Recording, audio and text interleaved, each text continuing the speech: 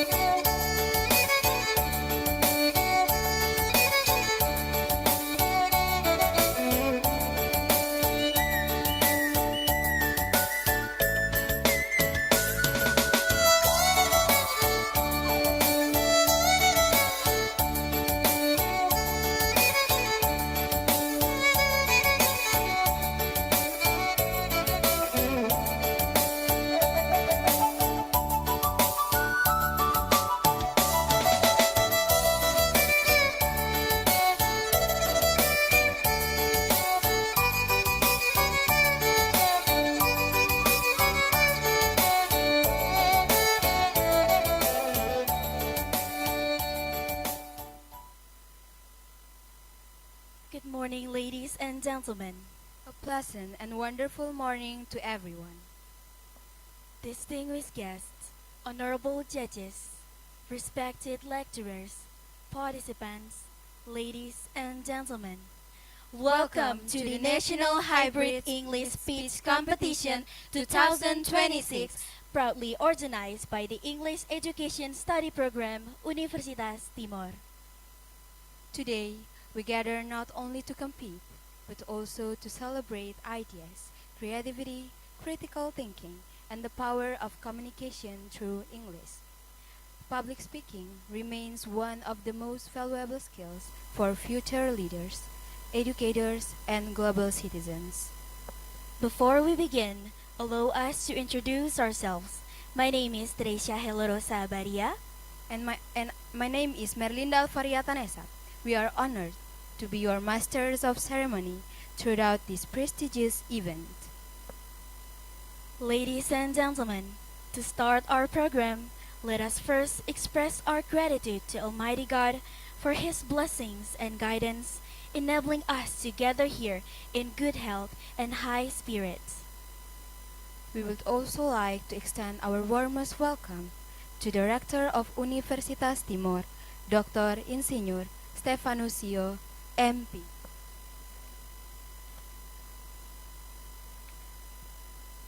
And the Vice Dean of the Faculty of Teacher Training and Educational Sciences, Bapak Octavianus Mamo, MPD. The Head of the English Education Study Program, Dr. Mikael Misa, SPD, MPD.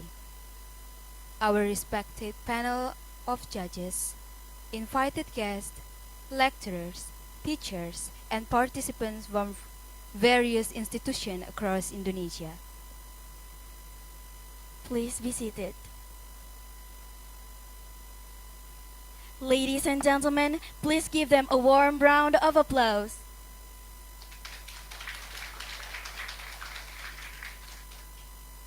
Ladies and gentlemen, allow me to present the agenda of today's event. First, opening ceremony. Second, prayer. Third, singing the national anthem, Indonesia Raya, and Universitas Timor's March. Fourth, opening remarks by the institutional leader. Fifth, report from the chairperson of the committee. Sixth, introduction of the judges. Seventh, speech competition session. Eighth, break or isoma. Ninth, continuation of the competition. 10th, judges deliberation. 11, announcement of winners and award presentation. 12, group photo session. And 13, closing ceremony. May the event run smoothly and successfully. To seek blessing for the success of today's event, let us invite Angelica Fenat to lead us in prayer.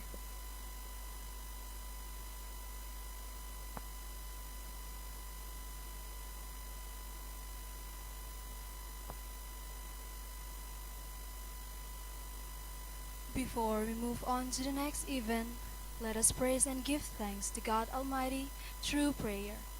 I will lead this prayer in Catholic. Let us pray. In the name of the Father, and of the Son, and of the Holy Spirit. Dear Heavenly Father, we thank you for your endless love, blessings, and guidance that bring us together today. We are grateful for this opportunity to participate in the speech competition. Lord, we also come before you with humble hearts and ask for your forgiveness. Forgive our mistakes, our weaknesses, and the times when we fail to appreciate the gifts you have given us. Lord, we ask you to bless all participants, judges, committees, and everyone involved in this event. Give the speakers confidence, wisdom, and courage to share their ideas and talents, and guide the judges in making fair decisions, and help us all to appreciate the gifts and abilities that you have given to each person. May your Holy Spirit be with us throughout this event and lead everything we do according to your will. We offer this prayer to Christ our Lord. Amen. In the name of the Father, and of the Son, and of the Holy Spirit.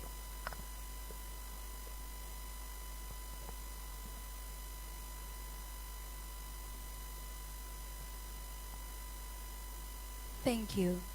As a symbol of our national pride and unity, let us stand and sing the Indonesian national anthem, Indonesia Raya, followed by Universitas Timor's March.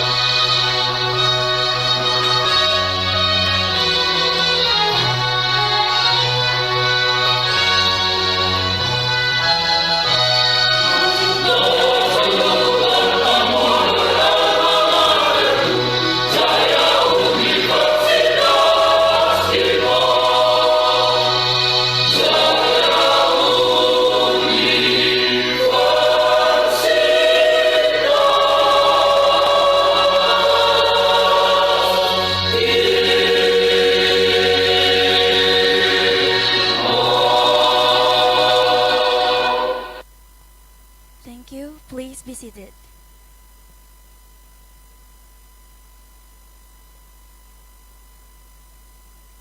The next agenda is the report from the chairperson of the organizing committee. Please welcome Ms. Hesni Neno, SPD, MPD.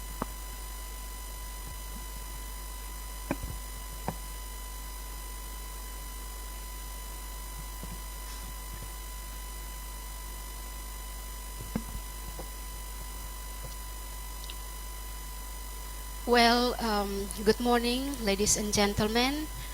Thank you for giving me this chance to deliver the report, but please allow me to speak in bahasa.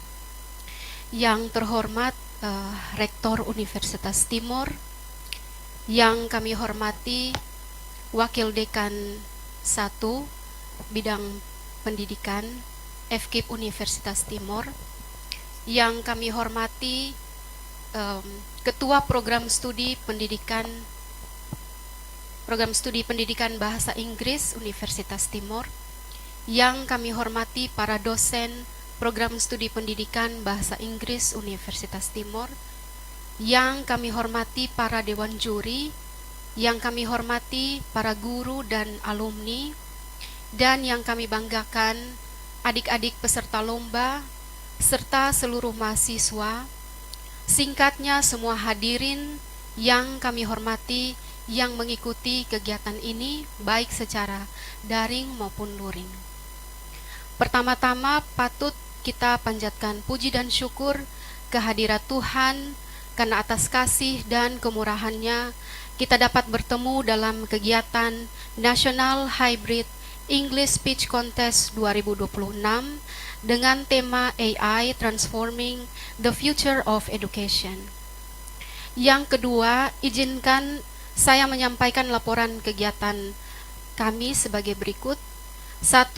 Dasar pelaksanaan kegiatan ini adalah program kerja tahunan Prodi Pendidikan Bahasa Inggris FKIP Universitas Timor, dan ini adalah tahun kedua dari kegiatan lomba speech nasional ini.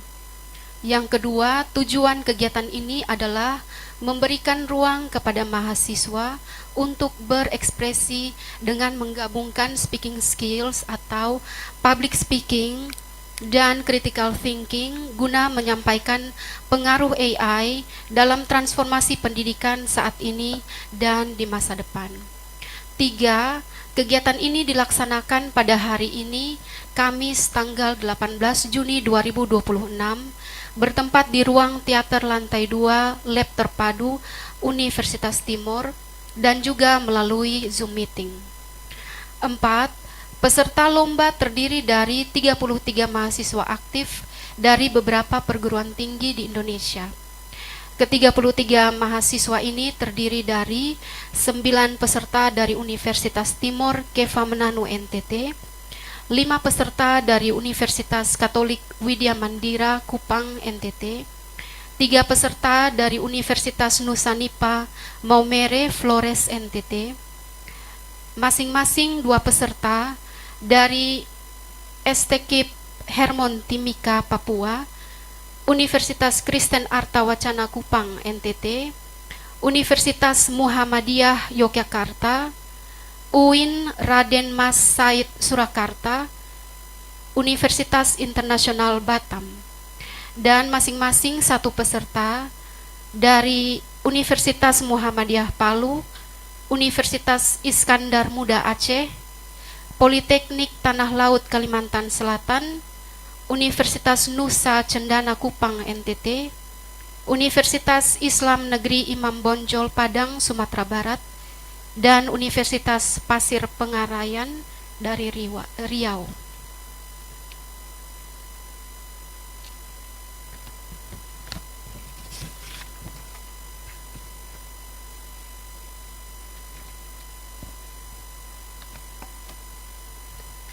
Dari ke-33 peserta ini, 9 peserta akan tampil secara luring dan 20 peserta akan tampil secara daring melalui Zoom meeting.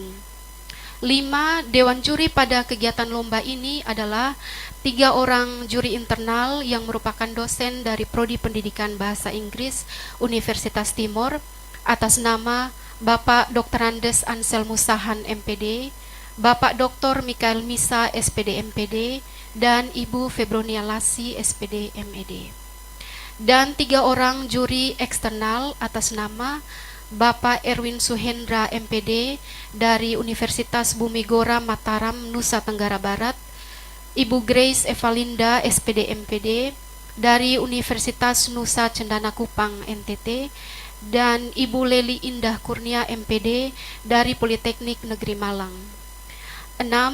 Hadiah bagi pemenang lomba. Juara 1 mendapatkan hadiah uang tunai senilai 3 juta rupiah, juara 2 sebesar 2.500.000 rupiah, juara 3 2 juta rupiah. Masing-masing untuk juara 1, 2, dan 3 mendapatkan piala dan sertifikat. Juara harapan 1 mendapatkan uang senilai 1 juta rupiah dan sertifikat. Juara harapan 2 dan juara favorit masing-masing mendapatkan uang tunai senilai 750.000 rupiah dan sertifikat. Demikian yang dapat saya sampaikan. Melalui kesempatan ini saya mengucapkan banyak terima kasih kepada Bapak Ibu Dewan Juri yang telah berkenan menjadi juri dalam lomba tahun ini, kepada rekan-rekan panitia, baik dosen, tim IT, dan bahkan semua mahasiswa yang telah bekerja keras sehingga kegiatan ini dapat terselenggara. Selaku Ketua Panitia, saya juga mewakili rekan-rekan panitia mengucapkan terima kasih kepada semua pihak yang telah mendukung kelancaran kegiatan ini.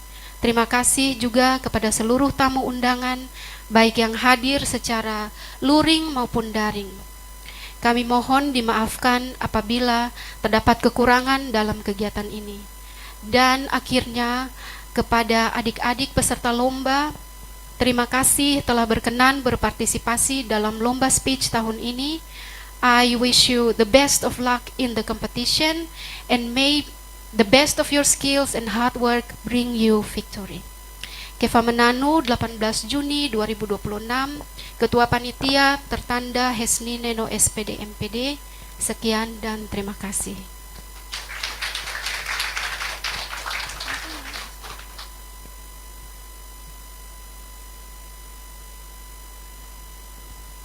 Thank you to the chairperson for the report. And for our next session, we invite Dr. Mikhail Misa, SPD MPD, the head of English Study Program, to deliver the opening remarks. Please welcome him with a round of applause.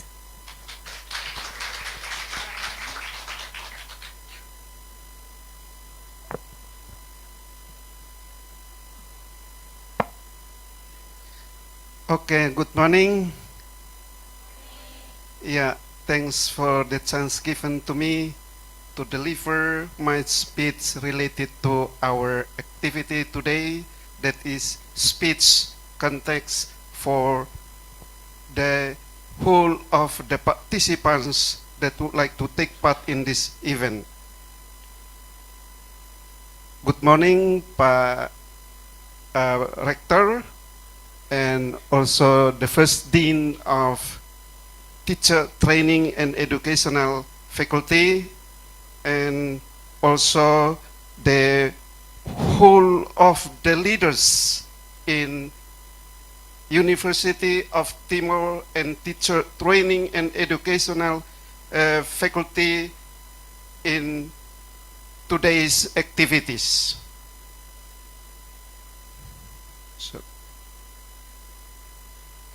And the third is that the members of the justice who are take part in this activity, and also the faculty members and supervising the lectures who are take part in this activity, and also the students associations or representative, and the participants from the various across Indonesian and all distinguished guests.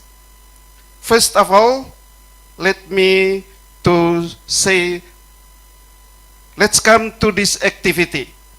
And before we start, I offer our praise and thanks to the Lord for His abundant grace and the guidance who have enabled us to gather here in these joyous days for the National Speech Contest organized by English Study Program, Teacher Training and Educational Faculty, Universitas Timor or UNIMO. This event is an important opportunity to foster students' creativity and the critical thinking with the theme AI transforming the future of education, or let me to say in bahasa, transformasi AI dalam masa depan pendidikan di Indonesia.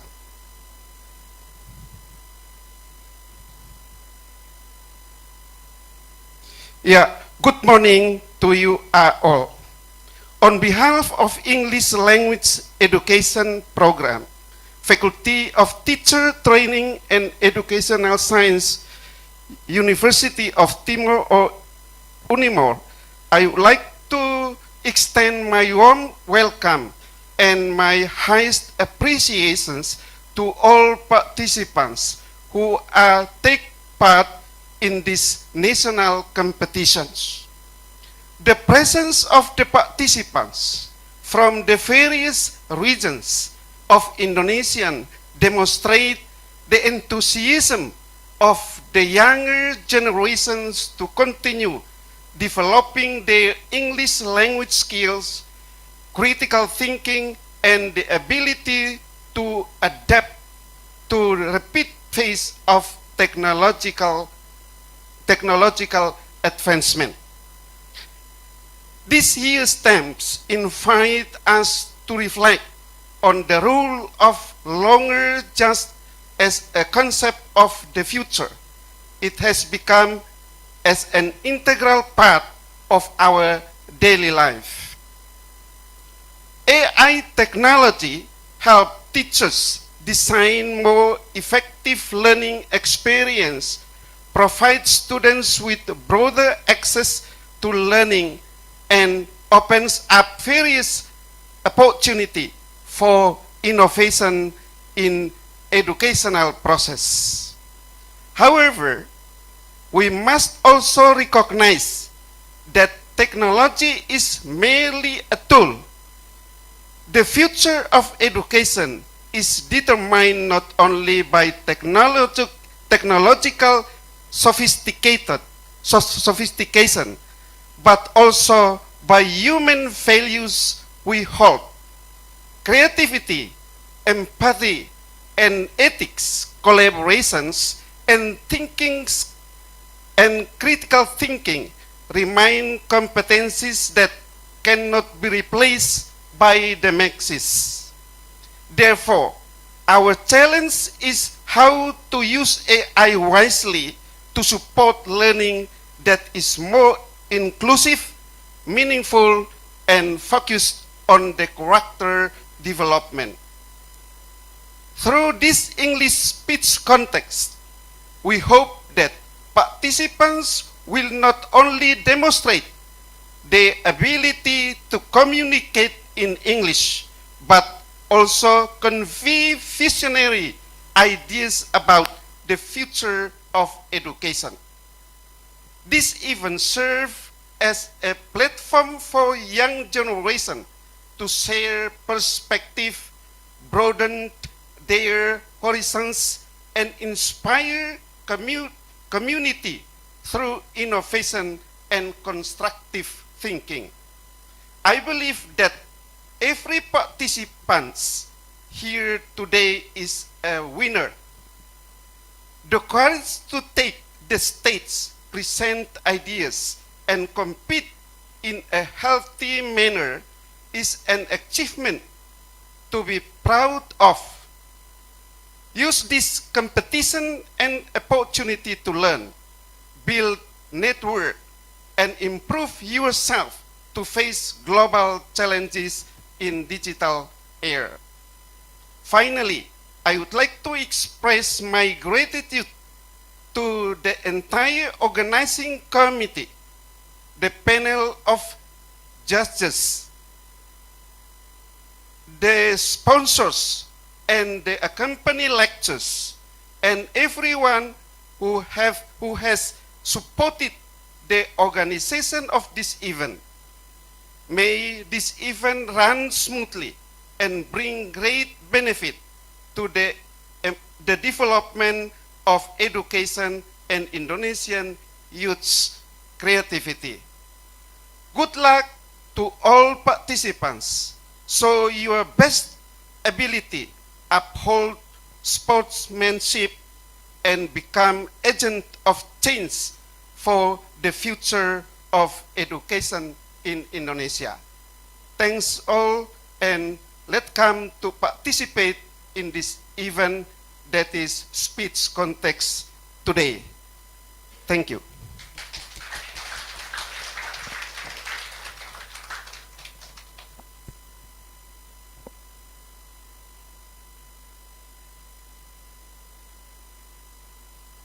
Thank you for the inspiring remarks.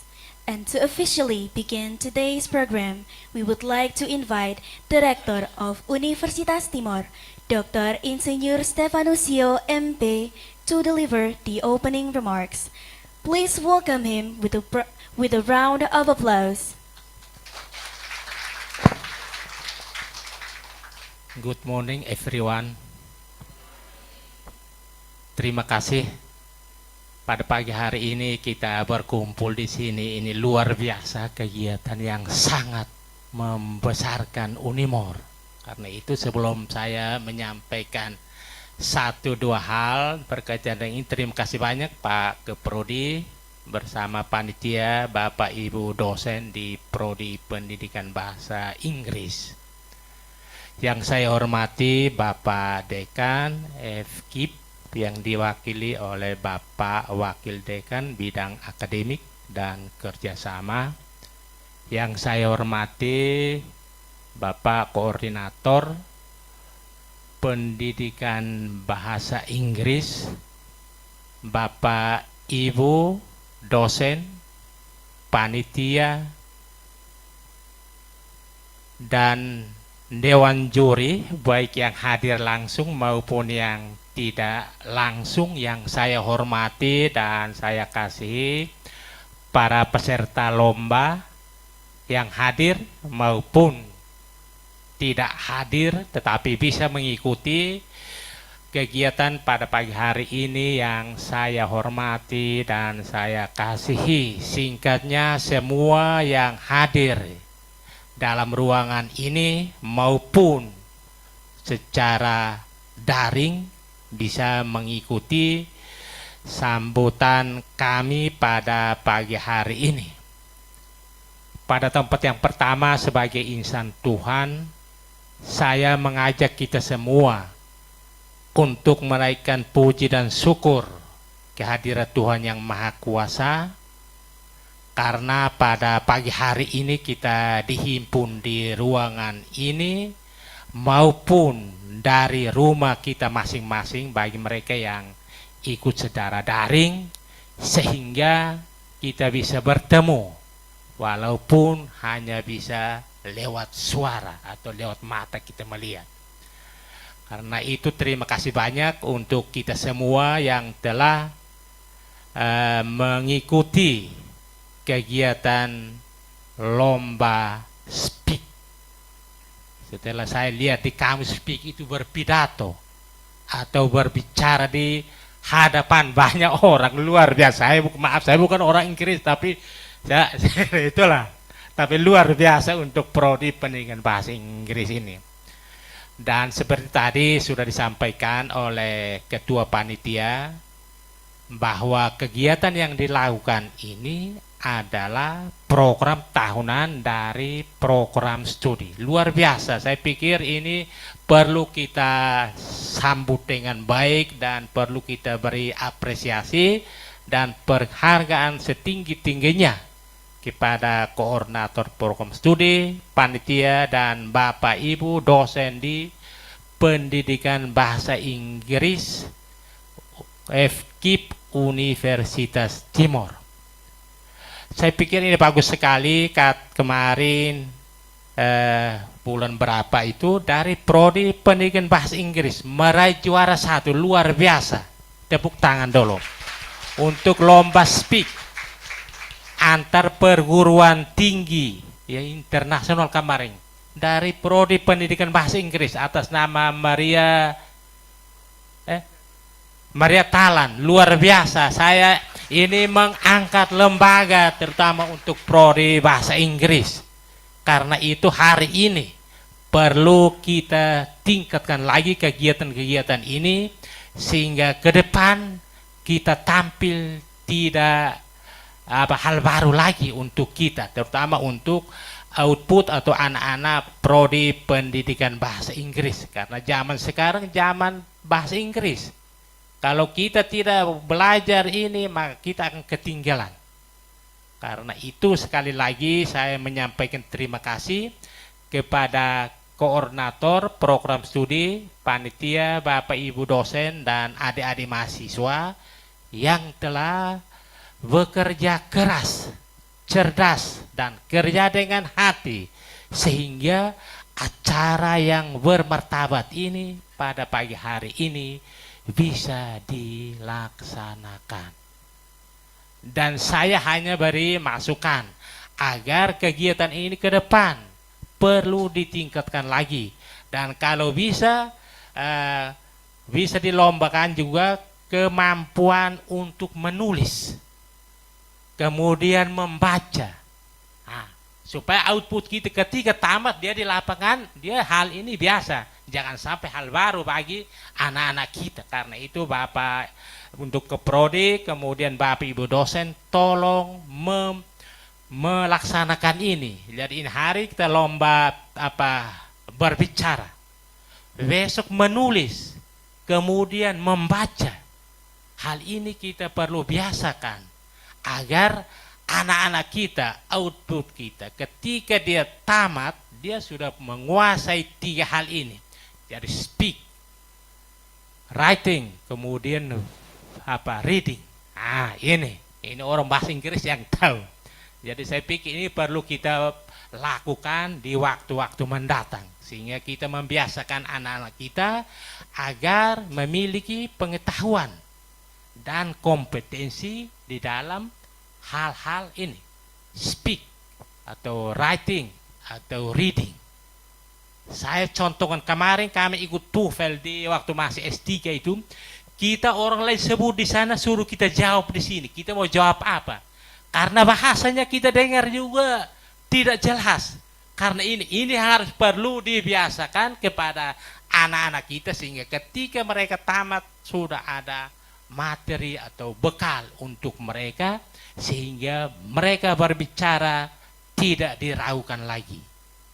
Karena itu sekali lagi saya selaku Rektor Universitas Timor menyampaikan terima kasih, profisiat, dan apresiasi untuk koordinator program studi, panitia, Bapak Ibu dosen yang telah memprogramkan kegiatan ini. Jadi ini tahun barangkali mungkin tahun depan menulis. Ya. Karena ketika di sana mereka akan tulis ya, walaupun mereka tidak disuruh untuk tulis, tapi kita membiasakan anak-anak kita agar mereka menguasai ilmu. Jadi dari speak, kemudian writing dan reading. 3 hal ini harus dikuasai oleh anak-anak prodi pendidikan bahasa Inggris. Kalau mereka kuasai ini saya pikir tidak masalah lagi. Kemarin kebetulan ada orang datang ke kampus kita, ada sosialisasi untuk penerimaan tenaga ke luar negeri. Salah satu hal yang perlu adalah bahasa. Bahasa Inggris, bahasa Mandarin, bahasa Jepang, dan bahasa yang dituju oleh negara mana output kita menuju ke sana. Karena itu ke depan kita harus siapkan semua ini. Lebih-lebih untuk berbahasa Inggris.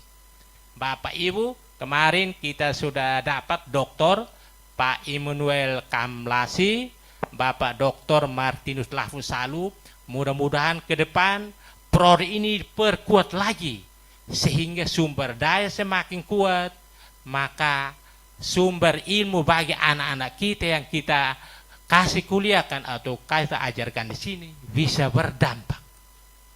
Karena itu sekali lagi saya ucapkan terima kasih dan dengan memohon rahmat Tuhan yang Maha Kuasa dan restu kita semua, maka lomba speak tingkat nasional Prodi Pendidikan Bahasa Inggris FKIP Universitas Timor pada hari ini, Kamis tanggal 18 Juni 2026, dengan mengucap syukur kepada Tuhan dan restu kita semua, maka dapat dibuka dengan resmi. Selamat mengikuti. Semoga Tuhan memberkati kita semua. Sekian dan terima kasih.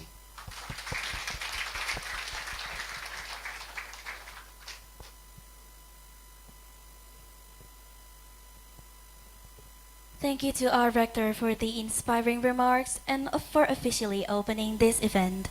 Let us give a big round of applause once again. Now we kindly invite all distinguished guests, judges, and participants for a group photo session before we continue to the next agenda. The photo session will be divided into 3 sessions.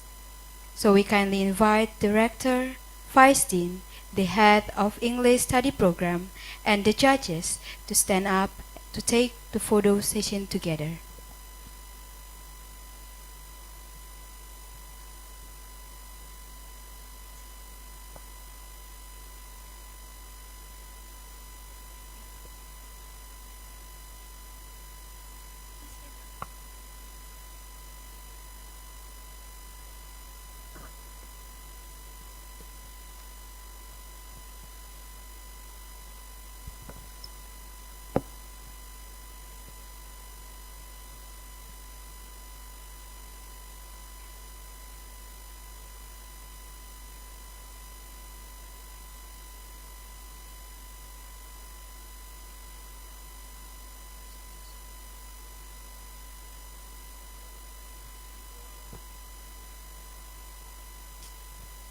Thank you. And for the next photo session, we kindly invite all the faculty members and the committee members, also for the guests, to please come forward and take the second photo session.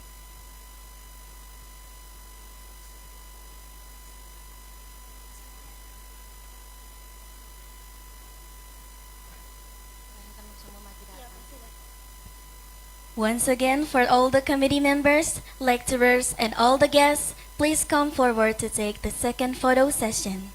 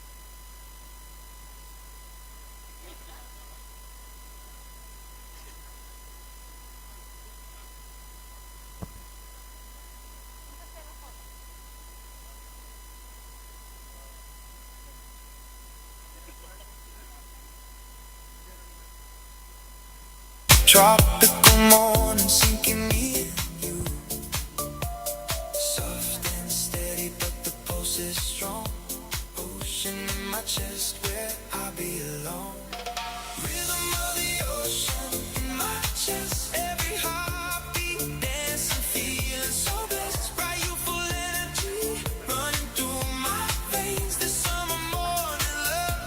For all the participants, please stand up so that you can be visible in the photo session.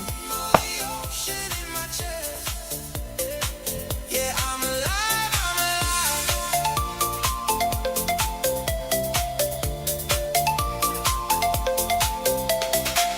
Bare feet in the water, salt upon my skin.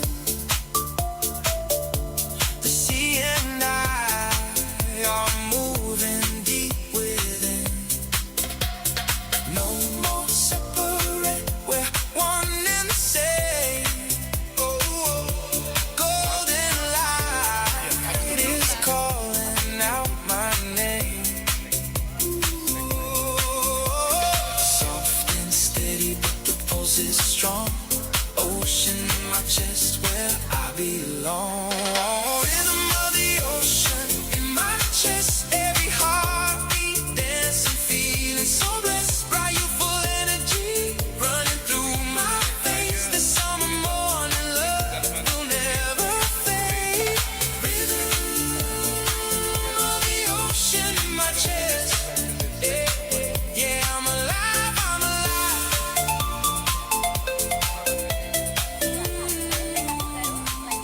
Feel the rhythm.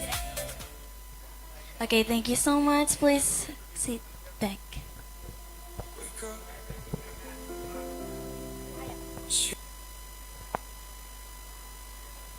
Okay, ladies and gentlemen, before we move to our next agenda, we invite all of you to enjoy the snack that we provided. So enjoy your snack time. Thank you. Your time. Don't wait.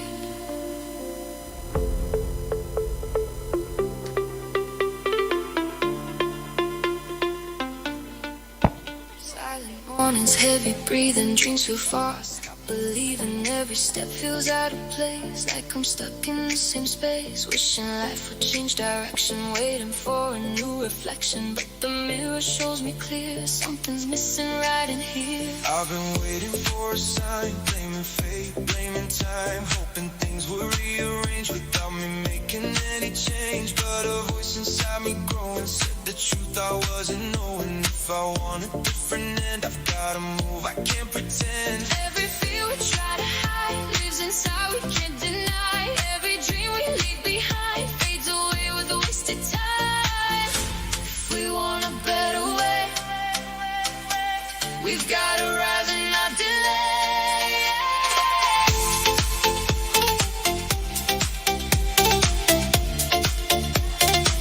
It's gotta rise and not delay.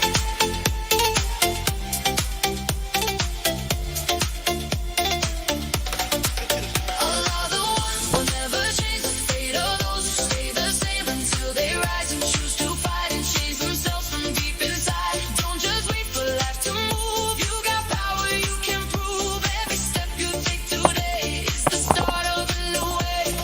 Change within, let it begin.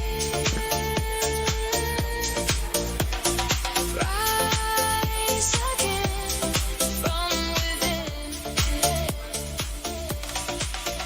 I was scared to face the mirror, all my doubts were getting clearer. But I knew I had to try, even if it made me cry. Every step a little stronger, every fall didn't last longer. Now I feel it in my soul, I'm the one who takes control. No more running, no excuses, breaking all the old abuses. Every limit that I knew was just something I outgrew. Now I'm building something better, piece by piece I changed the weather. From the storm I used to be, now I'm who I choose to be. Take the risk, don't hesitate. You decide your future state. Every moment, every breath, you can rise above the stress.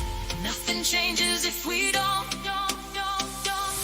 be the fire, not the smoke.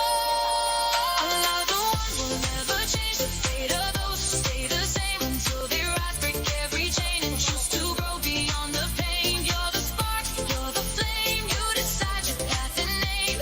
Every move you make is real. Every action starts to heal.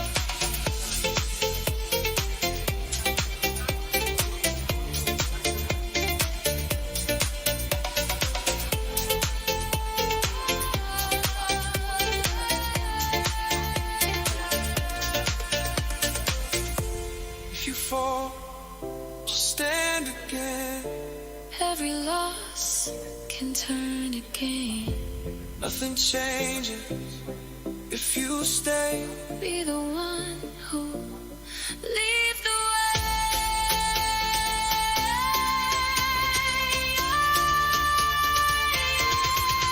Allah, the one who never changes. Allah, the one who never changes. Allah, the one who never changes. Within we rise above, guided by a stronger love. No more fear, no more delay. We create a brighter day. Feel the power in your soul. Take the step and take control. In this moment we believe. We become what we achieve. Start today. Start today. Change your way, Change your way. and your world will follow.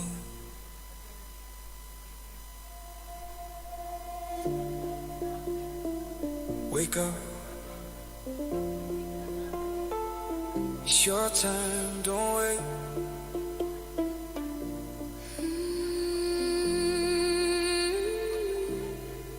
Silent mornings, heavy breathing, dreams feel far. Stop believing, every step feels out of place. Like I'm stuck in the same space. Wishing life would change direction, waiting for a new reflection. But the mirror shows me clear, something's missing right in here. I've been waiting for a sign, blaming fate, blaming time, hoping things would rearrange without me making any change. But a voice inside me growing said the truth I wasn't knowing. If I want a different end, I've gotta move, I can't pretend. Every fear we try to hide lives inside, we can't deny. Every dream we leave behind fades away with a wasted time. If we want a better way, we've gotta rise and not delay.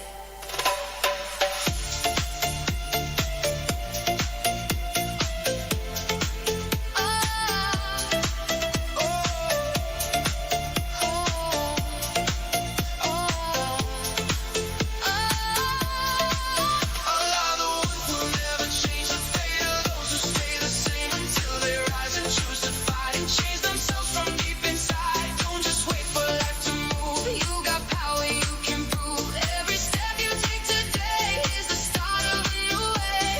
Change within, let it begin.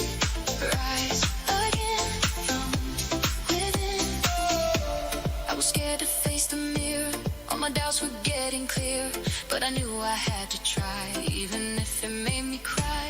Every step a little stronger, every fall didn't last longer. Now I feel it in my soul, I'm the one who takes control. No more running, no excuses, breaking all the old abuses. Every limit that I knew was just something I outgrew. Now I'm building something better. Piece by piece I've changed the weather. From the storm I used to be, now I'm who I choose to be. Take the risk, don't hesitate. You decide your future state. Every moment, every breath, You can rise above the stress. nothing changes if we don't be the fire, not the smoke. Allah, the one will never change the fate of those who stay the same until they rise, break every chain and choose to grow beyond the pain. You're the spark, you're the flame. You decide your path. The name. Every move you make is real. Every action starts to heal.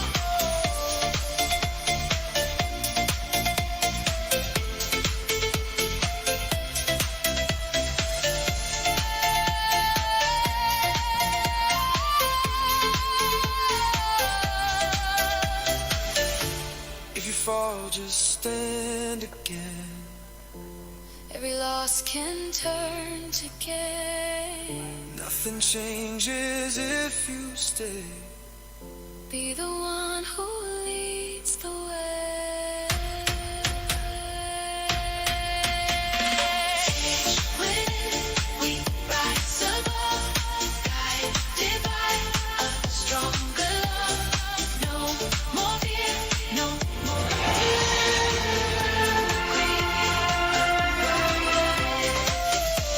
Feel the power in your soul. Take the step and take control. In this moment we believe. We become what we achieve. Start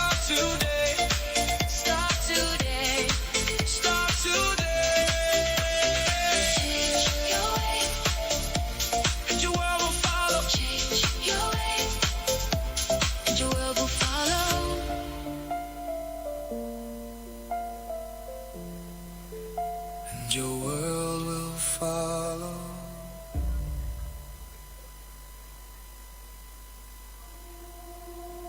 Breathe in, let it go. There's still light.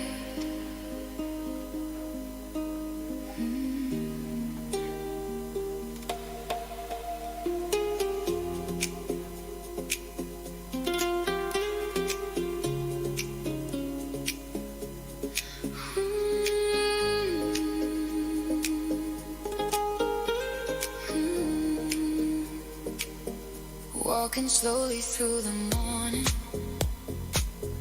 heavy heart without a warning. Every burden feels so real,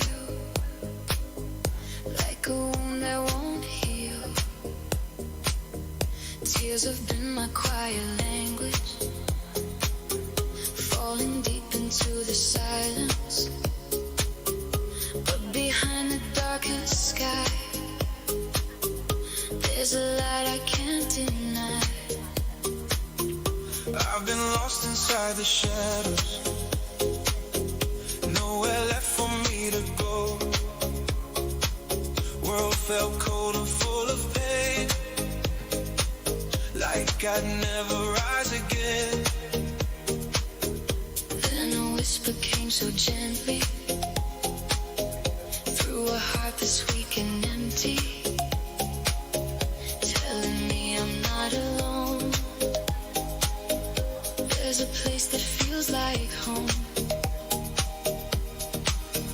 Don't be scared, there's still a way. Even through the darkest day, every scar will slowly heal. When in prayer we truly feel, through the pain and through the storm, there's a love that keeps us warm. The one Allah tells his servants, never lose hope in His mercy. Even when the world feels heavy, there's a love that holds you steady. Don't give up, just hold on tight. There is always guiding light.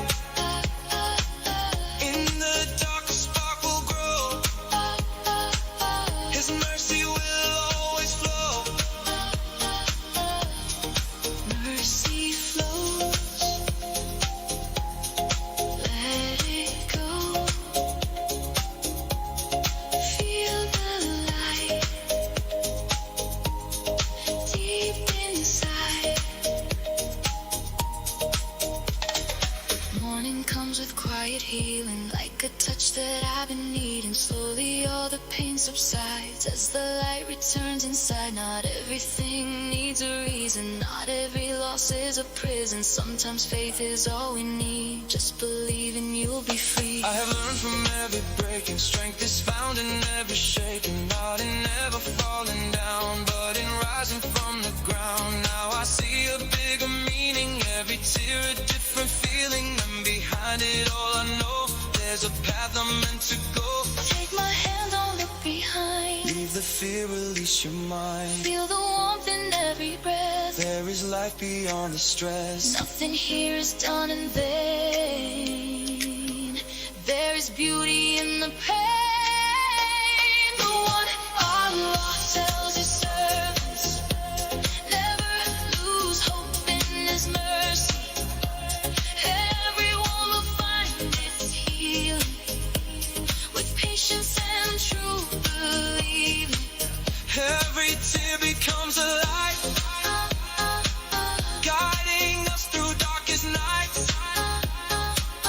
In the end we'll always see, His mercy is eternity.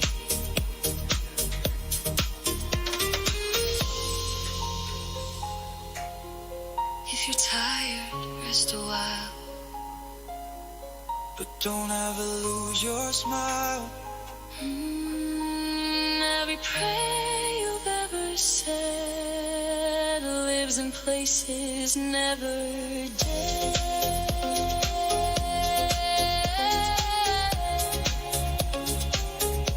He can hear and He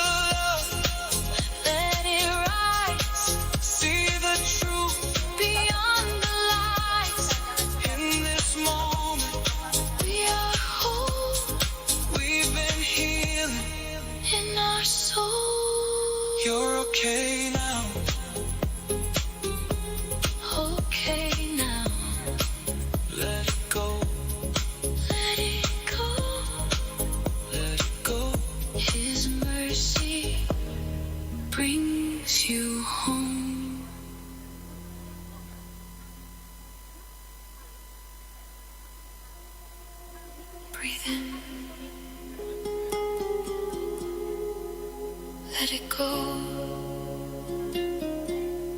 there's still light.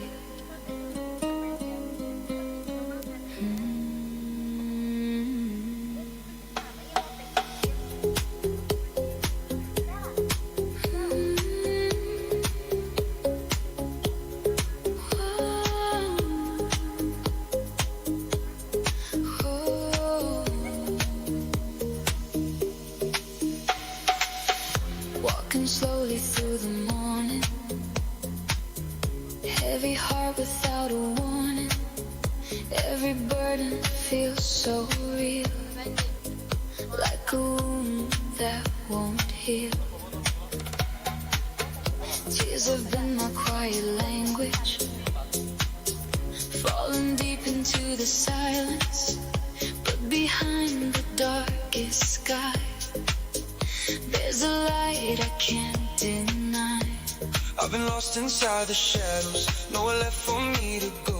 World felt cold and full of pain, like I'd never rise again. Then a whisper came so gently through a heart that's weak and empty, telling me I'm not alone. There's a place that feels like home. Don't be scared, there's still a way. Even through the darkest day, Every scar will slowly heal. when in prayer we truly feel. Through the pain and through the storm, there's a love that keeps us warm. The one Allah tells his servants, never lose hope.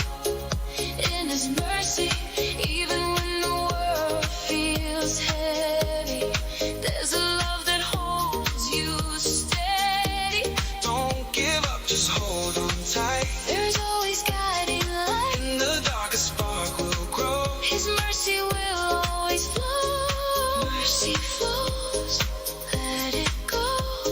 Feel the light deep inside.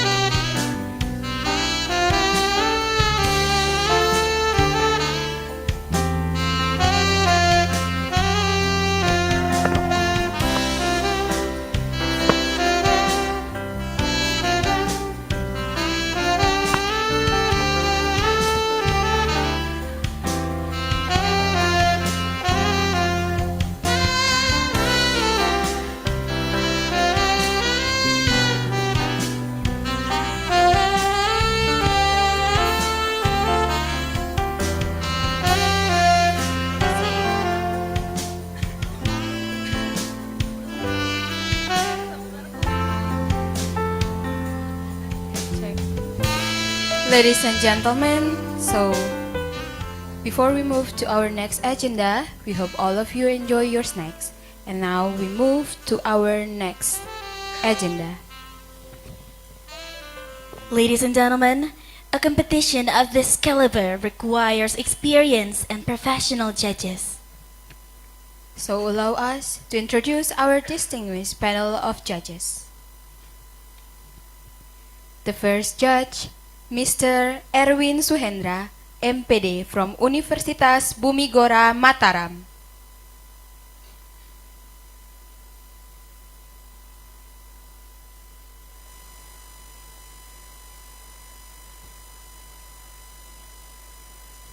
So for Mr. Erwin Suhendra, please turn on your camera and please wave your hand to the camera to greet all of the audience. Okay, thank you. The second judge, Miss Grace Evalinda, SPD, MPD from Universitas Nusa Cendana.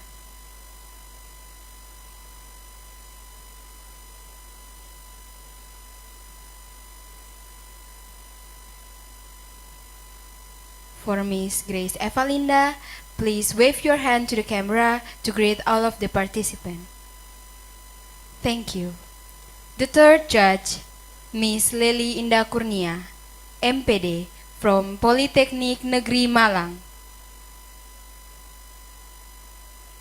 For our third judge, Miss Lely Indah Kurnia, please wave your hand to the camera to greet all of the participants. Thank you. And next one for our offline judges, the fourth judge, we invite Dr. Mikael Misa, SPD, MPD from Universitas Timor to please stand up and wave to all the audience and the camera.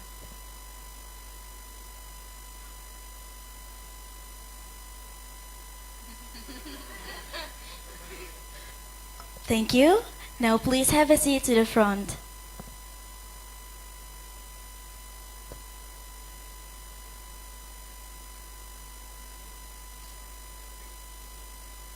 And the next one is our fifth judge. We invite Dr. Andus Anselmo Sahan, MPD from University Timor to please stand up and wave to all the audience and the camera. Sir, please stand up. Alright, thank you. And now please have a seat to the front.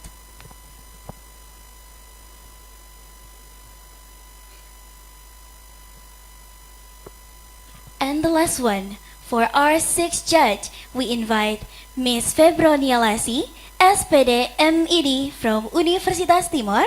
Please stand up and wave to all the audience and the cameras.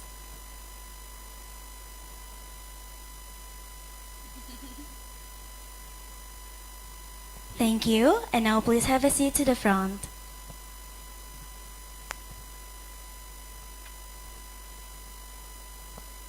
Everyone, we sincerely thank our judges for their willingness to contribute their expertise and time. Please give them a warm round of applause.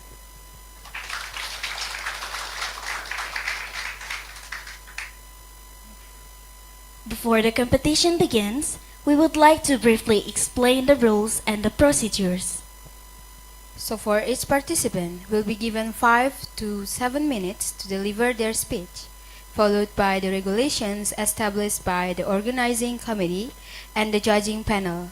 And we would like to let you know that there will be a timekeeper automatically appear on the screen, so please take a look at it. Before the competition begins, allow me to remind all participants and audience members to maintain order and respect throughout the competition. The judging criteria include fluency, accuracy, idea, content, vocabulary, structure, intonation, and style. So ladies and gentlemen, the moment we have all been waiting for has arrived. Today, talented speakers from different institutions will share their ideas, insights, and inspiration through powerful speeches. Let us give our full attention and support to every participant. And now, ladies and gentlemen, Let us start with the speech competition. So please welcome Nazla, our first participant from Universitas Muhammadiyah Palu.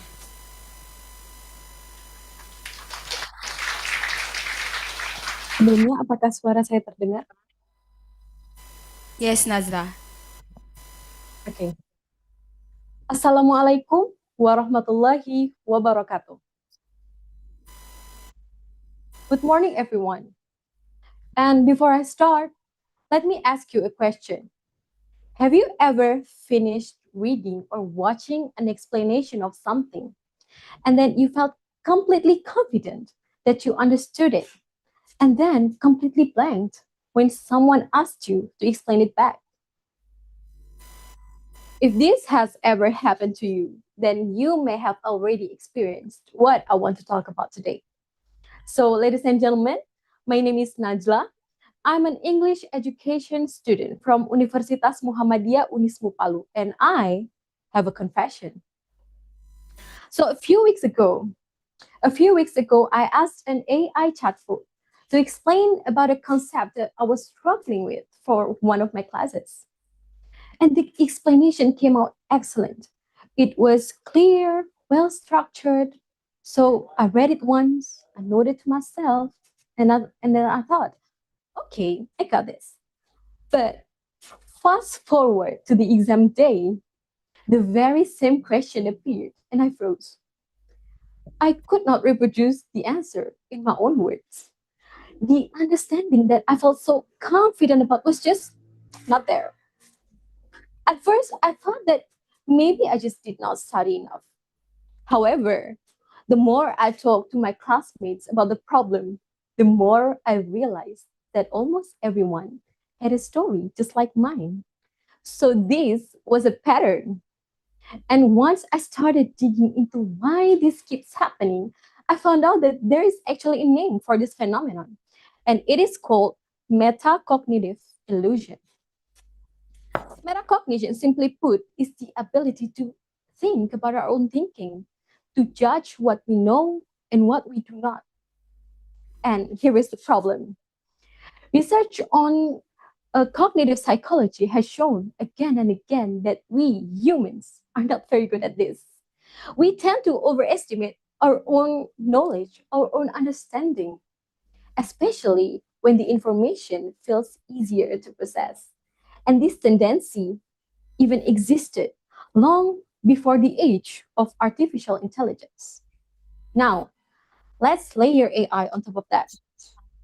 AI does not just give us information, it gives us information wrapped in fluency, clear language, confident tone, no hesitation. And this matters because research on something called the fluency effect proves that when an information is easy to listen to, easy to read, easy to understand, or basically just easy to process, our brain quietly interprets that ease as a signal of our own understanding. So we do not just think, oh, this explanation is good. No. Instead, we think, oh, I understand this well. And however, these are two completely different things, and our brain is so terrible at telling them apart.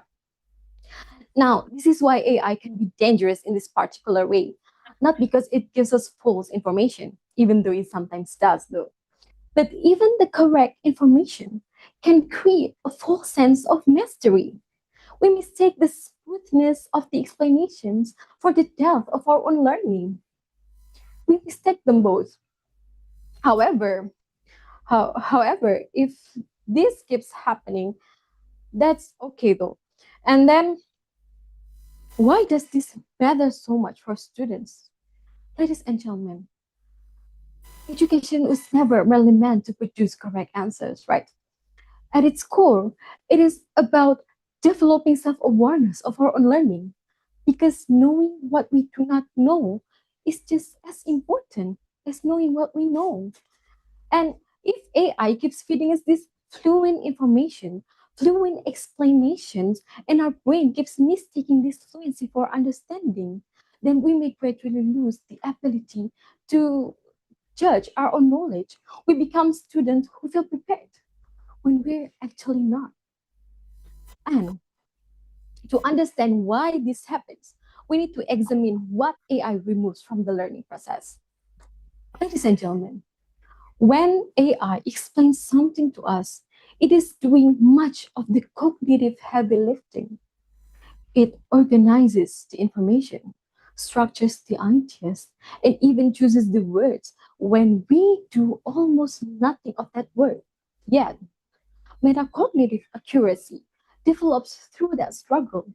It comes from collecting information independently and then noticing where we become confused. And those messy moments are not failures. Instead, they are clues telling us which part requires more attention. But if AI smooths over that path, it gradually takes away the feedback that our brain needs to determine whether genuine understanding has actually taken place. So, what do we do about this problem? I don't think that the solution is to stop using AI at all, since these tools are not going away anytime soon. And if it's used diligently, if it's used wisely, it can genuinely help us learn. Ladies and gentlemen, let, we need to do a simple mental checkup after using AI to collect information. First thing first, of course, we need to make sure that the information is true. And then we need to ask ourselves, can I can I explain it again without looking at the screen? Can I teach it to someone else right here, right now, in my own words? And if the answer is no, it's okay. That's totally fine. It is a valuable information. It is our metacognition doing exactly as it should to, to tell us that there is still more to learn. Ladies and gentlemen, my friends, fellow students, I will leave you with one final thought. AI will always sound confident, but the question is, will you be? And make sure you knew the answer of that question. That's it from me. Thank you, and Assalamualaikum warahmatullahi wabarakatuh.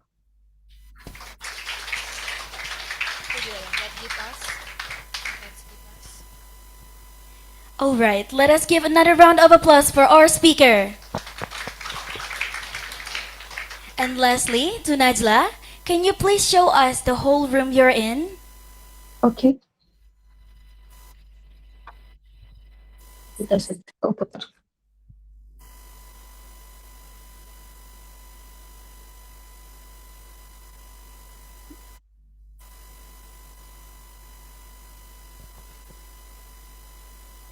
All right, thank you so much.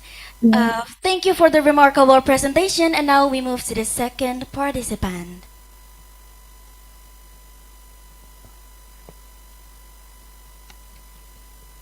So before we continue to the second participant, we would like to remind all of the participants, please show us the whole room you are in before you start your presentation. Once again, we would like to remind all of the participants to please show us the whole room you're in before you start the presentation. And now for the participant number 2, Hayu Nurdin from STKIP Hermon Timika. Time is yours. Oke, Assalamualaikum warahmatullahi wabarakatuh. Hayun, Is- before you start, can you show us the whole room you are in? Oke.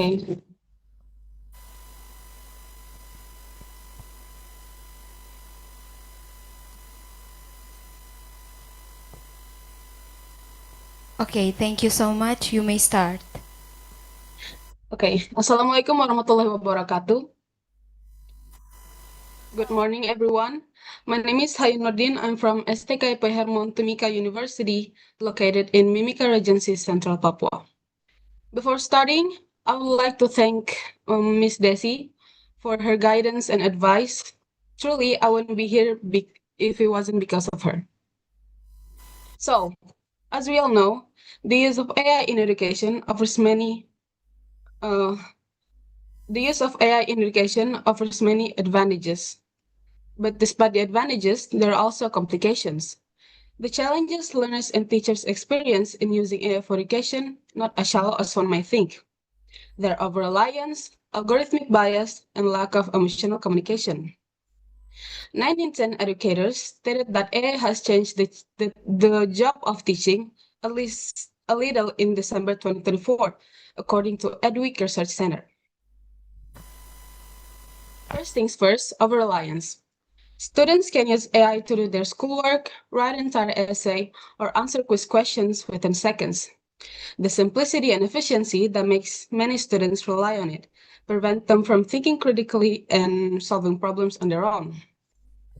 Also, with AI's capability of generating customized teaching materials, teachers benefit from increased productivity and teachers benefit from increased creativity and better access to educational resources. In 2024 Pew Research Center survey, 26% of teenagers from the age of 13 to 17 said they had used ChatGPT for their schoolwork. Moving on, algorithmic bias. Algorithmic bias in educational assessment produces significant challenges to fairness and equalities. Produces significant challenges to fairness and equalities, potentially intensifying existing systematic inequalities in unprecedented ways.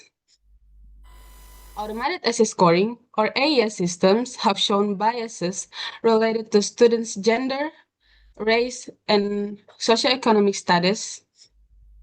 This is caused by AI systems that rely on large datasets. For instance, predictive analytic tools that use historical data to predict student success may inherit past patterns of discrimination, leading to the amplification of existing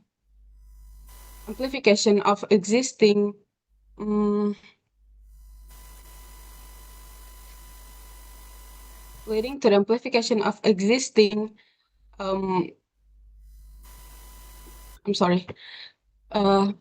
leading to the amplification of existing economic and social inequalities, overlooking sudden environmental changes, and reducing opportunities for certain demographic groups in areas such as college admissions, course recommendations, and academic support services. Lastly, the lack of emotional communication. Current AI systems often struggle to capture the subtle emotional communication and immediate reaction of a human teacher. And this inflexibility may limit students' emotional growth, personal development, and creativity.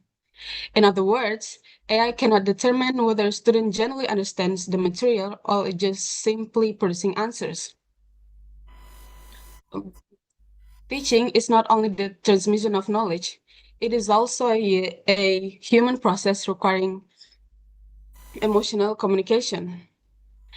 AI in education tends to prioritize efficiency and significant and measurable outcomes, which can unintentionally sideline the deeper, more reflective aspects of learning. In conclusion, not only using AI in education has benefits, but it also has obstacles. Over-depending on AI might prevent us from thinking critically and solving problems independently.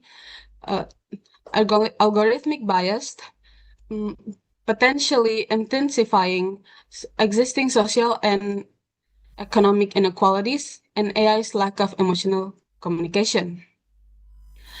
It's worth noting that despite the simplicity, convenience, and efficiency it brings by using AI for education, the disadvantages for learners and educators are quite influential.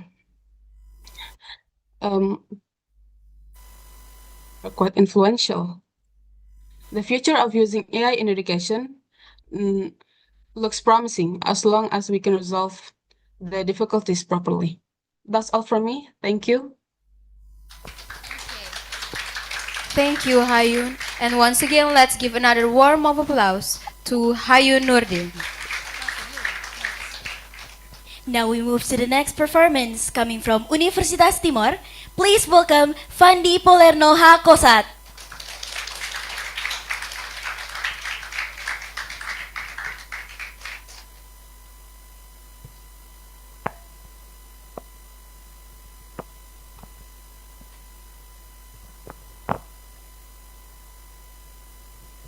Good morning and warm greetings to everyone.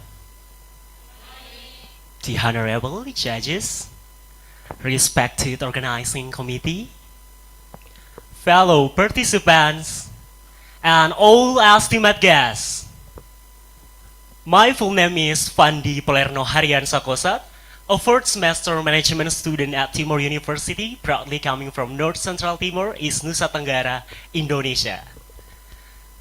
It is a great honor for me to stand here today and deliver a speech entitled AI, Beyond Technology, Beyond Boundaries.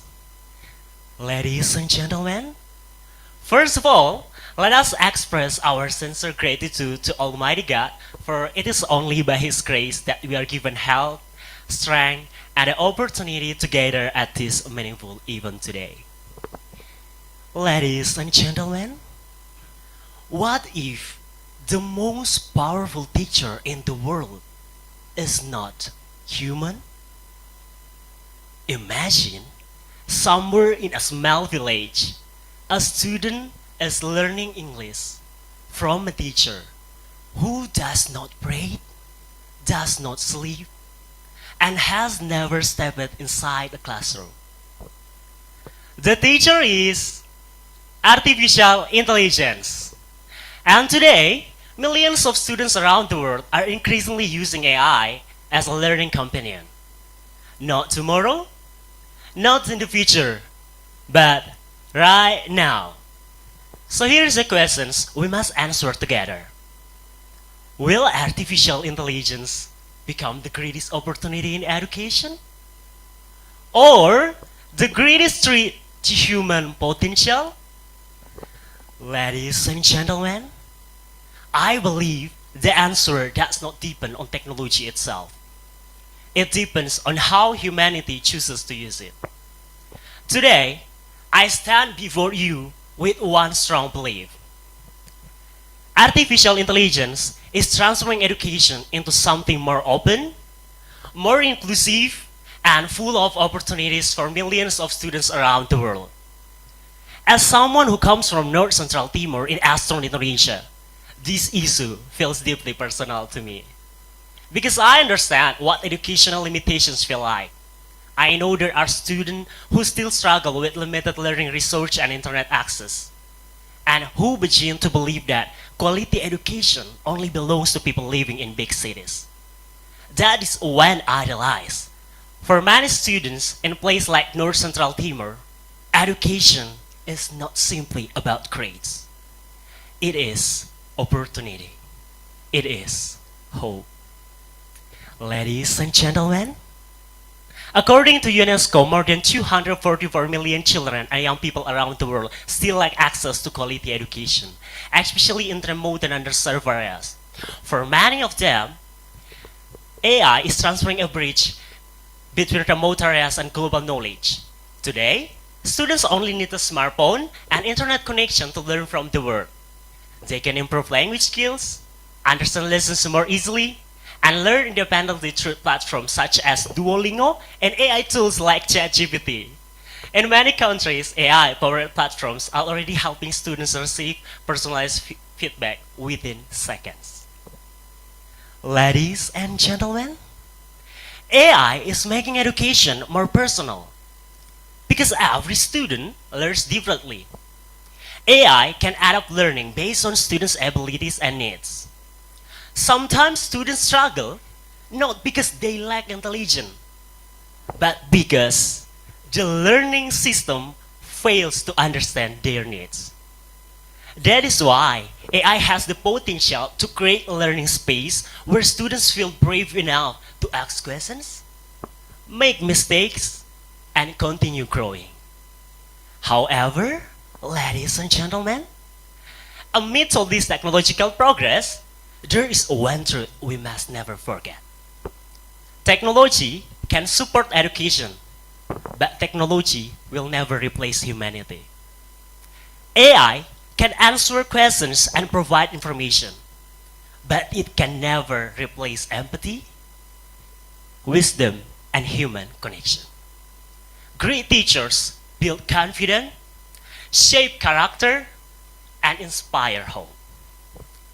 Ladies and gentlemen, some people fear that AI will make humans dependent, and that concern is real. But the greatest danger is not when AI becomes smarter than humans. The greatest danger is when humans stop becoming wiser than AI.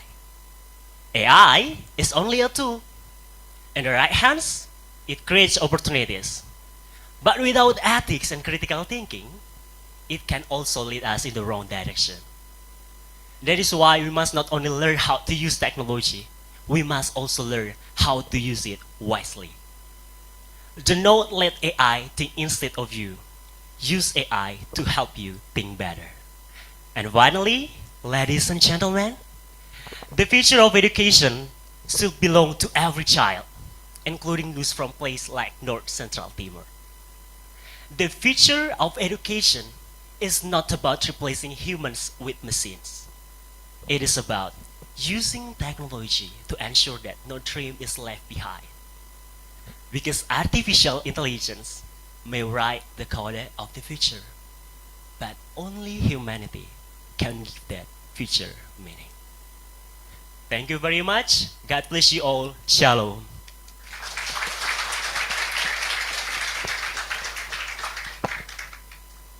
Thank you so much for the remarkable presentation from our third speaker. Once again, let's give a warm of applause for our third speaker.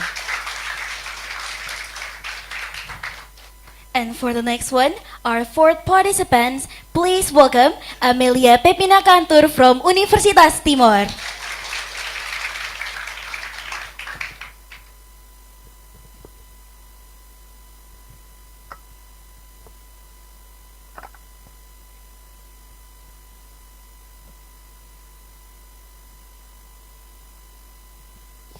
Good morning, the honorable judges, respected audience, and everyone here today.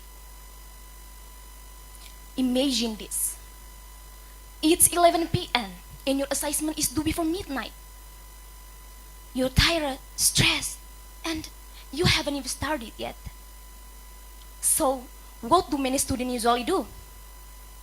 Open AI, copy and paste, submit the assignment, done. And I believe most of you here do the same, right? Ladies and gentlemen, artificial intelligence, or what we usually call AI, is an accurate features that help us answer questions, write, calculate, and summarize information in just seconds.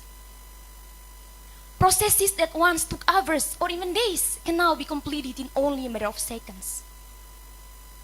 But the question is this truly good news? Ladies and gentlemen, I am Amelia from 2A semester, and I'm standing here before you all to deliver my speech. And I hope you are feeling as amazing as I am right now, because today I want to tell you about the negative impacts of AI used in education. But before we proceed, let us thank the Almighty God.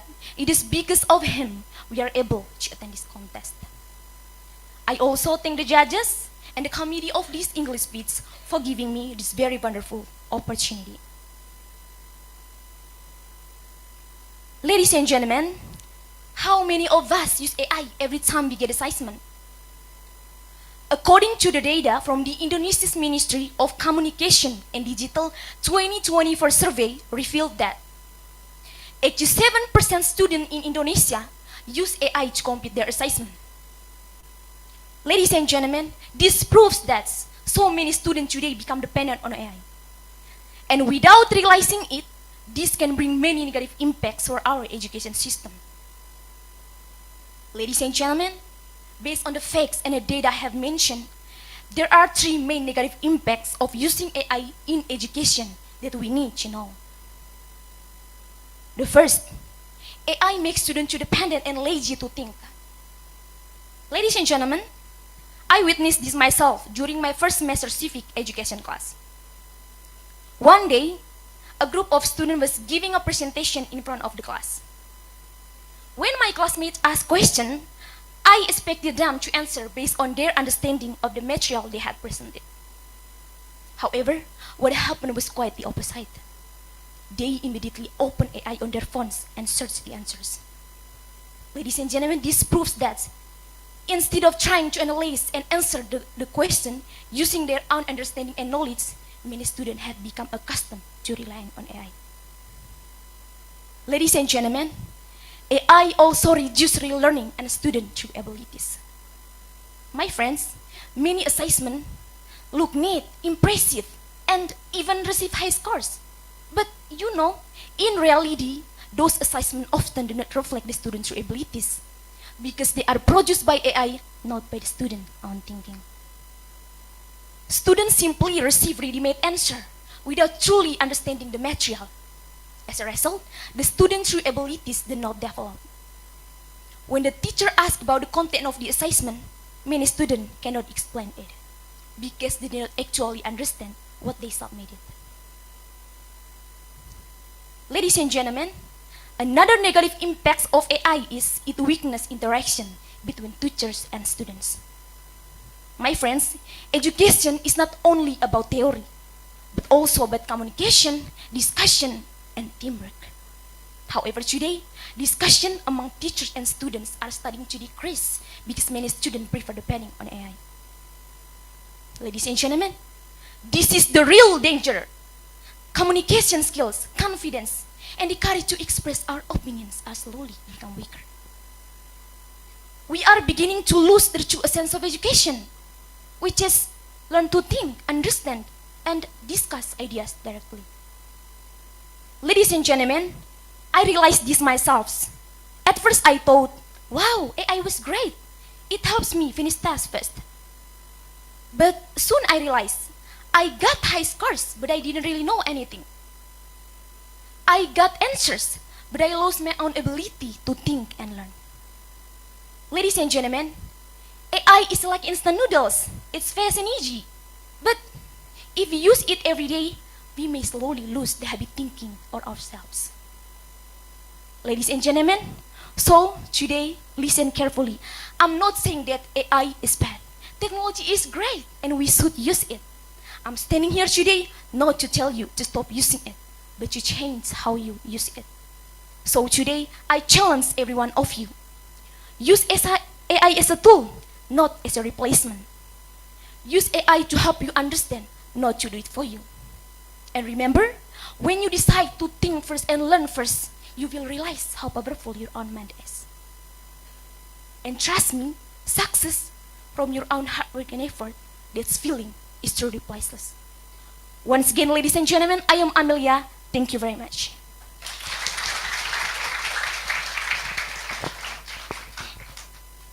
Thank you to Amelia Cantor for such a captivating speech, and let's give another warm of applause to her. And now we move to our next participant, from Natasha Sebrina Tumuhena, coming from STKIP Hermon Timika.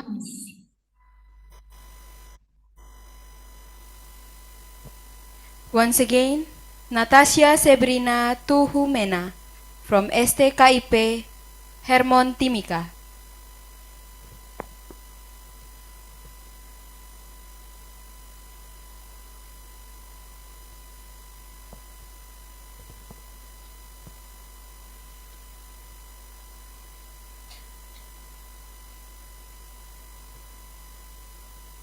Okay, we move to our next participant.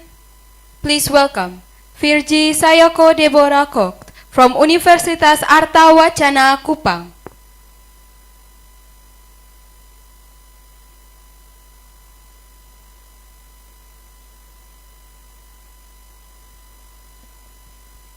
For Virgi, time is yours.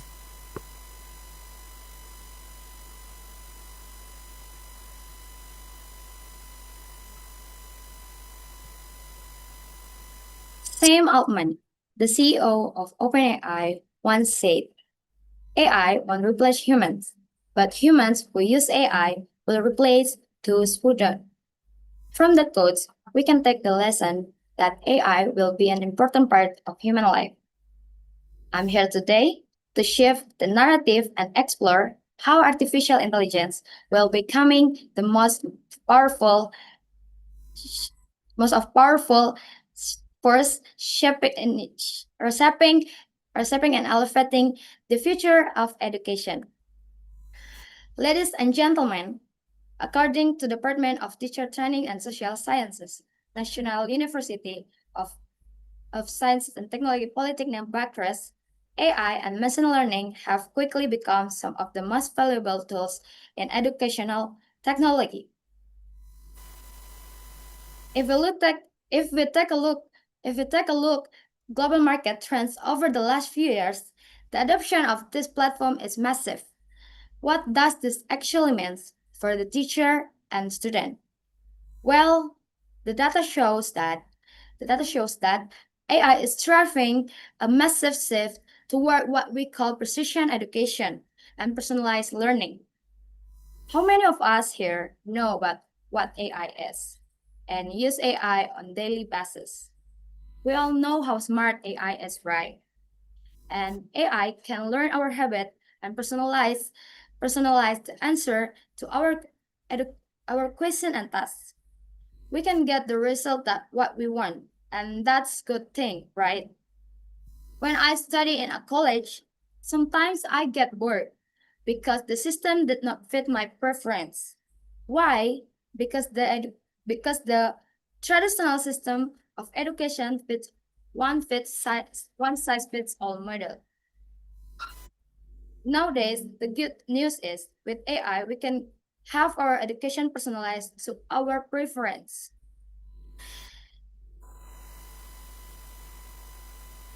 And now, with the AI, we can transform the system of education to personalized learning. AI can help teachers to deliver the lesson uniquely personalized based on the learning behavior and preference. AI can also give teachers and potential to understand and diagnose to respond to student learning needs. For education and school administration, AI is stepping in optimized data system and brings quite a lot strategies benefit. Through low-cost smart devices, generative AI like ChatGPT and Gemini, and intelligent tutoring system, technology can adapt lesson to individual student needs, provide interactive learning environments, and over real-time feedback. As a student, I believe that we can improve our knowledge because learning becomes personalized and if fits every student, and it's how powerful we can be with help of AI. But when we talk about AI and other side, a common fear comes up. Will robot replace human teachers? The research gives us clear and comforting answer, no. AI operates differently from human intelligence. The goal of AI is not to substitute the educator, but to be powerful facilitator. There is a research done by Defense One claim that although AI knows everything, but doesn't mean it's always correct.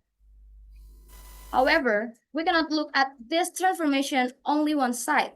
The integration of AI brings serious, difficult challenge, and that means we are building powerful tools. But we're not aligning them with traditional teaching practices. To wrap this one up, I believe that with AI, we can improve the quality of education by providing precision education, personalized learning, automatic and administrative burdens, and enhancing accessibility.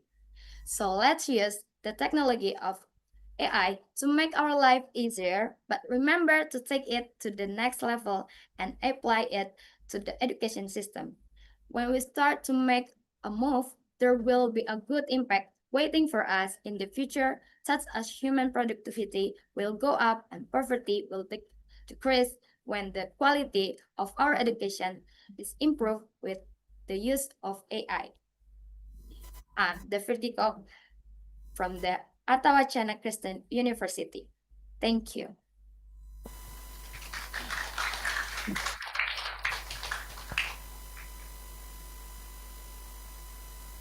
Thank you so much for the remarkable presentation. And now we move to the next participant. So please welcome another participant from Universitas Arta Wacana, Elizabeth Daniel.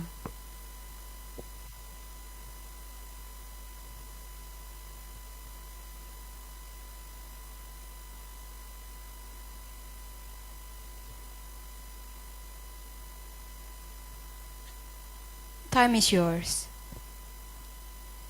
Good morning, honorable judges, respected lecturers, and my fellow students.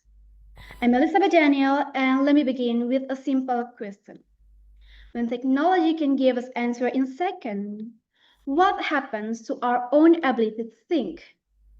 Today, many students live with that questions. We have assignment to complete, deadline to meet, and ideas to develop. Then, artificial intelligence appears like a helpful friend.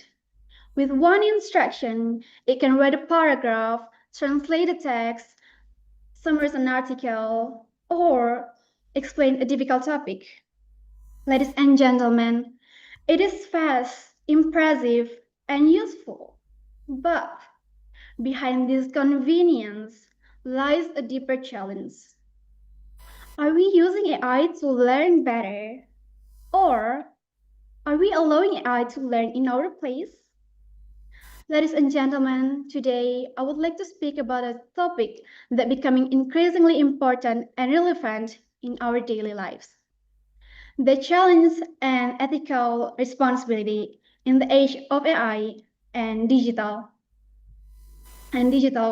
literacy.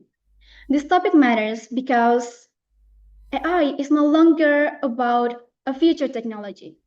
It is appears and present in our classroom, in our phone, on social media, and even in the way we study. So it is a crucial topic for us to talking about. And ladies and gentlemen, digital literacy, it's not only about using smartphone, open a website, or type questions into an AI tool. It is crucial to understand that digital literacy means the ability to find, evaluate, questions, use, and communicate information responsibly. So it's not only about using technology, it is about using judgment. Ladies and gentlemen, the first challenge is accuracy. Today, a lot of information is easy to find, but the truth is not always easy to recognize. AI can produce answers that sounds confident and convincing. However, a confident answer is not always easy, it's not always correct. AI can make mistakes, provide incomplete explanation, or present false information as if it were true. Therefore, ladies and gentlemen, as students, we must not become passive receivers. We need to check facts, compare sources, and ask critical questions. Like, who created this information? Is the source reliable? Or does another trusted source say the same thing? These questions are the foundation of responsible learning. Ladies and gentlemen, the second challenge is overdependence. AI can give an instant answer, but real learning is never instant. Real learning needs time, effort, mistakes, revision, and curiosity. When students rely too much on AI, they may gradually lose the habit of independent thinking. They must stop practicing writing, analyzing, problem solving, and expressing their own ideas. As students may submit a perfect essay produced by AI, but if the students cannot explain the ideas, then the assignment is complete. But the learning is not. Ladies and gentlemen, we know that education is not only about finishing tasks. It is about building understanding. That is why AI must be a helper, not a replacement. Like a calculator, it can help us to count, but it cannot help us to understanding the mathematics. In the same way, AI can help us organize our own ideas, improve grammar, and explore information, but it must not replace our responsibility to think. The third issue, ladies and gentlemen, is academic honesty. Some students use AI to produce assignment and then submit the result as if it were their own work. Others copy information from internet without understanding or giving proper credit. At first, this may look like a shortcut, but actually, it is a loss of integrity, discipline, and personal growth. When we submit work we don't understand, we are not being unfair to our lecturer, but we also being unfair to ourselves. Honesty matters because education is not only designed to produce smart graduates, it is designed to form responsible human beings. Ladies and gentlemen, skills may open opportunities, but the character help us to deserve them. The fourth responsibility is protecting privacy. Every time we use digital platform, we may share our data, our names, photos, documents, locations, opinions, and even our personal problems. In digital worlds, information can be stored, copied, shared, and misused. So, ladies and gentlemen, before sharing something online, we should ask ourselves, is this information private? Could it harm me or someone else? Do I really need to share it? Because a digitally literate person uses technology not only quickly but also safely. So, ladies and gentlemen, the ethical use of AI can begin with three simple principles. Think first, check twice, and create honestly. Think first means we do not let machine replace our mind. Check twice means we do not accept information without verification, and creating honestly means we use AI as support while still presenting our own effort, voice, and understanding. This principle reminds us that technology should serve humanity, not weaken it. Ladies and gentlemen, AI should help us become more curious and not more careless. AI is not our enemy and is not a magic solution for every problem. So that's all from me. Let us embrace the AI without replace it. Thank you very much. So let us give another warm round of applause. Such a great performance coming from Elizabeth Daniel. Next up, we have Nur Anjani from Universitas Iskandar Muda.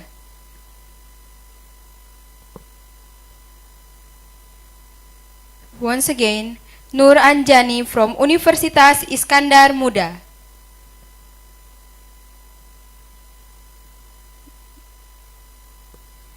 One last call for Nur Anjani, coming from Universitas Iskandar Muda. Yes, I'm here.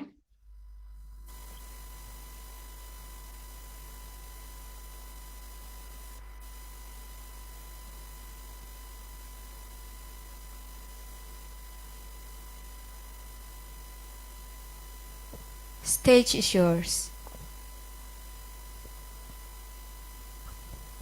Okay, I can start this segment. Yes, please. Assalamualaikum warahmatullahi wabarakatuh. I want to introduce myself. My name is Anjali. I'm from Iskandar Muda University. Okay, first of all, what always be to Allah, the Lord of the world, the King of the King, the Master of the Hereafter, the little everything in His universal. John Tolson, be over to our Prophet Muhammad Sallallahu Alaihi Wasallam, has been for the guidance to the rightness. Okay, ladies and gentlemen, today my theme is positive impact of using AI in education. So, and my topic today is empowering students. Third, we go into the improving student in modern speaking skill in modern era.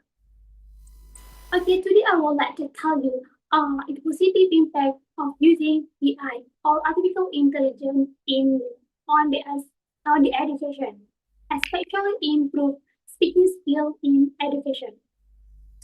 Okay, nowadays technology have become is very fast in our daily lives. It's so very important in our daily life. Many students use tool AI such as ChatGPT, Gemini, or something a lesson application to help them to practice their study. But AI or artificial intelligence is not always to find the information, but also can support the student to practice for speaking skill. Okay, today I would like to tell you 3 points about positive impact of using AI in education. The first, AI gives students changes to practice for speaking skill. The second is AI provide quite a feedback. And the last one is AI help students to prepare on the future. First of all, I will start the positive impact of AI. That is, AI gives the student changes to practice speaking skill. Effect of calm environment. Many students nervous when they speak in front of a teacher or in front of class. They feel making wrong to make mistake and judges with others. So it helps students to practice for speaking skill in comfortable environment. That they can ask the question, have the conversation, and they also can repeat the exercise at home or anything they want, because they not need a teacher again. Because of this, it is so important in our life. The more confident, the more the students speak, the better his speech becomes. AI can make the student more confident because they can study by one and her time. Okay, the second is AI provide clean feedback. When the student make a mistake in pronunciation, vocabulary, or the grammar, it's how so the student can learn by her own. And I can give, for example, the application can practice for pronunciation like Elsa speak. This helps student to give her correction or can how use the pronunciation correctly. So by using AI, students become more fine and confident. So, and the last point is and the second is how AI helps students to become proficient. In this era, technology has become very fast. So students become familiar with the technology and learn how to use it well. The theory can develop in important such as communication skill. The skill will have success and higher education. They can improve speaking skill by on. In conclusion, artificial intelligence is so positive impact to our students because they can give the provide confidently, and they can study by AI, not only in home. And last for me, learn today is success tomorrow. Last for me and apologies for my mistake. I say Assalamualaikum warahmatullahi wabarakatuh.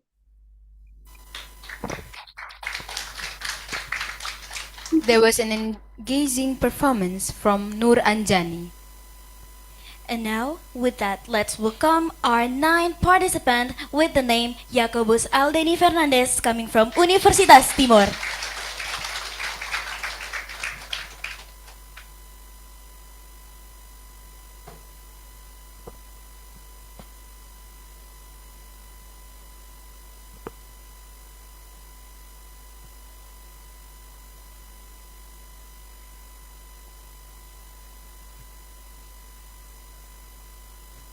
Every second, the world changes. Every minute, technology grows smarter. Every day, artificial intelligence becomes a bigger part of our classrooms. But As AI learns faster, humans hold the key to learn deeper.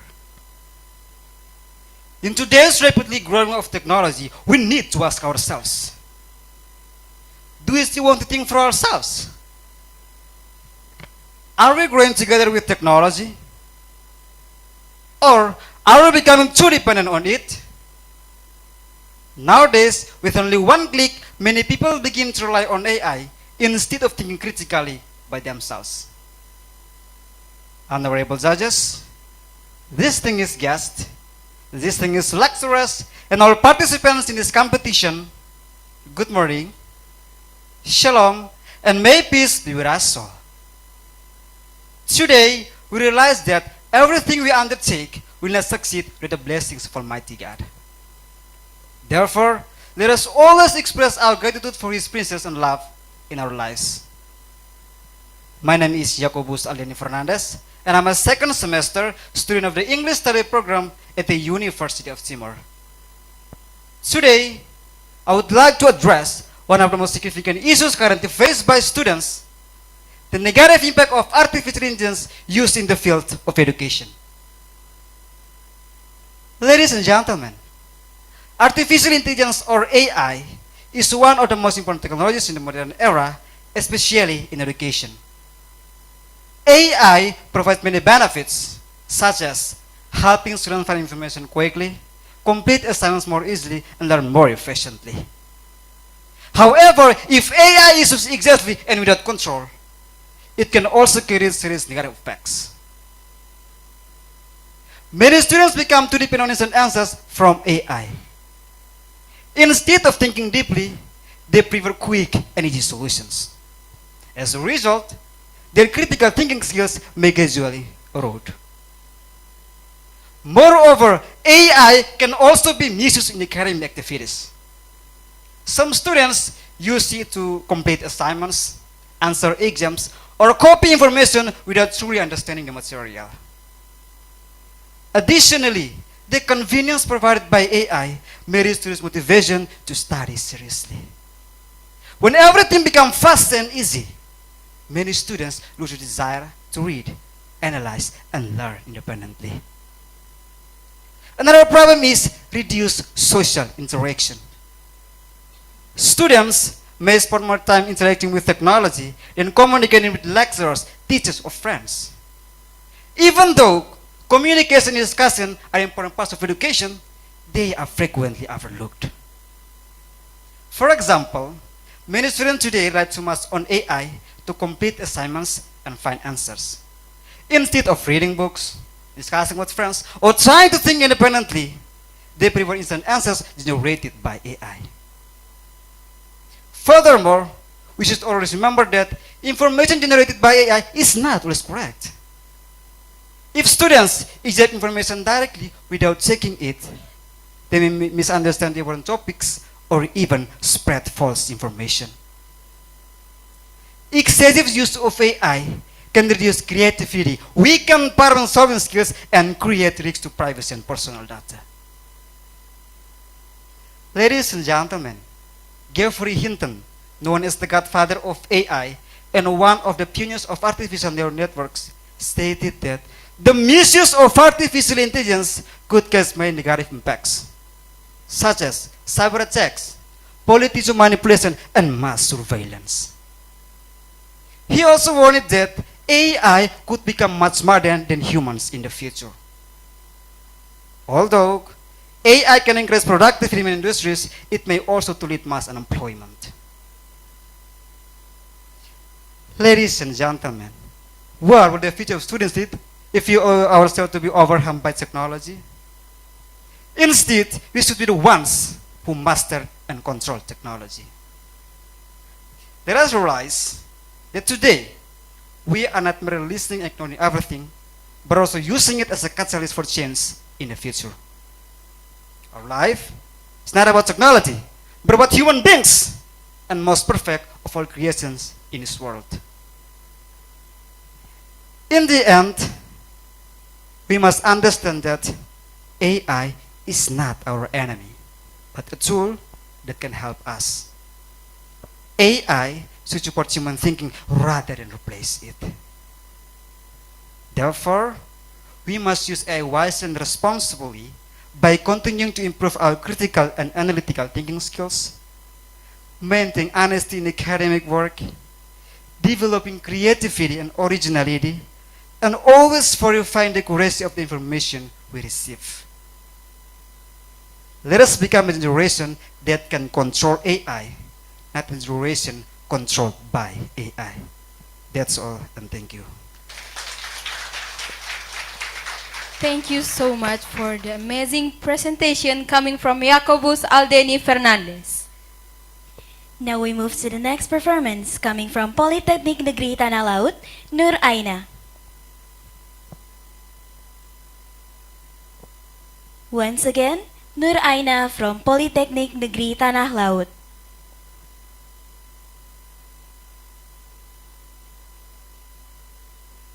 Am I audible?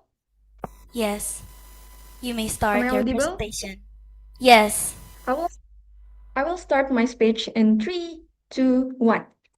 3 minutes before submitting an assignment, I asked ChatGPT to help me. 30 seconds later, I had a perfect answer. The problem was I had no idea whether I had learned anything. Well, good morning, distinguished judges, respected lecturers, fellow participants, and everyone present today. My name is Nur Aina, and I'm from Politeknik Negeri Tanah Laut. Ladies and gentlemen, artificial intelligence, or AI, has become one of the most powerful inventions in human history. It can explain complex concepts, summarize hundreds of pages, translate languages, and answer questions within seconds. But today, I'm not here to ask whether AI is good or bad. I'm here to ask a much more important question. What happens when AI starts doing our thinking for us? Because we're not talking about a small trend. According to Exer's report by the Fridge 2025, ChatGPT received over 2.5 billion prompts daily.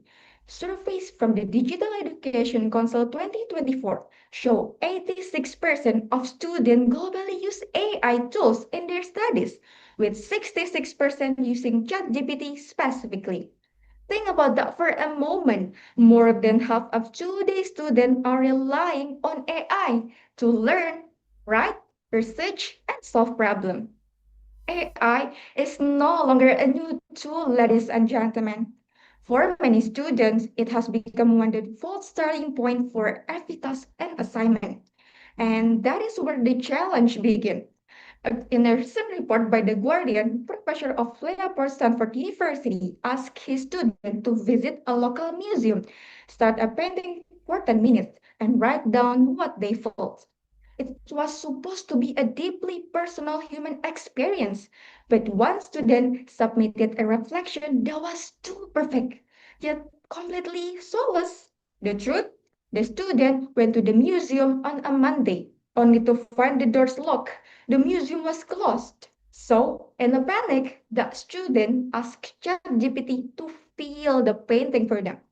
Ladies and gentlemen, this is the tragedy of our generation. We are no longer just asking AI to do our homework. We are asking AI to live our lives, to experience our world, and sometimes even to feel our emotions for us. At first, this may seem harmless, but after all, AI saves time. It helps us work faster. It provides instant answer. But education has never been about getting answers quickly. Education is about learning how to think, how to question, how to analyze, how to make mistakes, and how to grow from this mistake. When students become overly dependent on AI, they risk skipping the very process that education is supposed to develop. Research published in the International Journal of Learning, Teaching and Educational Research found that higher dependence on AI is associated with lower critical thinking performance, particularly in the areas of inference and evaluation. In simple words, the more we allow AI to think for us, the less we practice thinking for ourselves. And students are not the only ones facing challenges. teachers, and lecturers are facing them too, ladies and gentlemen. How can educators evaluate genuine understanding when assignment can be generated within seconds? How can they encourage originality when technology can imitate almost any writing style, ladies and gentlemen? The challenge is no longer technological, it is educational. So, should we ban AI? No. No, ladies and gentlemen, because AI is not the enemy. Ignoring technology has never been the solution. The real challenge is learning how to use AI wisely. Some universities like Stanford University, University of California, Berkeley have already started changing their approach. Instead of focusing on catching students using AI, they are redesigning assessment. Students are asked to explain their reasoning, defend their argument, reflect on their learning process, and evaluate AI-generated responses critically. And that is the direction education should take. We should use AI as a tutor, not a substitute, as a partner, not a replacement, as a tool that strengthens human intelligence, not one that we can sit. This is the direction education should take. Because the goal of education is not to produce students who can generate answers. The goal is to produce people who can think independently, solve problems creatively, and make responsible decisions. Ladies and gentlemen, fire can cook our food, but fire can also burn our house. AI is no different, depend on the user mind like prompt and function, like a double-edged sword. The future of education will not be determined by artificial intelligence alone, though it will be determined by human intelligence that knows how to use AI wisely. So, ladies and gentlemen, let us embrace AI, but never let us surrender our curiosity, our judgment, our creativity, and our ability to think. Because, ladies and gentlemen, the moment a machine starts thinking for us, we stop becoming learners. Thank you for listening.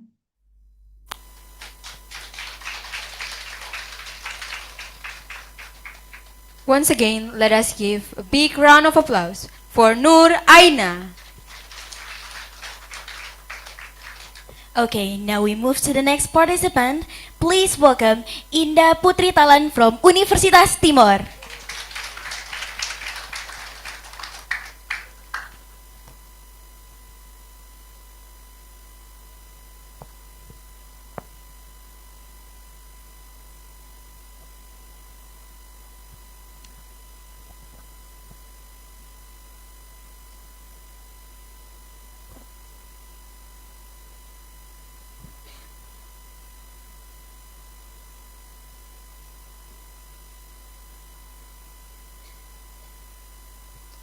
This key can open a door, and every key has two sides.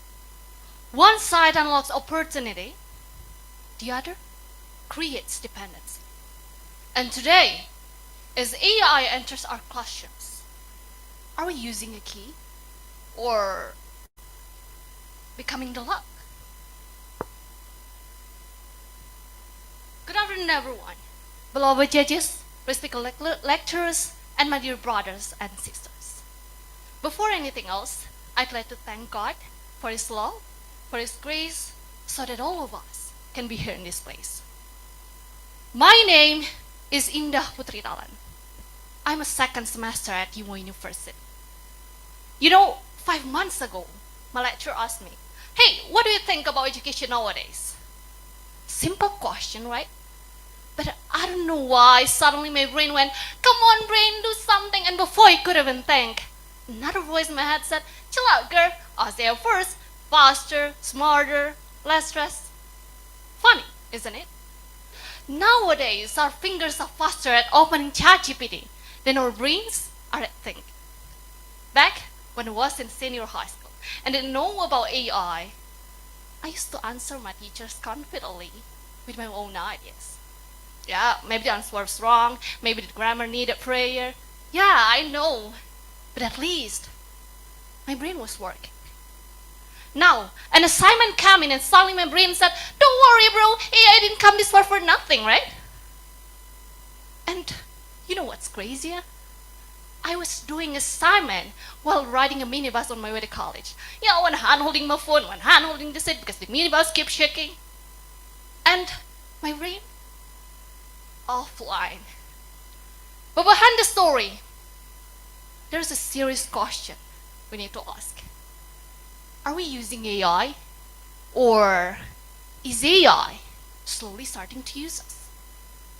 Artificial intelligence is like a fire. In the right hands, it keeps like, oh. In the wrong hands, it burns. Then, boom. That fire, ladies and gentlemen, is already burning inside our questions. As we rush into this automated world, education is bleeding at seams. The minibus story I just shared, it's not just my personal experience. It's a symptom of a much bigger problem.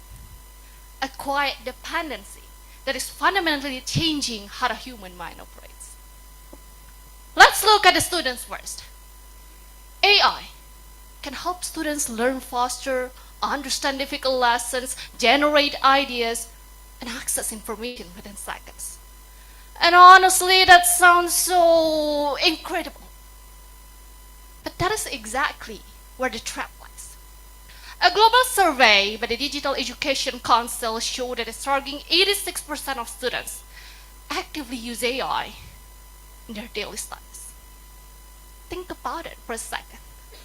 Nearly 9 out of 10 students sitting in our classroom today lean on an algorithm to do the heavy lifting. Because of this, we are rapidly losing our critical edge. Instead of asking, what do we think? We begin asking, what does AI think? Instead of training our minds to solve problems, we train our fingers to type prompts. But here's the cognitive truth that we often overlook. When your brain doesn't have to struggle for an answer, it doesn't retain it. The knowledge simply fades away. Now, look at the other side of the desk. Our educators are truly exhausted. Every day, they're training to guide young minds in a world that is changing faster than any school curriculum can ever adapt. Imagine spending your entire weekend grading assignments only to find yourself quietly asking, did my student write this? Or did AI write it? Instead of inspiring creativity, they waste precious hours running papers to AI detectors that we already know are deeply flawed. This is a true crisis of authenticity. And that is not only a technological challenge. It is a challenge of trust. The real challenge is making sure technology stays in our hands, not our minds in its hands. Because education was never meant to create people who simply know how to find answers. Education was meant to create people who can question, think, imagine, and lead. Ladies and gentlemen, AI can help you. Absolutely. But there's one thing AI can never, ever replace: the raw courage to think for ourselves. Yeah, let's be honest. A classroom filled with intelligent technology means nothing if humans forgot how to be human.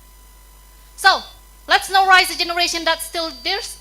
Let's not raise a generation that just sits back and waits for answers.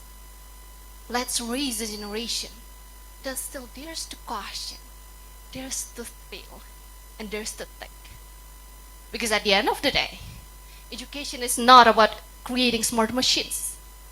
It is about creating better humans. Thank you.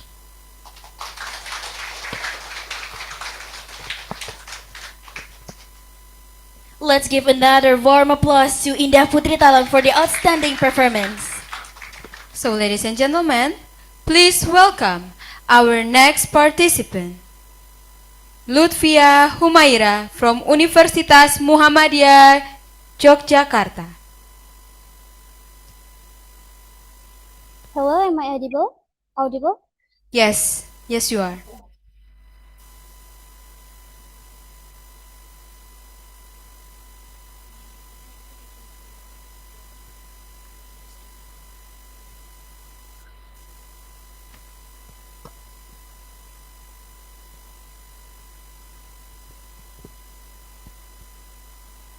Imagine if there is a student getting an assignment from the teacher, but the student doesn't know the answer. Then she opens AI, types the question, and voila, she gets an answer in just a few seconds. But the next morning, her teacher wonders, did the student really study or did she just copy? Because the handwriting looks different. Unfortunately, this is not an imagination anymore. According to the Pew Research Center, the number of US teens who use ChatGPT for schoolwork went from 13% in 2023 to 26% in 2024. This research proves that AI is now an integral part of students' academic lives. That's why I personally believe that AI should not be banned in education, but it must be taught properly because students and teachers face serious challenges in digital literacy, academic honesty, and teacher readiness. I will outline why teaching AI can help students use it responsibly and how AI training can prepare teachers to be ready with AI and use it wisely. Good morning, ladies and gentlemen. My name is Lutfia Humaira, and I'm from Muhammadiyah University of Yogyakarta. As the first point, schools should teach students how to use AI responsibly because banning AI doesn't stop students from using it. Of course, nowadays, AI can easily be accessed through phones, laptops, websites, etc. If schools just ban the use of AI, maybe it's still possible for students to use it secretly and can lead to plagiarism, cheating, and relying much on AI. Something like this also happened in New York City public schools. At first, the decision to ban the chatbot in New York schools comes amid widespread fears that it could encourage students to plagiarize.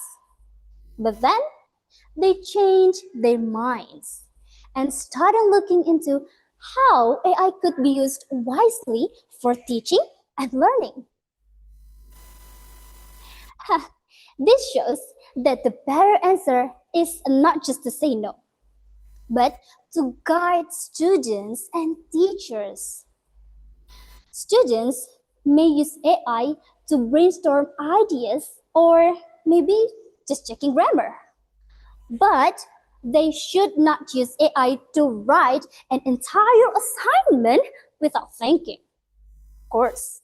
So the real solution is not to ban AI, but to teach students to be responsible with technology and honest in their schoolwork. Secondly, schools should provide professional training to prepare teachers to be ready with AI and use it wisely. Some people are afraid that AI will replace teachers. However, that's not the right way to see the issue. AI may be able to provide correct answers, but it can never replace teachers' ability to understand students' emotions, character, and moral development. Therefore, teachers are still needed to guide, motivate, and educate students as human beings. UNESCO has also released global guidance on generative AI in education and research. This also shows that teachers need guidance and training on how to use AI wisely in the learning process. For example, a teacher can allow students to use AI for brainstorming ideas, but teacher must still encourage students to explain their own thoughts in front of the class. In this way, AI can support learning without replacing students' critical thinking. Therefore, providing professional training is an essential step in the use of AI. In conclusion, I believe that AI should not be banned in education, but it must be taught properly. AI has become a part of students' lives, and the fact that the number of students using ChatGPT for schoolwork is increased shows that we cannot ignore this issue. Banning AI completely may just let students using it secretly, while if you teach them properly, it can build responsibility, honesty, and critical thinking. So, the better solution is to teach students to use AI properly and responsibly, and prepare teachers to guide AI-based learning wisely. Because in the end, the real challenge is not AI itself, but how ready we are to use it wisely and responsibly. I'm Lutfia Humaira. Thank you for your attention, and see you next time.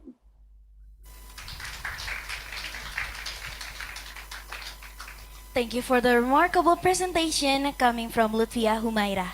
So now we move to our next consistent coming from Universitas Katolik Widya Mandira, Redempta Scholastica Rambu Anahumba. Please welcome.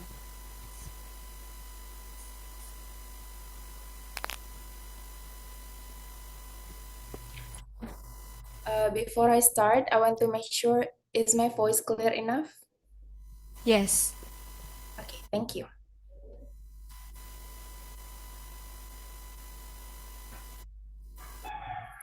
Good morning, distinguished judges, respected committee members, fellow participants, and everyone joining us today.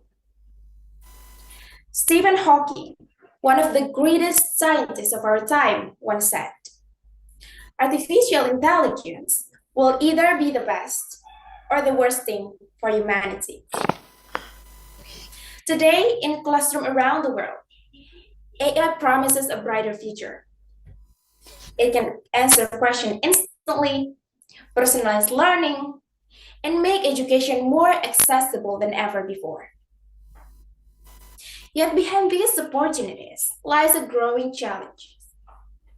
Many learners and teachers are still struggling to use technology responsibly and equally. Ladies and gentlemen, my name is Redempta Scholastica from Widya Mandira Catholic University. And today, I would like to share my thoughts on the challenge faced by learners and teachers in using AI for education. Having access to technology is one thing. Knowing how to use it responsibly is another. This brings me to the first challenge, that is over-dependence on AI. Ladies and gentlemen, as AI becomes more powerful and more convenient, it is becoming increasingly common for students to turn to AI whenever they face difficulties. Instead of trying to think through the problem, they often go straight to the answer. Some students may stop checking whether the information is accurate or appropriate, and they simply just accept it as it is, because the answer is instant and convenient. Ladies and gentlemen, this phenomenon is often described as brain rot, a condition when people become so dependent on quick and easy information that they gradually lose the habit to think deeply. This concern is also supported by Indonesia's Ministry of Communication and Digital Affairs, which warns that early exposure to AI may lead to dependency. Ladies and gentlemen, if AI does all the thinking for us, when do we learn to think for ourselves? Education is not merely about finding answer, right? It is about developing curiosity, critical thinking, creativity, and problem-solving skills. But again, the problem is not AI itself. The challenge starts when AI replaces thinking instead of supporting it. But, ladies and gentlemen, let us imagine for a moment that every student avoid becoming dependent on AI. The question is, would the problem be solved? Unfortunately, no, because AI can only help those who have access to it. And this brings me to the second challenge, that is unequal access to technology. Ladies and gentlemen, I remember visiting SMP Negeri 1 Amarasi as a research assistant and conducting a small observation there. What caught my attention was how heavily learning still relied on textbook, with a very, very limited access to digital resources and educational technology. Before the learning process was still heavily dependent on textbook, the main resource of explanation was the teacher. However, ladies and gentlemen, with the help of AI, teachers can support their teaching more effectively and efficiently. It can also help them to save their time and energy, right? In fact, AI tools can also help to create more engaging visual materials and interacting learning experiences, which is good to encourage students to participate more actively in class.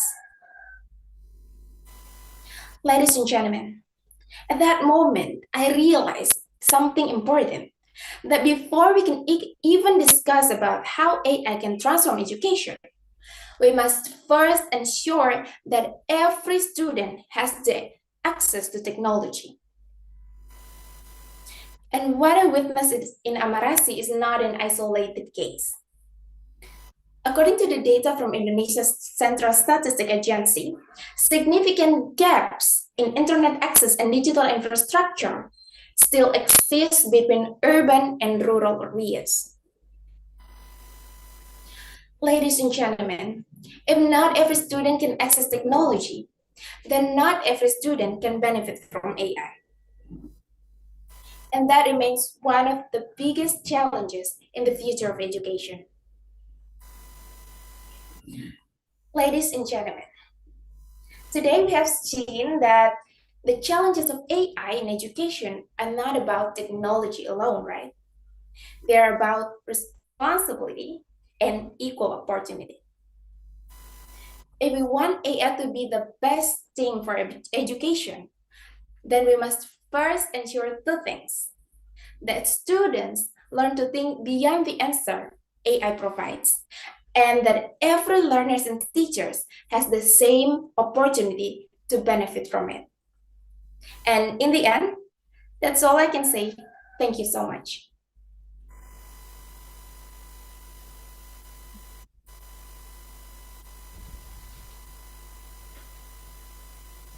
Such a great performance coming from Merendenta Scholastica. And next up, we have Aziza Novianti from Universitas Islam Negeri Imam Bonjol, Padang. Hello, am I audible? Yes, you are. So this is the room that I'm in.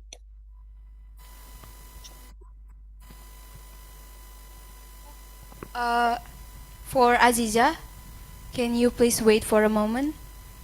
Yeah, of course. Just 2 minutes. Thank you.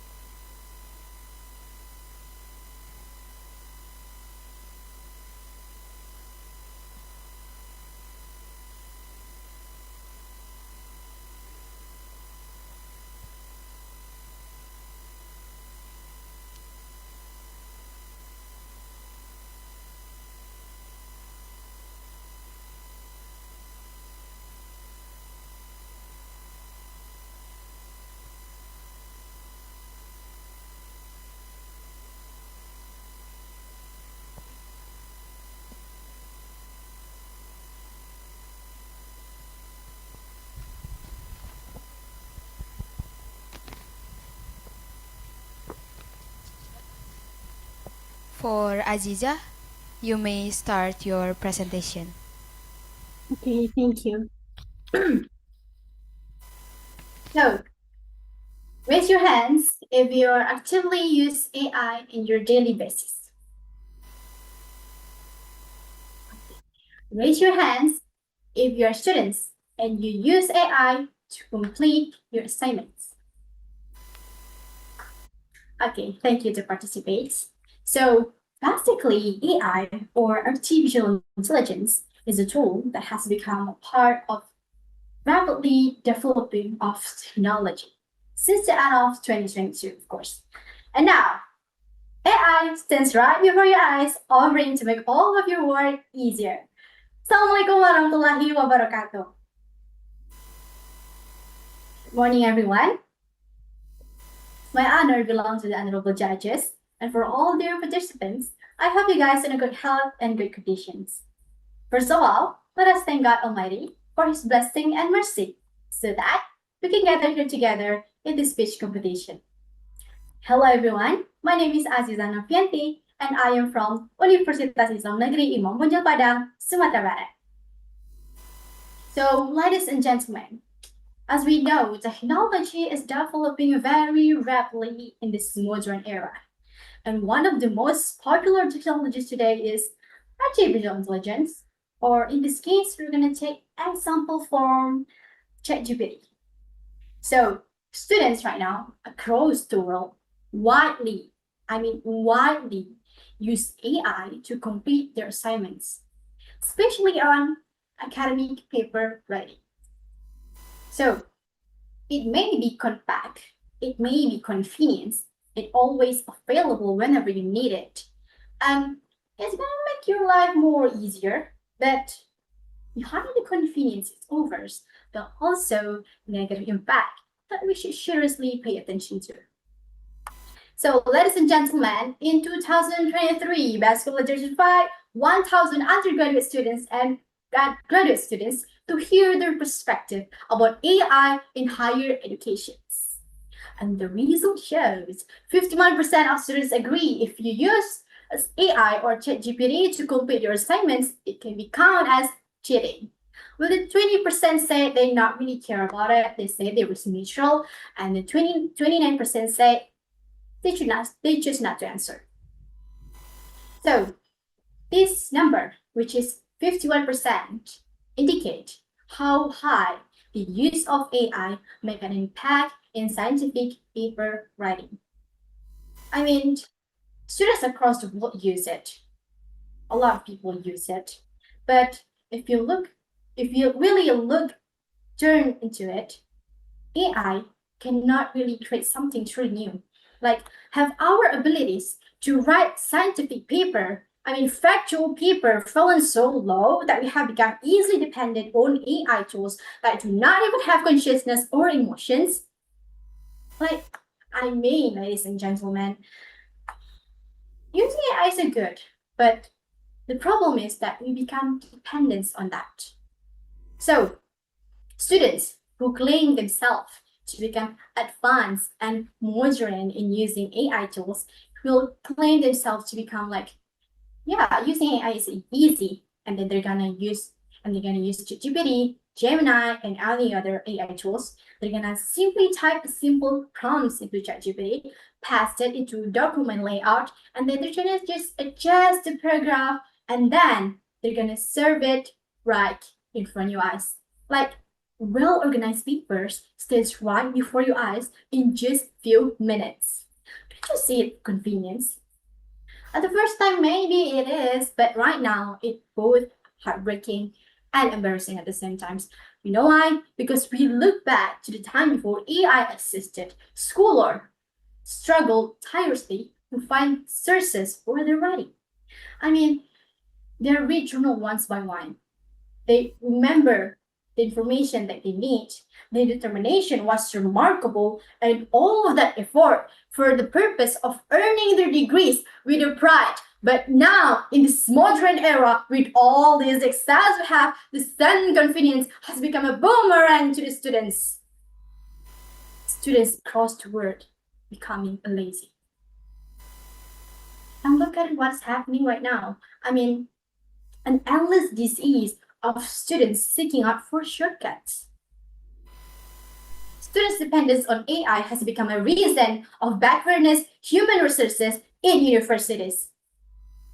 Ladies and gentlemen, you may be wondering what is wrong with using AI. Does it not compact? Does it not going to save more of your time? Is it not going to be convenience? It is. But the thing that you should pay attention to is the way AI works is actually quite embarrassing. They're copies, they're imitating the writing that humans have already write. I mean, this the same like elementary school seeking out for their classmates' answer, to copy them, to imitate them. That's how it works. I'll tell you what. First, AI access existing databases. It sort through all the text that humans have already written, and then they're gonna combine it into one pieces and then serve it into you. Plagiarism is our first problem, ladies and gentlemen. And because AI only imitates and copies what have already written, it has no creativity at all. I mean, this is so cool as impressive AI that maybe one day can replace us as humans. Has no creativity at all. Like, we as a human beings, we have intuitions, we have creativity. So why we should let the AI do that if we have more than that? So the next problems, of course, ladies and gentlemen, AI has no experience. Human beings can transform troubling life experiences into scientific works to find solution, to fix some things in the society. Like the problem that arises within society, we can fix that through our experience. And we as a students, as a human beings, are expected to become a problem solver. We are here to fix all the problem within the societies. So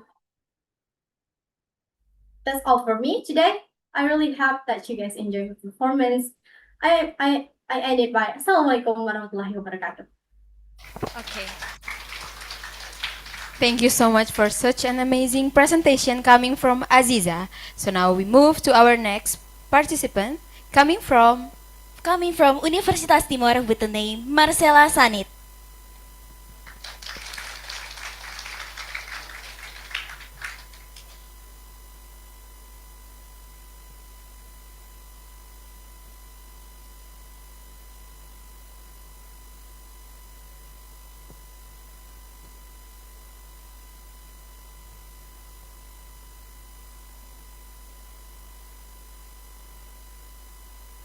Good morning, everyone. Honorable judges, respected lecturers, beloved committee members, and my fellow participants. Imagine a classroom without walls. A classroom where students can learn anytime, anywhere, and from anyone around the world. A classroom where knowledge is only one click away. Ladies and gentlemen, that future is no longer imagination. It is happening today through artificial intelligence or AI. According to UNESCO, technology and AI have become important tools in improving access to education around the world. Furthermore, the World Economic Forum highlights that digital technologies and AI are transforming how students learn, access information, and develop future skills needed in the modern era. My name is Marcela Sanit, and today I am honored to deliver a speech entitled The Positive Impact of Artificial Intelligence in Education. We are living in a generation where technology continues to grow rapidly. Among all technological innovations, artificial intelligence has become one of the most powerful tools transforming education.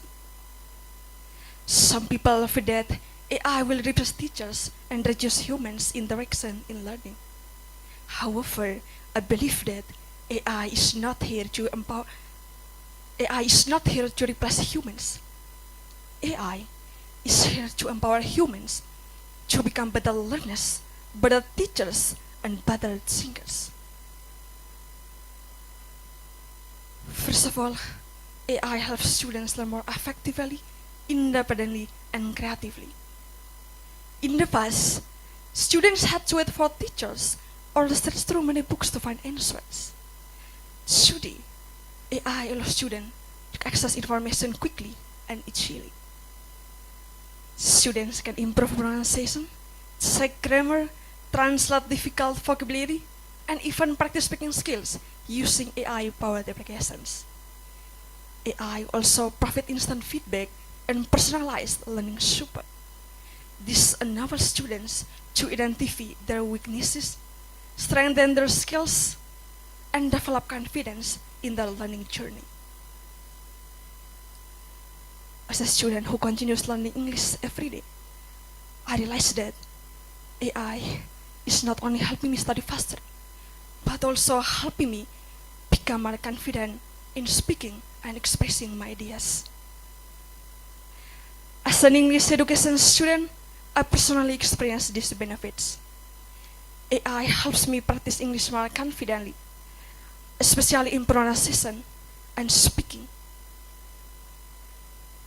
It motivates me to continue learning without feeling afraid of making mistakes. Secondly, AI also supports teachers in the teaching process. Teachers are not only educators, they are mentors, motivators, and guides for students. With the help of AI, teachers can prepare learning material effectively, design engaging classroom activities, and provide faster feedback to students. Because of this, teachers can spend more time focusing on students' emotional, social, and academic development. Rather than replacing teachers, AI enhances their ability to deliver quality education and support students more effectively. Ladies and gentlemen, another significant positive impact of AI is increasing access to education.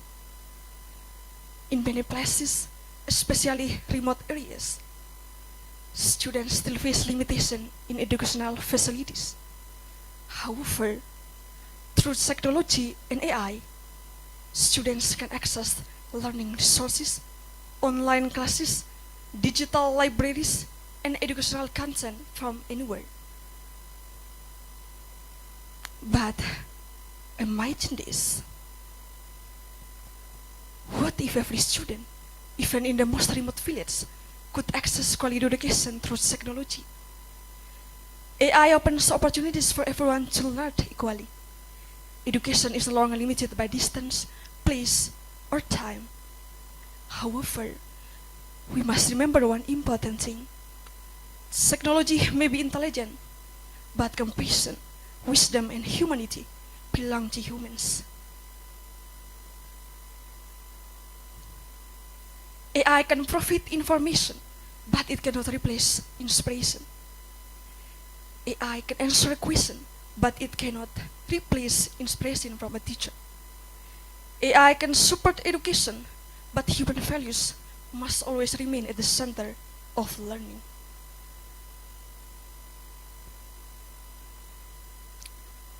Ladies and gentlemen, that future does not belong to people who fear technology. The future belongs to people who are ready to learn, adapt, and grow with it. In the end, technology should not be seen as a threat, but as an opportunity to build a more inclusive, innovative, and accessible education system. Artificial intelligence may transform education, but it is human values that will shape the future of humanity. AI can open the door to knowledge, but only humans can open the door to wisdom.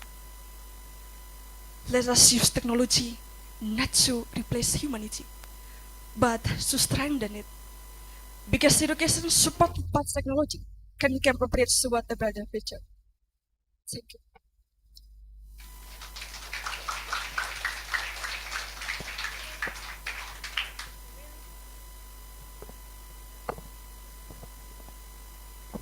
Such a really great performance coming from Marcella. Thank you so much. Once again, please give a big round of applause for Marcella. And next, for our 16th performance, please welcome Anastasia Nirmala Sehadun coming from Universitas Katolik Widya Mandira. Am I audible? Yes, you are.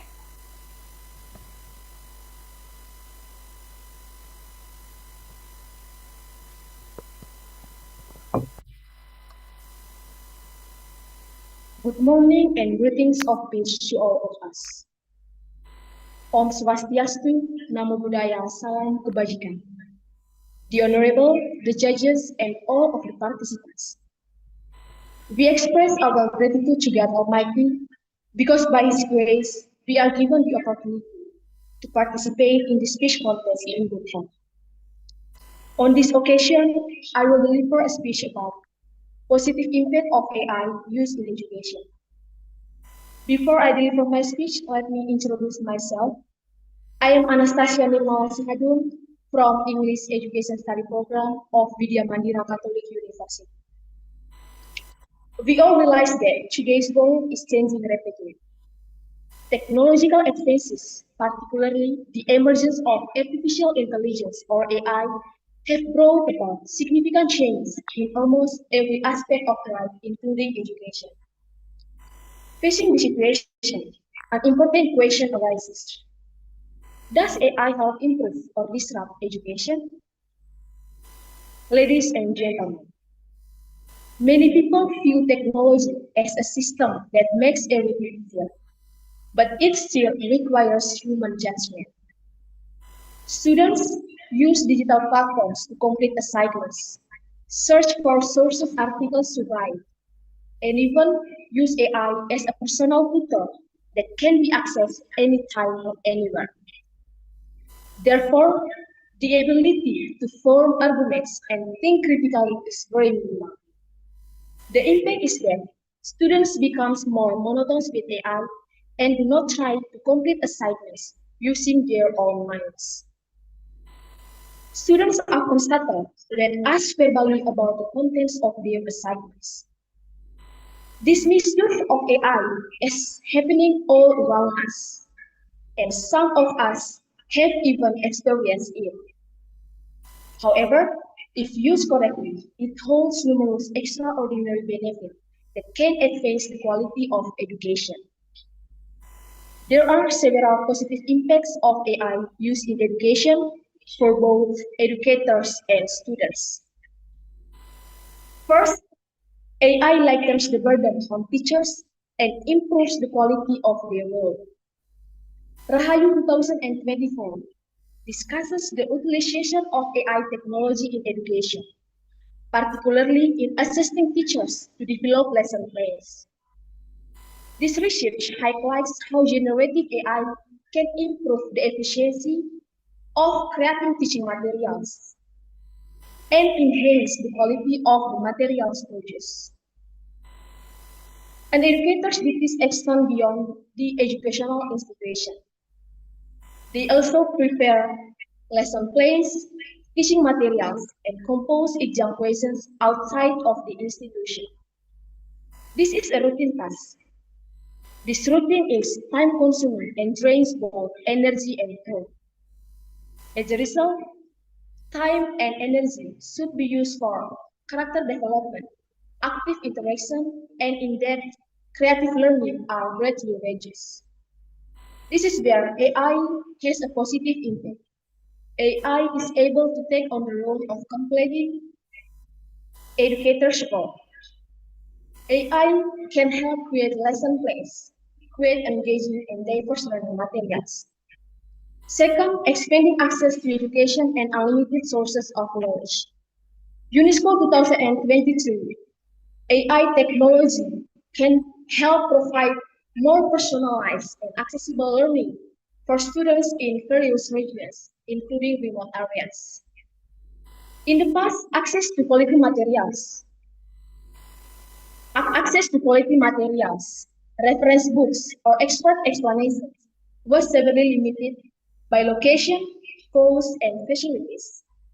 Children in these cities may have easy access, but those living in remote areas or with economic constraints often fell behind. The advent of AI has broken down these barriers. Now, anyone, anywhere, as long as they are connected to technology. AI is also very helpful for those with physical limitations such as hearing aids, automatic text readers, or sign interpreters. This makes education more open, equitable, and accessible to all without exception. Ladies and gentlemen, no matter how sophisticated, powerful, and intelligent a technology is, it remains a human-made tool. AI has no heart, no conscience, and no moral values. The success and positive impact of AI depend entirely on the hands of those who use it. AI will be a powerful positive force if we use it wisely, ethically, and responsibly. Technological advances, particularly the emergence of artificial intelligence or AI, have brought about significant changes in almost every aspect of life, including education. AI is capable of analyzing each student's learning patterns, comprehension speed, and needs. This technology then provides learning materials, exercises, and feedback tailored specifically to each student, allowing them to learn at their own pace. Facing the situation, an important responsibility arises. We have an important duty to make sure that AI improves, not disrupts education.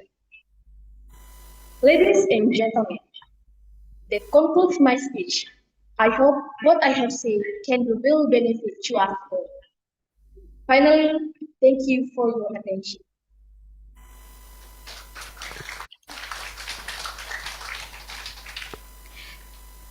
There was an excellent performance from Anastasia.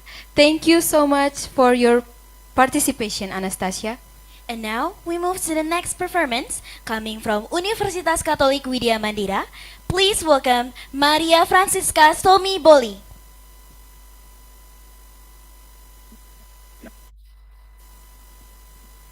Once again, Maria Francisca Somi Boli. Wait.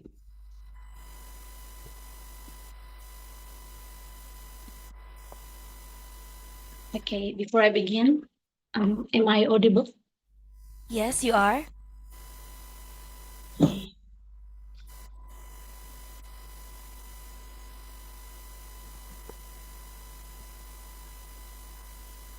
Good afternoon, distinguished members of the judging panel, invited guests, respected teachers, and the young generation of whom I am so proud.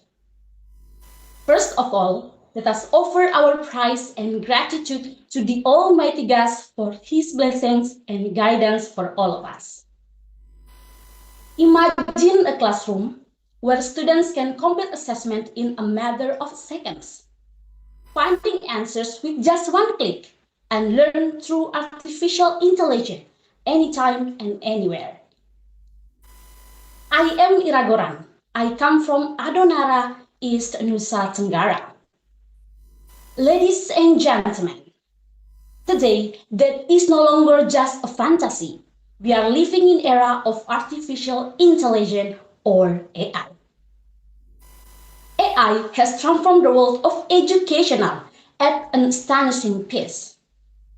Students can access unlimited information, translate foreign languages, summarize books, and even receive instant learning assistance. Teachers are also added in preparing more effective and interactive learning materials.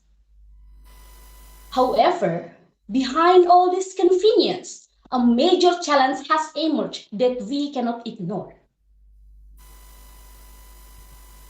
Ladies and gentlemen, one of the biggest challenges in using AI in education is excessive reliance on technology. Today, many students prefer instant answers over the process of understanding. Assessment can be complete faster, but critical thinking skills are slowly beginning to weaken. United Nations Educational, Scientific and Cultural Organization, or UNESCO, has even warned that excessive use of generative AI in education could hinder the development of students' critical thinking abilities and cognitive skills. This suggests that technological progress does not always go hand in hand with the development of human thinking quality. Artificial intelligence can indeed provide answers in a matter of seconds, but AI cannot replace the process of grappling with ideas that build true understanding. Because true education is not merely about finding answers. True education, it's about learning how to think. As someone from Eastern Indonesia, I also see another critical challenge: the disparity in access to technology in education. While some students can learn using AI with fast internet and advanced devices, many students in remote areas still struggle with limited connectivity, facilities, and even access to electricity. United Nations Children's Fund, or UNICEF, also highlighted that digital divide remains a major challenge in digital education in Indonesia. If this issue is ignored, AI could actually widen educational disparities rather than resolve them. Ladies and gentlemen, I come from a community that teach a simple philosophy through the coconut tea. In my region, almost every part of the coconut tea has juice. The fruit is used for food, the leaves are used for roofing, and the trunk is used for construction. Almost no part goes to waste. From that simple philosophy, I learned one important thing: something powerful must be used wisely. The same goes for artificial intelligence. AI is not the enemy of education. AI is a powerful tool. Technology should help humans grow, not make humans stop thinking. AI can provide information, but AI cannot replace human values. AI can generate writing, but AI cannot foster honesty. AI can mimic human conversation, but AI cannot replace empathy and wisdom. Therefore, the future of education must also rely solely on artificial intelligence. The future of education must also be built on character, ethics, and human values. Ladies and gentlemen, the classroom of the future should not be a place where students stop thinking because AI does the thinking for them.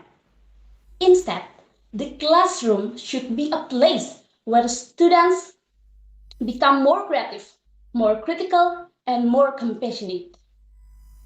Because ultimately, the goal of education is not merely to produce intelligent people. It is to shape individuals who are wise in use of knowledge and technology. I believe when artificial intelligence goes hand in hand with wisdom and human values, we will not only create advanced education, but also a generation capable of building a better future for the world. Thank you very much. God bless all of us.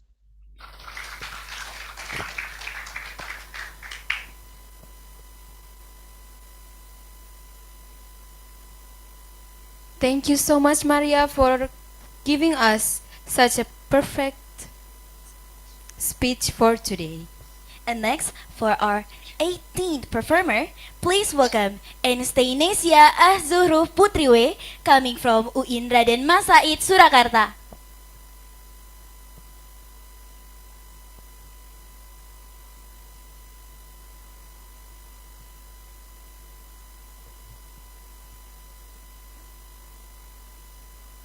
Before I start, can you hear my voice? Yes.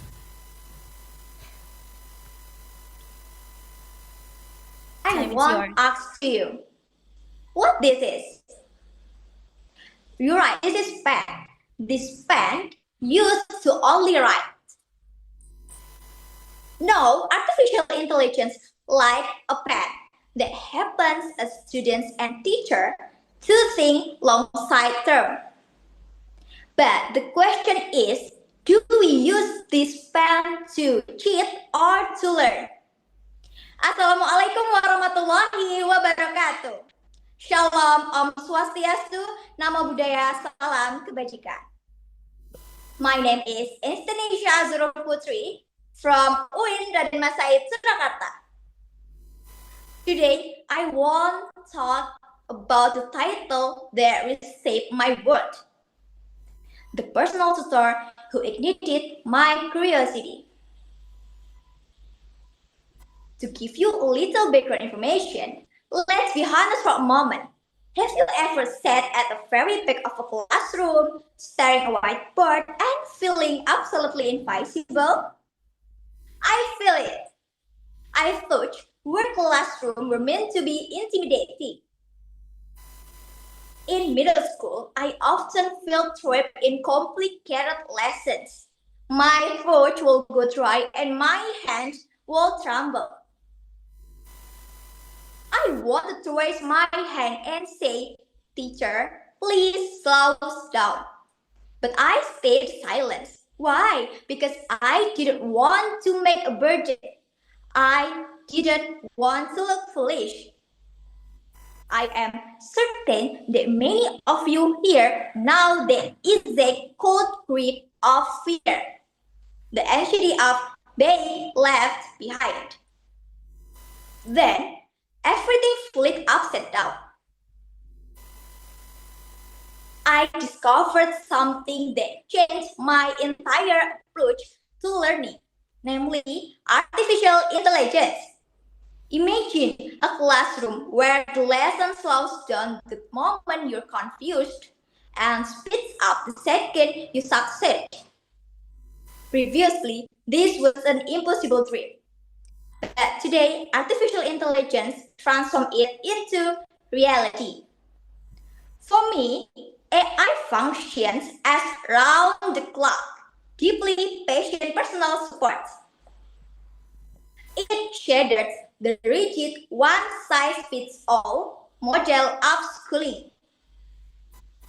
According to 2026 systematic review journal published in Frontiers in Education, AI-driven to personalized learning systems are now proved has massive positive impacts on a student's outcomes by adapting to individual human patterns.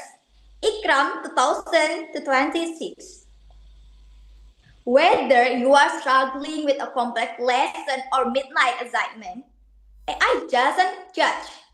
It is just translates complexity into your own pace. But the deeper I looked, I realized something else.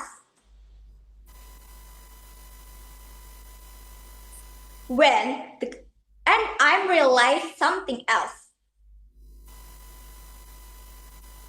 This is where AI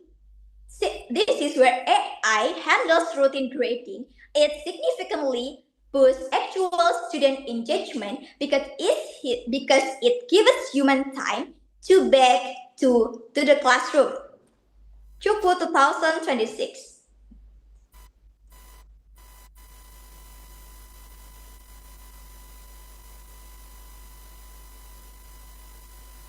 However, we must use this tool wisely. To make sure this AI serves us, we must following three simple principles. First, be the pilot, never the passenger. Use AI to spark your thought. Don't lose your own voice. Secondly, always verify. Why? Because AI makes mistakes. So you you must to cross-check the fact. Lastly, build the human connection. Ladies and gentlemen, technology is the canvas, but the but the human connection is the page. Machine can give you data, but it can be never give you inspiration. The bond between teacher and students is completely irreplaceable.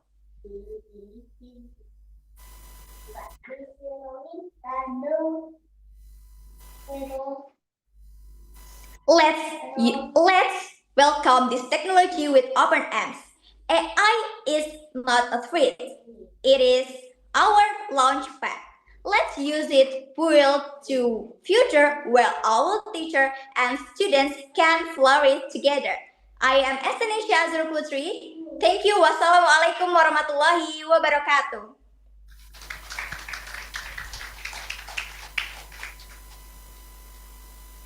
Let us give another round of applause to Anastasia. So, ladies and gentlemen, now we move to our next participant.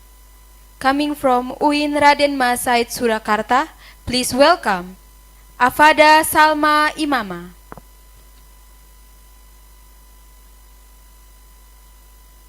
Okay, is my voice is clear? Yes, you are.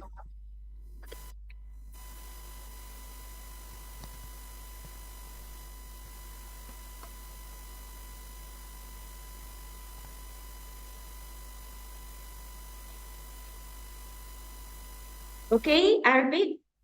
Bismillahirrahmanirrahim. Assalamualaikum warahmatullahi wabarakatuh. Good morning, distinguished judges, honorable committee members, fellow participants, and all my beloved friends. My name is Afada Salma Imama from UIN Raden Mas Said Surakarta. Okay, first of all, let's imagine a student sitting alone at a desk. Within seconds, artificial intelligence can write an essay, can solve a math problem, can generate a presentation for that student.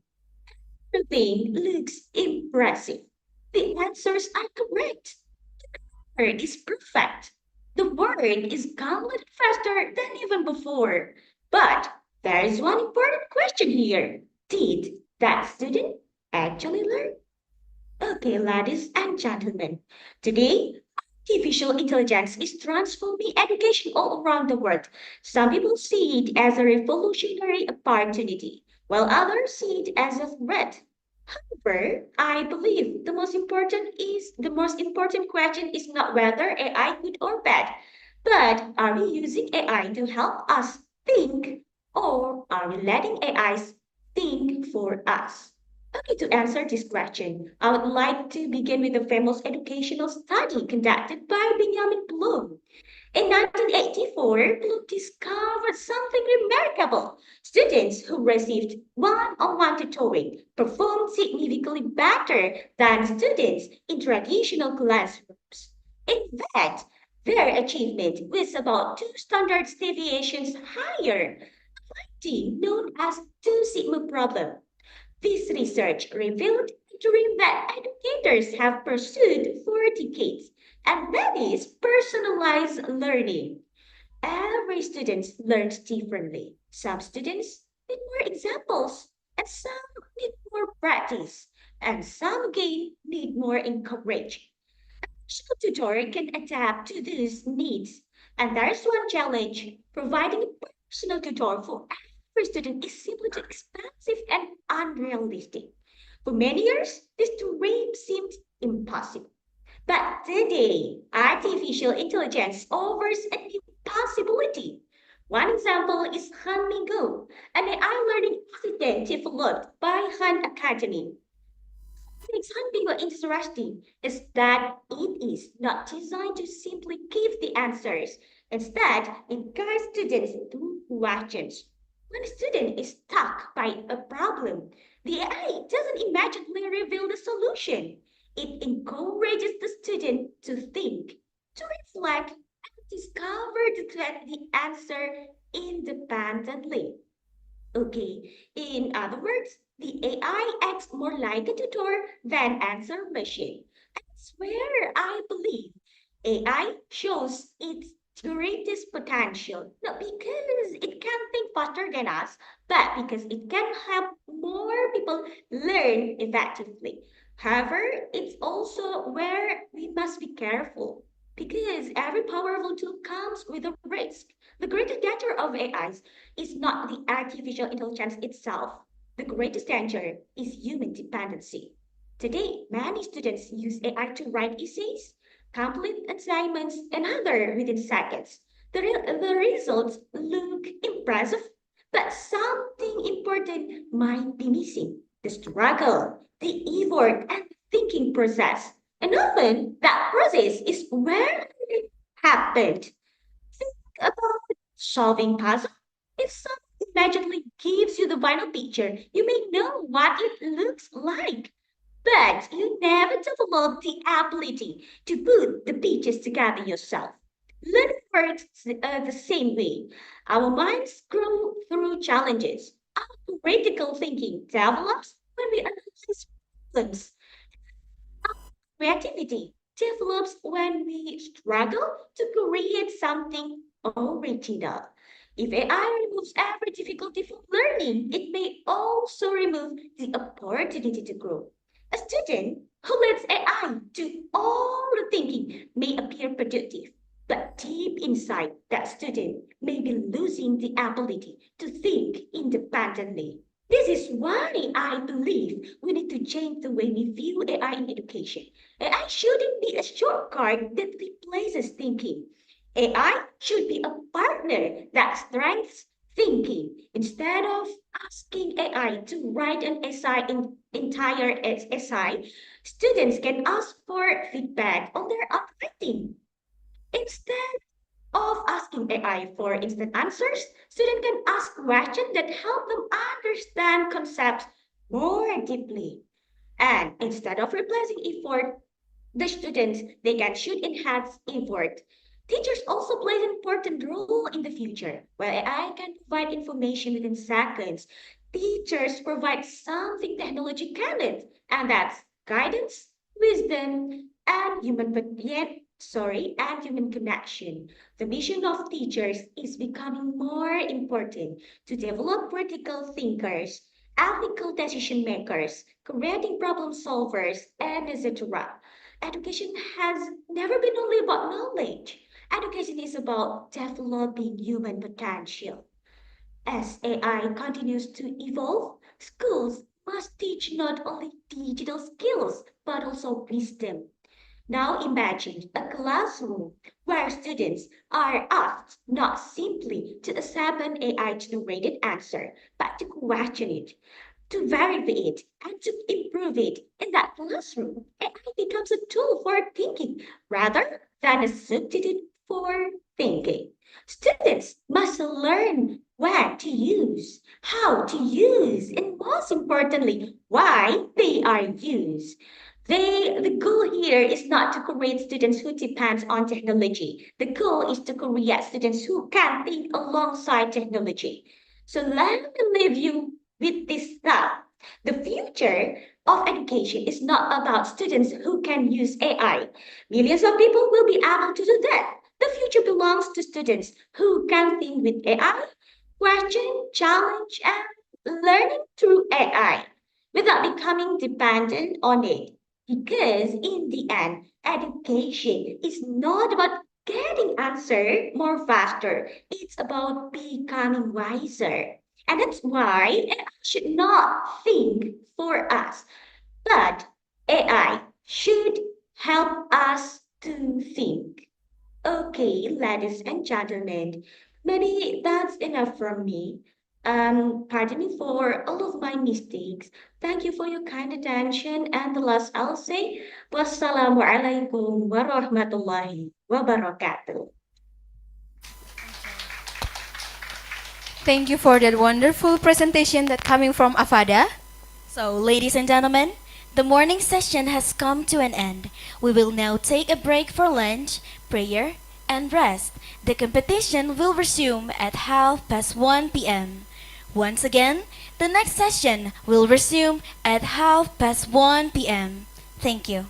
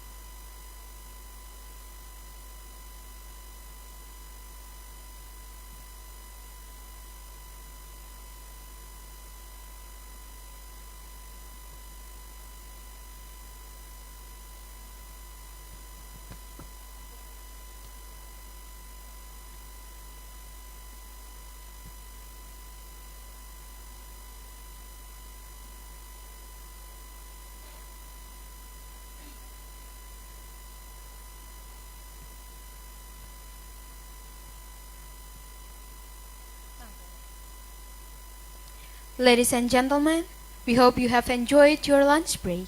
And now it's time to continue our speech competition. So without any delay,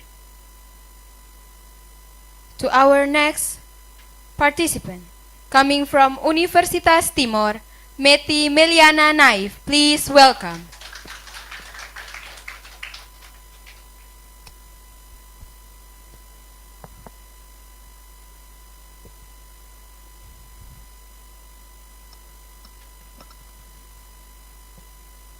Good afternoon, everyone.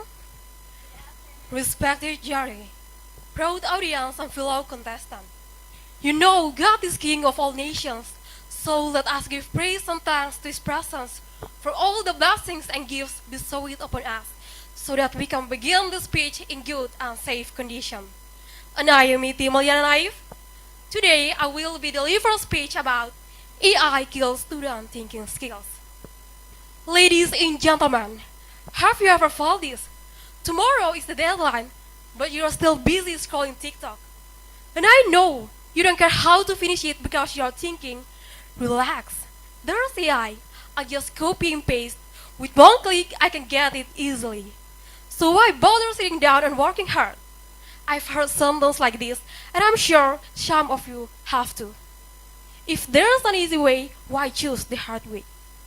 Ladies and gentlemen, a study by Micros and Mellon University revealed that using artificial intelligence can erode a person's critical thinking skills and make them mentally lazy. This study is a warning. Do I, as a student, use AI only passive recipient? Ladies and gentlemen, knowledge without effort creates an illusion. Ladies and gentlemen, Paulo Freire saw humans as being perfect. According to Freire, humans must be positioned as the subject. But today, students use AI as the subject and humans are the object. We as students create illusions for ourselves. When curiosity is extinguished, then what we only make when graduating from school is a way how to ask AI without caring about the process. Ladies and gentlemen, a student submits a perfect assignment, so perfect. The teacher smiles and asks, "Can you explain your own idea?" Silent. Not because you are not smart, but because you don't understand the concept. This is called cognitive offloading when we transferring our thinking process to AI. When answers comes without struggle, slowly our mind loses space to grow. Ladies and gentlemen, we do not reject AI because it exists. It is part of the progress of the time. But the quality of technology utilization is not determined by sophistication, but by the quality of humans who use it. And it is instilled in me.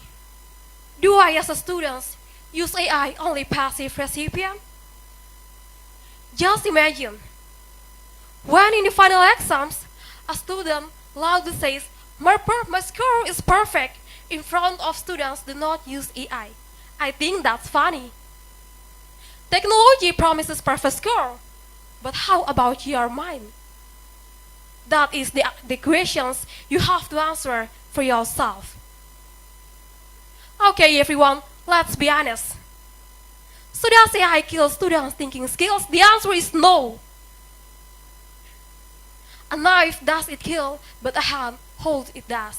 We kill it ourselves when laziness has more space than effort. So what should we do? Should we turn off AI or choose to turn on our curiosity?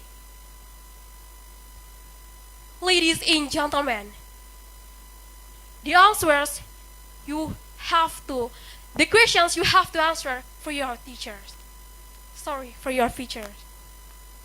Ladies and gentlemen, if you think AI can give perfect answers, remember, AI only processes data, but humans give meaning. Thank you everyone for your attention. Good afternoon.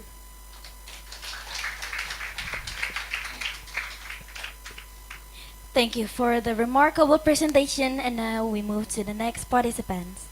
So let's welcome our another participants coming from Universitas Katolik Widya Mandira. Please welcome Maria Putri Cutari Skera.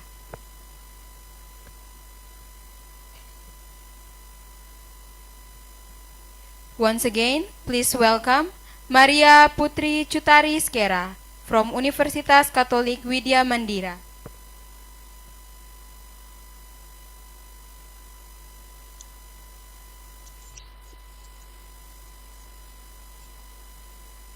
Am I audible?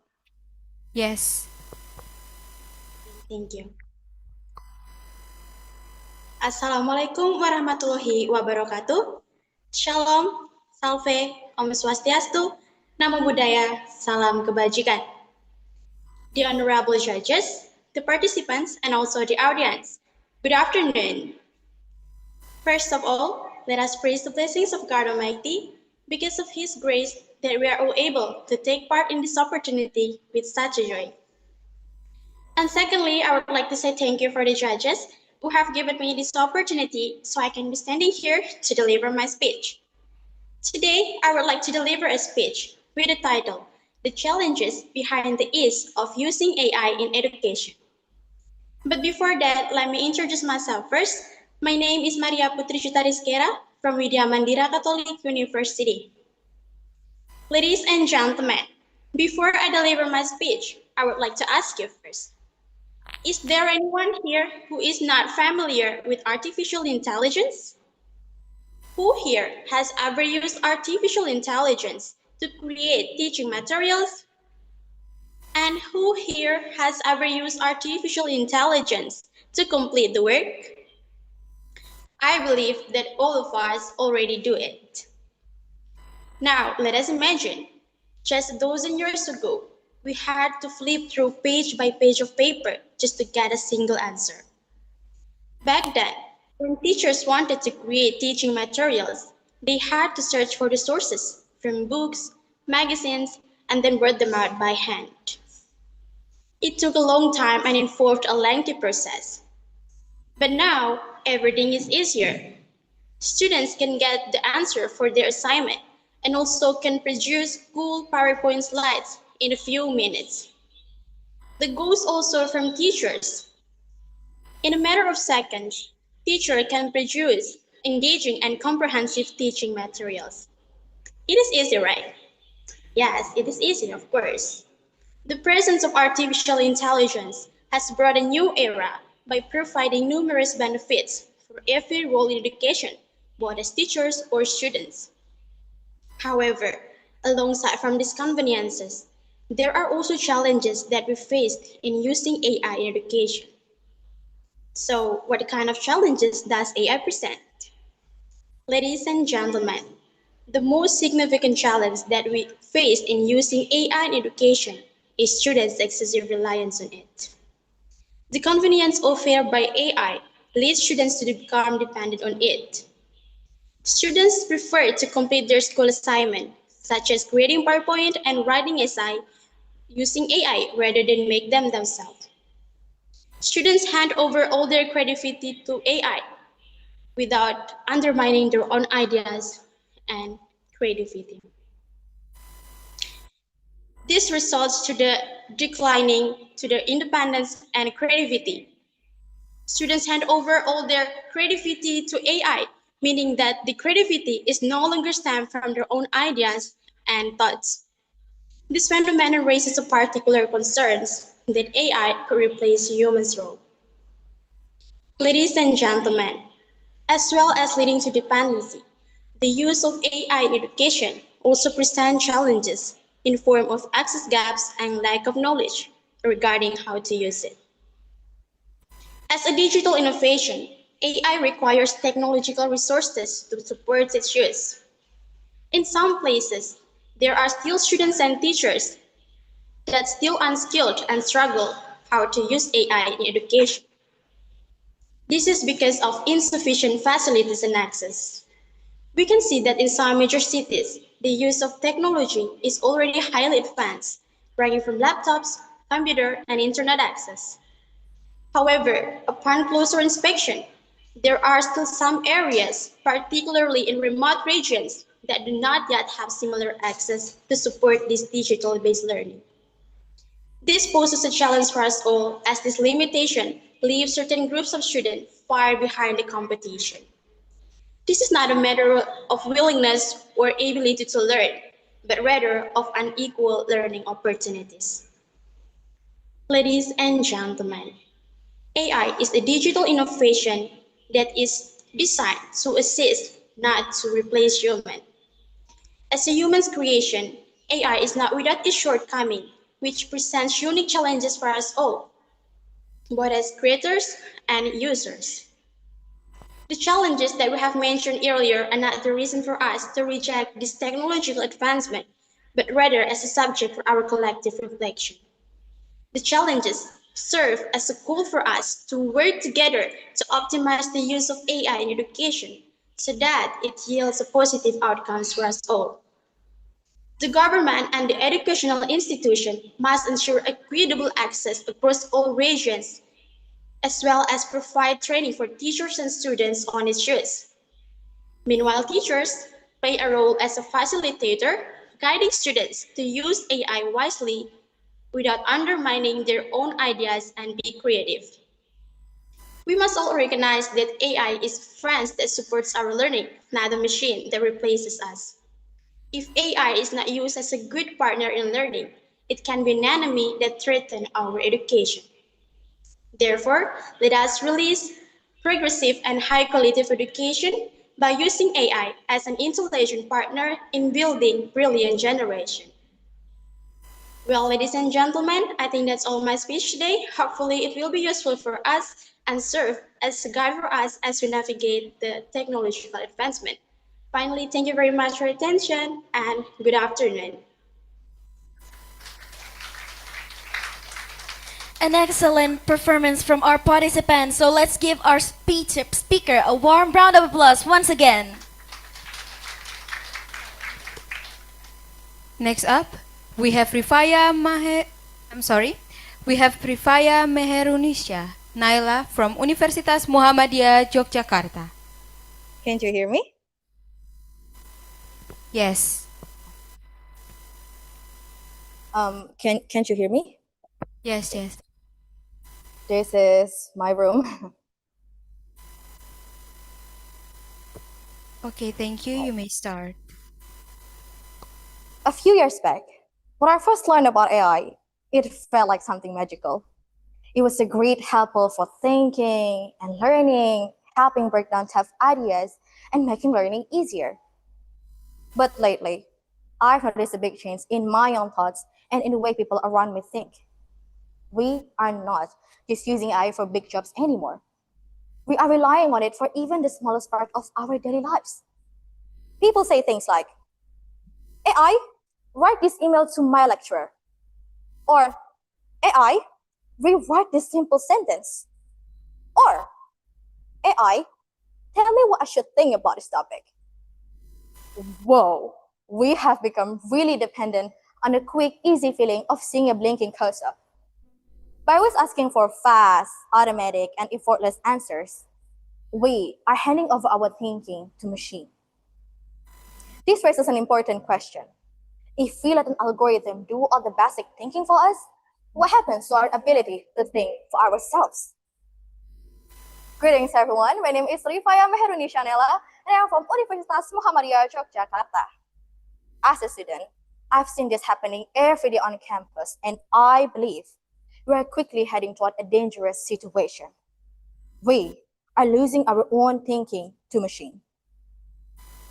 First, let's talk about the fall of independent thinking and the rise of cognitive activity. Ladies and gentlemen, I strongly believe that when we hand over our thinking to an algorithm, we choose comfort over being truly capable, right? Imagine facing a really tough essay topic. Our brains are meant to work hard on it. The stress of trying to connect ideas and find patterns is how relearning works. Psychologists call this a germane cognitive load, which is the real mental effort needed to grow and learn. This is the necessary struggle of thinking. But this is what I'm seeing everywhere. As soon as AI organizes our thoughts for us, we lost the training we really need. My worry is simple. It's like skipping the gym and still expecting to be strong on competition day. We treat AI as if it's a shortcut to becoming smart, but in truth, it's a shortcut to becoming lazy. And this isn't just my personal fear. There's evidence for it. In a Princeton study, researchers watched students working on tough tasks with AI help. Those students believed they understood the material and were learning. But when they had to answer a similar question without AI in exams, their score dropped by up to 17%. That's exactly what I've been saying. AI isn't teaching us. It's hiding what we can't do. It shows us as smart when we're actually not learning anything. Ladies and gentlemen, this brings me to my second point, the devaluation of academic integrity and the arms race of trust. But there's another important part. AI is quickly weakening the heart of education, which is trust. Student cheating in secret is more common than we admit.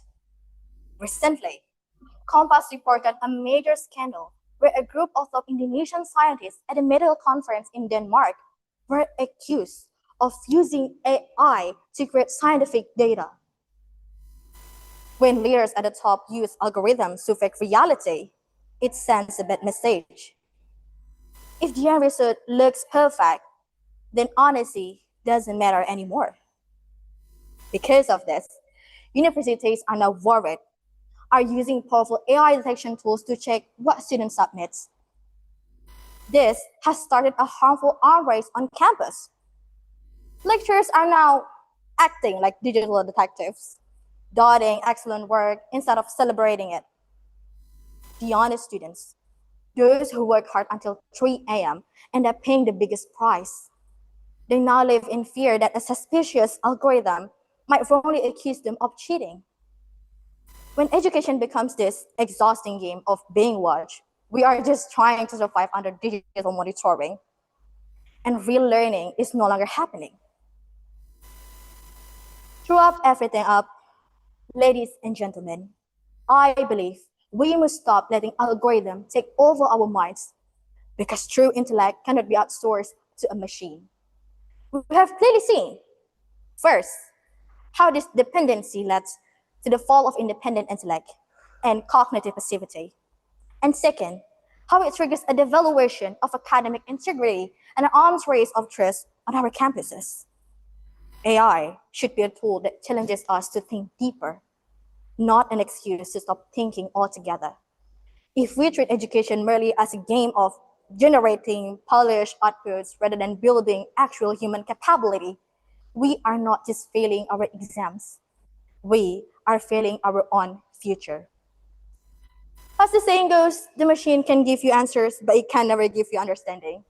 Let us not trade our critical minds for a blinking cursor. Thank you very much for your time and have a great day.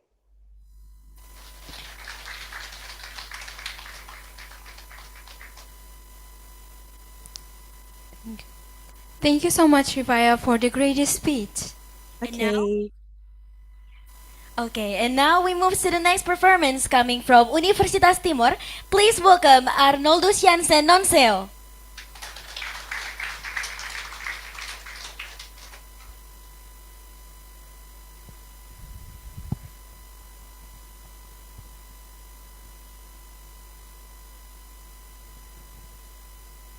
Imagine this. You're sitting alone at your desk, working on an assignment that seems impossible to solve. You sort through books, notes, and website, but you still cannot find the answer. Then, you open an AI tools and type a simple question. Within seconds, the answer appears. It's feel amazing, right? Am I right?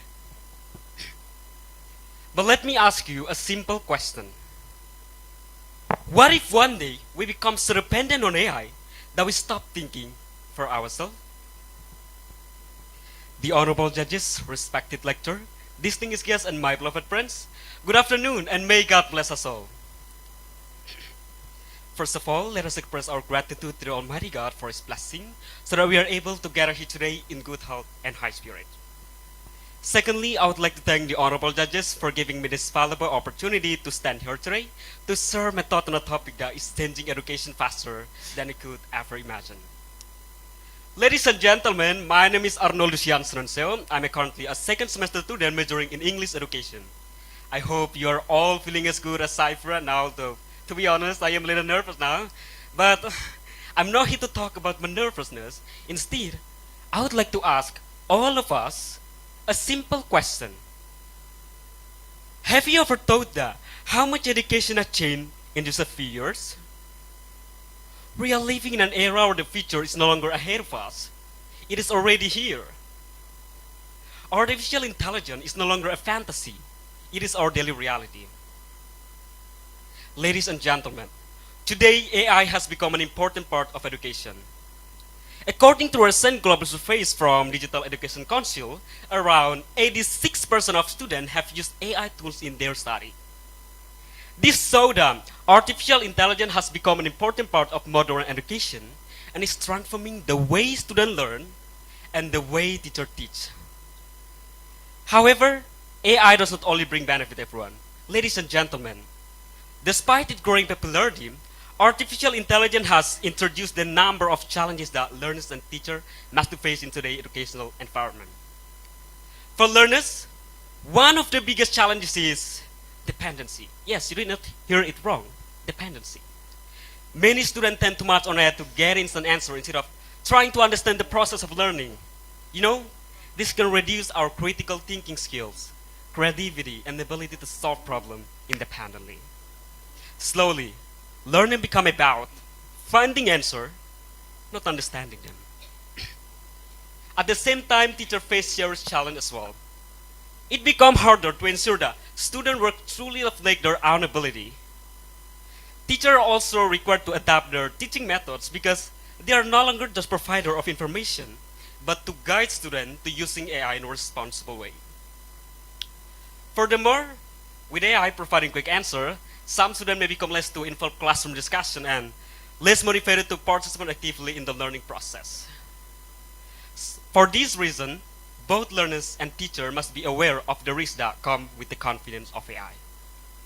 So the important question is, are we ready to face the change wisely? Are we using AI to support learning, or are we becoming dependent on it?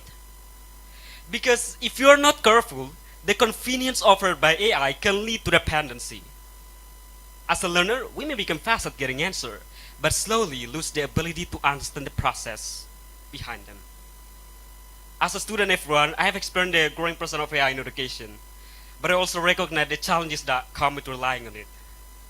Learning is not just about getting the right answer, but it is about the process of thinking.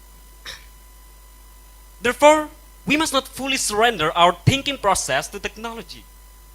We must remain the ones in control of AI, not the ones being controlled by it. AI should remain a supporting tool, not a substitute for our effort, judgment, and independent thinking. Ladies and gentlemen, the future of education is not determined by how advanced our technologies, but by how wisely we use it.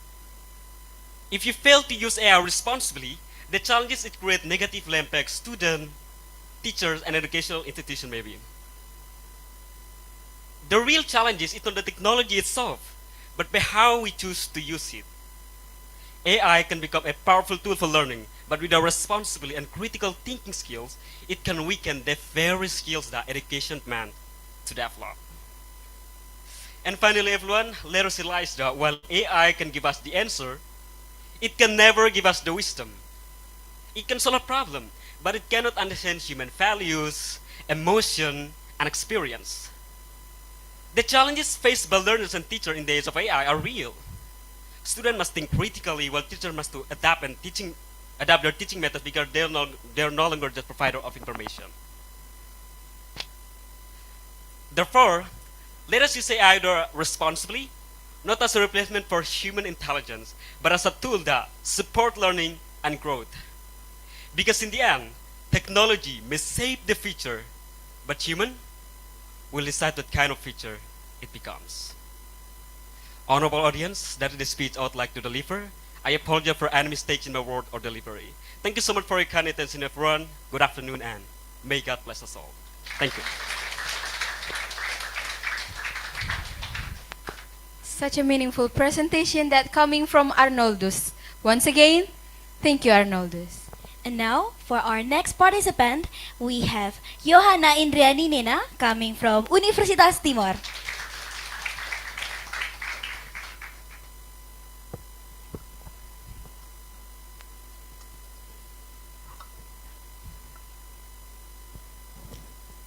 Honorable judges, respected lecturers, and distinguished audience. Assalamualaikum warahmatullahi wabarakatuh. Shalom. Good afternoon, everyone. First of all, let us praise and thank God for His blessings and protection so that we can gather here today in good condition. Ladies and gentlemen, have you ever thought about whether the use of AI in education provides more benefits or instead creates new challenges? And does AI technology make students more creative, or does it actually reduce their critical thinking skills? I'm Johanna Indriani Nena, a second semester student from English Education Study Program, and on this occasion, I would like to deliver a speech entitled The Challenges Faced by Learners and Teachers in Using AI for Education. Ladies and gentlemen, today we live in an era of rapid technological development. One of the most widely used technologies in education is artificial intelligence, or AI. Some AI applications that commonly used today are ChatGPT, Gemini, Duolingo, Canva, and many others. Yeah, AI can help people find information, translate languages, create writing, and even support the teaching and learning process. However, the use of AI in education also creates challenges, such as students' dependence on technology and the decline of critical thinking skills. Secondly, teachers also face major challenges in the use of AI.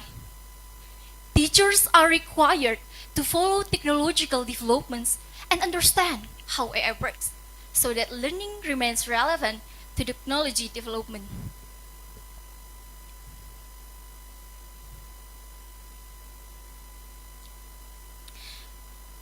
Although not all teachers have sufficient training or experience in technology, on the other hand, students' assignments appear too perfect, or they use very formal language, which raises suspicion. But another example, teachers can be found in subjects involving calculations, such as mathematics, chemistry, or physics. AI often provides problem-solving steps that are different from the methods taught by teacher in the classroom. Another challenge is the lack of facilities and access to technology. In addition, not all students have smartphones, laptops, or proper internet connections. UNESCO also shows that internet usage in Indonesia is only around 66.5%, which means that many people and students still don't have equal access to technology. Ladies and gentlemen, if these challenges are not handled properly, the use of AI may bring negative impacts. Students become lazy to study and overly dependent on technology. However, we must also understand that AI is not an enemy in education. AI is a tool. Its benefits or impacts depend on how humans use it. Therefore, students should be AI as a learning assistant, not as a substitute for effort and critical thinking. Teachers also need to continue improving their technological skills in order to use AI positively schools. And governments also play an important role in adequate training and educational facilities.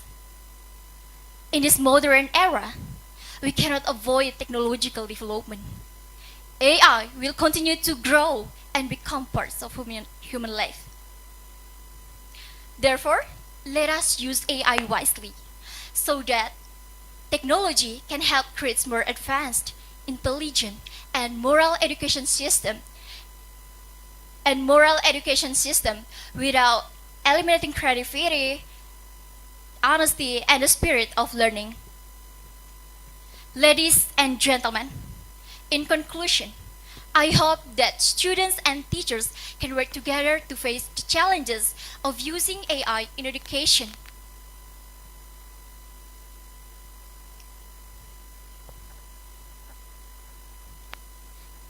That's all for me, and thank you.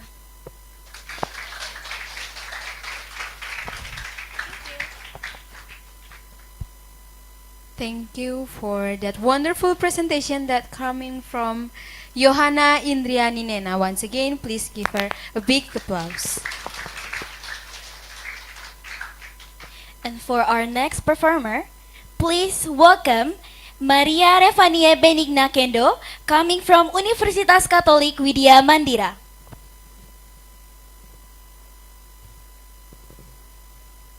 Once again, to Maria Revania Benigna Kendo from Universitas Katolik Widya Mandira.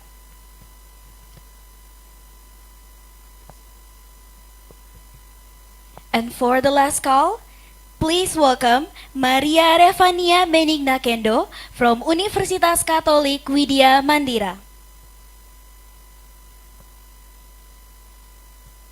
And now, let's move to the next participant.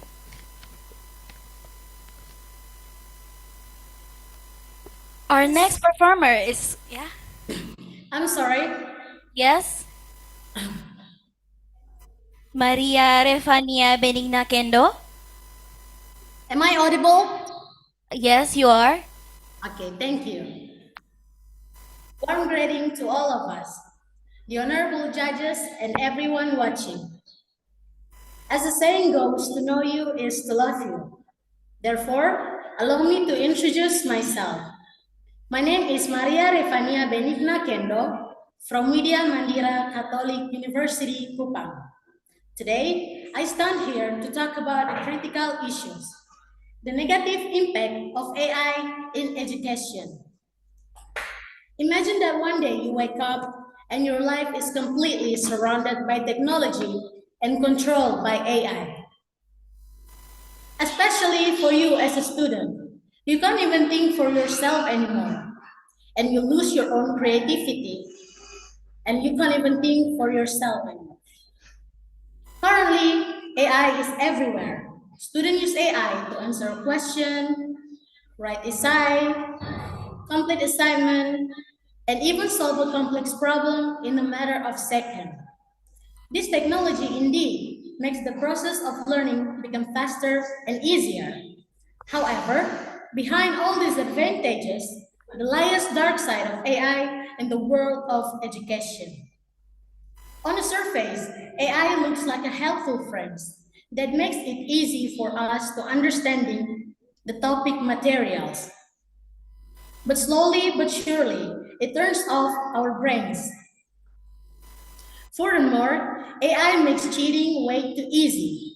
Some students just copy and paste everything from AI without even reading or understanding it. They might get good grades on paper, but education is not just about the numbers. Education should teach us how to be honest, how to be intelligent, and how to build our responsibility. Also, when we use AI too much, we stop talking to our friends and to our teacher. Learning is not just about finding the answer. It is about sharing ideas, guidance working, and human connection. No machine can even replace the role of teacher. My friends, we need to remember that we are the bosses of our minds. If we let AI do all the thinking, we are wasting our own potential. We're the ones who will lead our future, and we cannot building a bright future if our minds are completely dependent on computer algorithms. We need the real knowledge and real skill to face the world. Ladies and gentlemen, AI is a great tool, but it should only help us, not to control us.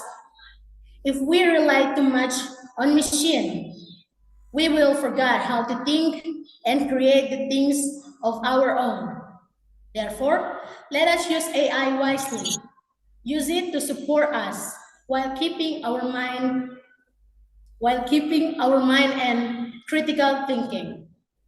Because in the end, no machine is more valuable than a human mind. Thank you so much for attention.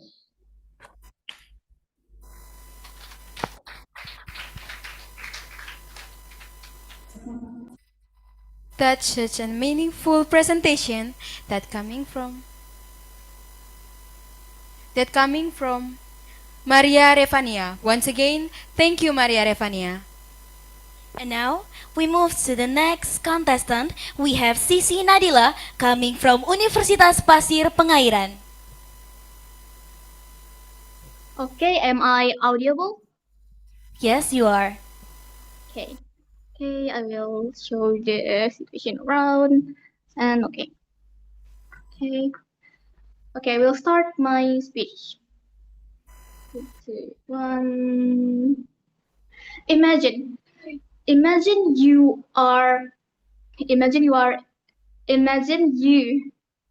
have a crazily tight schedule. There's no time to rest. And imagine you have a crazily tight schedule. There's no time to rest. And one of the schedules requires you to brainstorm some ideas in order to go through it. How can you do that? Let alone brainstorming. You don't even have time to rest. In time like that, wouldn't it be magnificent if there's some magical device that can finish the task within a single prompt? But you need to underline that. But be careful. There's no warning about it. Some people didn't even realize it. They wouldn't even admit it, admitting the fact that they've been affected by the dependency disease.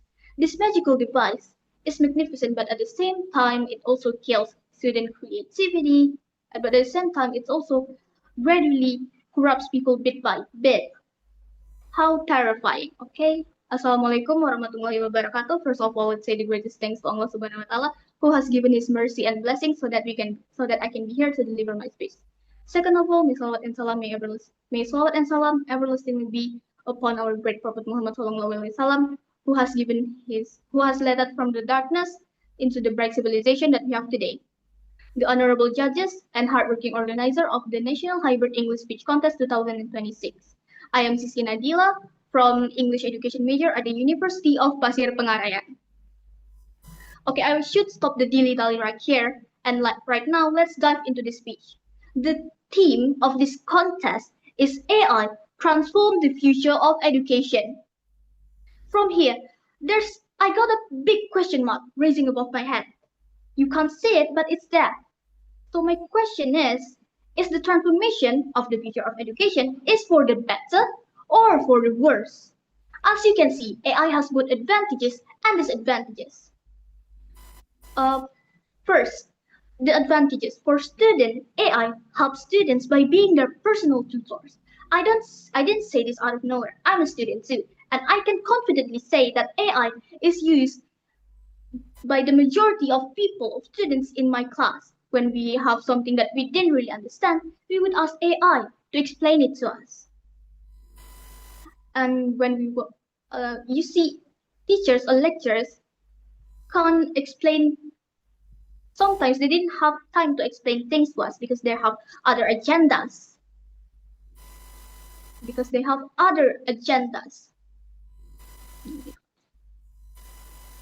And when we want to ask one of one of our friends, sometimes they also didn't understand sometimes they also didn't understand. And what if there's also a student that didn't really have, and what if there's a student that didn't really, that has a shy personality and didn't have the courage to ask the lecturers or the other student? Here, AI present as an assistant for those who are shy or who can't really comprehend the materials given. And for the lecturers or for the teachers, AI helps to reduce their workload. AI can shorten the brainstorming time, and also AI can organize their crazily tight schedules. Okay. And how about the disadvantages? AI, some disadvantages that AI have is AI creates dependency and kills creativity.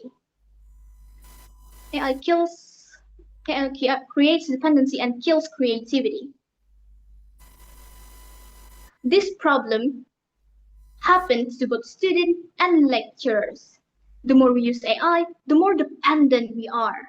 Some people ask AI questions that didn't really need to be questioned. And the more they use it, the more dependent they became. And the more they use it, their ability to think independently, to think critically, and to solve problems also decrease gradually. And I am here not to only talk about disadvantages and disadvantages. I'm also going to give solution regarding this matter. Here, I offer a solution called AI usage subject. And what is this AI usage subject? Here, I offer a subject for school and university, and the subjects in this subject we will learn about how to use AI properly and also ethically. Some people often underestimate this method, so we shouldn't take this thing lightly. All right, I think that's all of my speech. Thank you for the opportunity, and here I shall take my leave. Thank you very much, and wassalamualaikum warahmatullahi wabarakatuh. Thank you so much, Sisi Nadila, for the outstanding performance. Once again, let's give another warm of applause for Sisi Nadila. And now we move to the next performance. It is coming from Universitas Nusa Nipa. Please welcome Maria Divya Naruwara.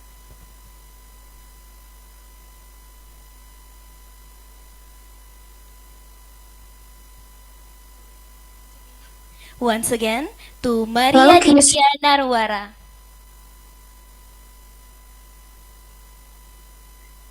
Hello. Hello. Is this with Maria Hello, everyone. Naruwara? Hi. Can you Hello? turn on your camera? Yes, hello, please. Can you turn on your camera, please?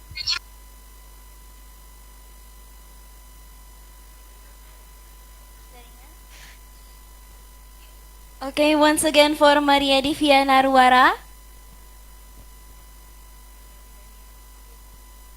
Now, we would like to move to the next performer. Okay, Maria. Yes. Yeah. Are you ready? Are you ready Yes. to perform? Okay, Okay. time is yours. Okay. Imagine walking into a classroom where your teacher never tires, never loses patience, and knows exactly what you need to learn next. That sounds good, doesn't it? That is the promise of artificial intelligence in education. Good afternoon to honorable judges and respected audiences. My name is Maria Divya Naruwara, and I'm from Nusa Nipa University, Maumere. Today, I'm going to give a speech about something crucial with us, entitled When AI Enters the Classroom, Who Gets Left Behind? But before that, let us thank the Almighty God. Because of His guidance, we can attend this event in good condition. Ladies and gentlemen, today, AI tools are changing the face of education in schools and universities globally. But behind every glowing screen and smart algorithm, there are students who feel lost, teachers who feel replaced, and communities who feel forgotten. Because the truth is, technology moves fast, but not everyone can go along with it. And if we are not careful, AI will exacerbate educational inequality, not diminish it. In this speech, I would like to take you through three important challenges that we need to confront together. The first, challenges faced by the students. The second, challenges faced by the teachers. And the third, the bigger picture of AI in education. The first, challenges faced by students. Let's talk about students first because I'm a student. Millions of students in rural Indonesia, from remote villages in Flores and small towns in Papua to islands without fiber optic cables, don't have stable internet. National internet penetration around 80.7% in 2025, with rural access is much lower, with some areas in Papua recording only 26 until 57%. These learners don't see AI as a powerful, helpful teachers. AI is a problem, not an opportunity. Even with good internet, some students face deeper problem. The second, the challenges faced by the teachers. Ladies and gentlemen, let us discuss about those who stand in front of every classroom. They are our teacher. Teaching is not just about conveying a content. It is about inspiring curiosity, recognizing moment when a student is confused and struggling, and then truly connecting with them as a human being. This human touch is still at the heart of education, and I believe it as a future English teacher. UNESCO asserts that despite reaching the year 2025, there's a greater percentage of teachers around the globe is still lacked to educate to be able to integrate artificial intelligence into their lessons. Some teachers are forced to implement artificial intelligence in classroom are expertise and a lack of expertise and knowledge needed such as task making expected to get students through the world they themselves are still trying to navigate. And the third, the bigger picture of AI in education. In essence, it is an attempt to making students navigate through an unfamiliar world they themselves struggle to understand. An investigation carried out by Columbia University in 2025 demonstrated that AI tool powered only about 15% for Indonesian primary schools in wealthy urban centers.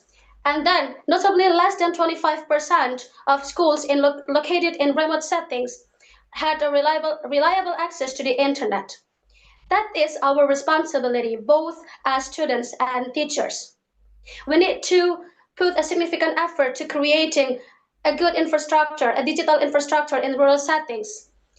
We need to train teachers comprehensively and educate students, not just in the way of using AI, but to think critically and ethically. As Nelson Mandela once stated, education is the most powerful weapon which you can use to change the world. Before I close my speech, I will ask you one final time. When AI enters the classroom, who gets left behind? Peace and thank you. Thank you so much, Maria, for the greatest speech. And now we move to our next performance. So our next performers is coming from Universitas Nusa Nipa. It is Agustina Dewiranti Leo Age.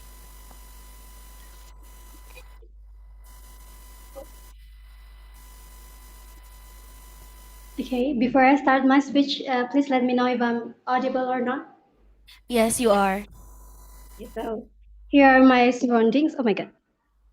This.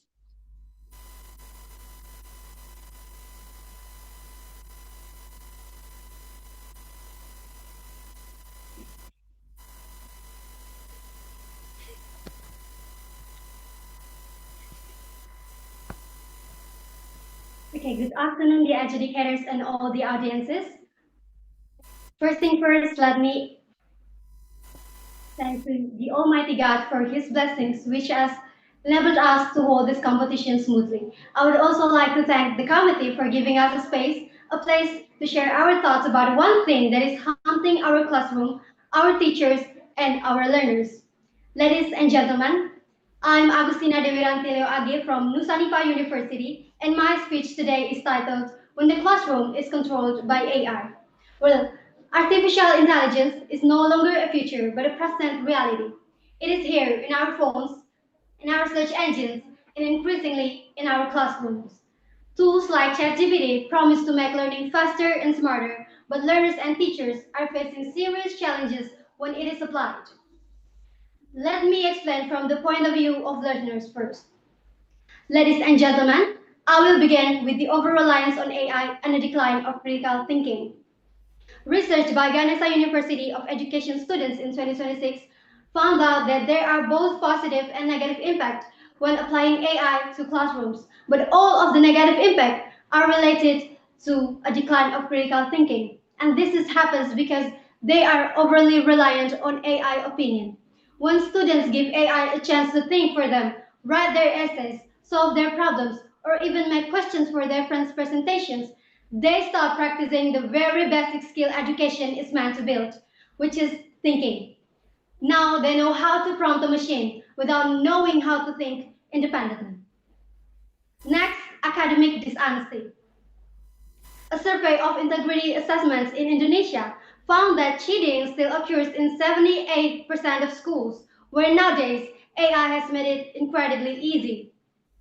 A student can produce a smooth and well-structured essay in seconds and submit it as their own using Grok or Cloud AI. If this cannot be overcome, I can definitely predict the future of education. A mess. We will just be running in a circle with those used essays that were reproduced by AI. There will be no novelty, which is very crucial for us in education field. And it will be very possible to find very similar essays from two different students. Moreover, misinformation through AI. But ladies and gentlemen, AI does not always tell the truth. And based on my experience, AI often gives false information, which makes me have to double check everything it said. Now the question is, how can students train their AI if they do not have the prior knowledge? Students who has nothing inside their brain will definitely believe what AI says immediately. Ladies and gentlemen, the massive use of AI is also challenging the capabilities of teachers.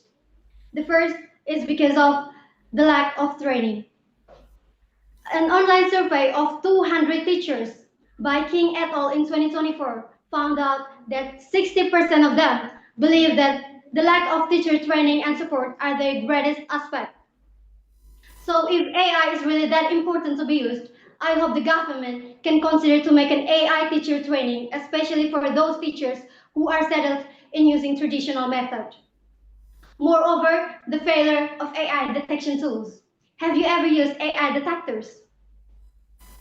If yes, you have probably ever faced this moment where AI misjudged our project as an AI made. They misjudge our project, they miss actual violations and claim our title, our keywords, and simply citations as an AI made. And guess what it is? A Turnitin, a tool that you use every day. With that, teachers' jobs are added. They not only have to check the plagiarism, but also have to check the AI assessments generated based on their instinct only. And furthermore, the pressure to redesign assessments. Teachers today have to evaluate the assessment of AI.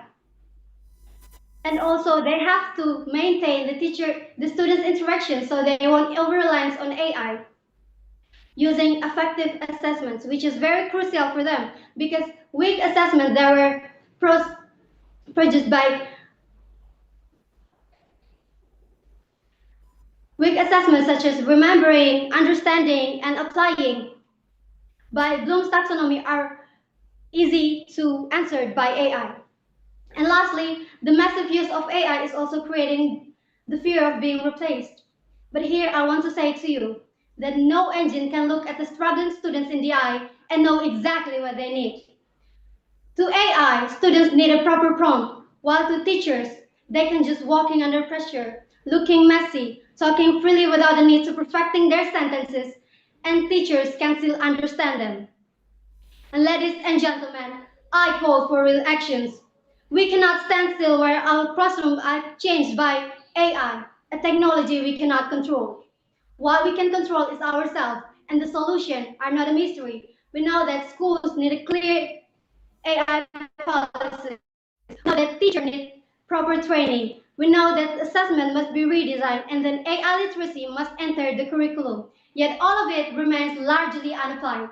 And please let me make one thing absolutely clear, that AI is not the enemy of education, but ignoring its danger is.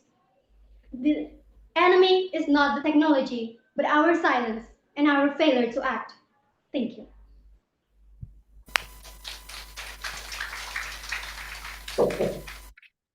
Thank you so much for that wonderful presentation that coming from Agustina. And now, for our next performer, we have Arnoldine Pandango coming from Universitas Nusa Nipa.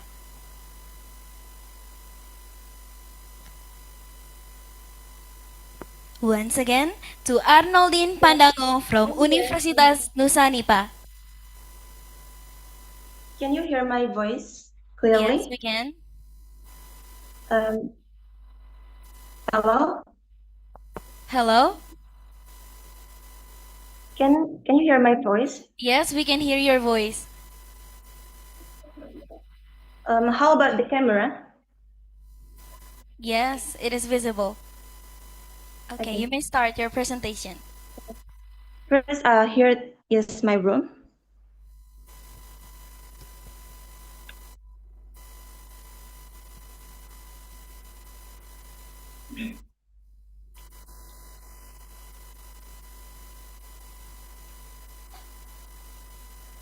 Students and teachers may be able to do something easily and quickly.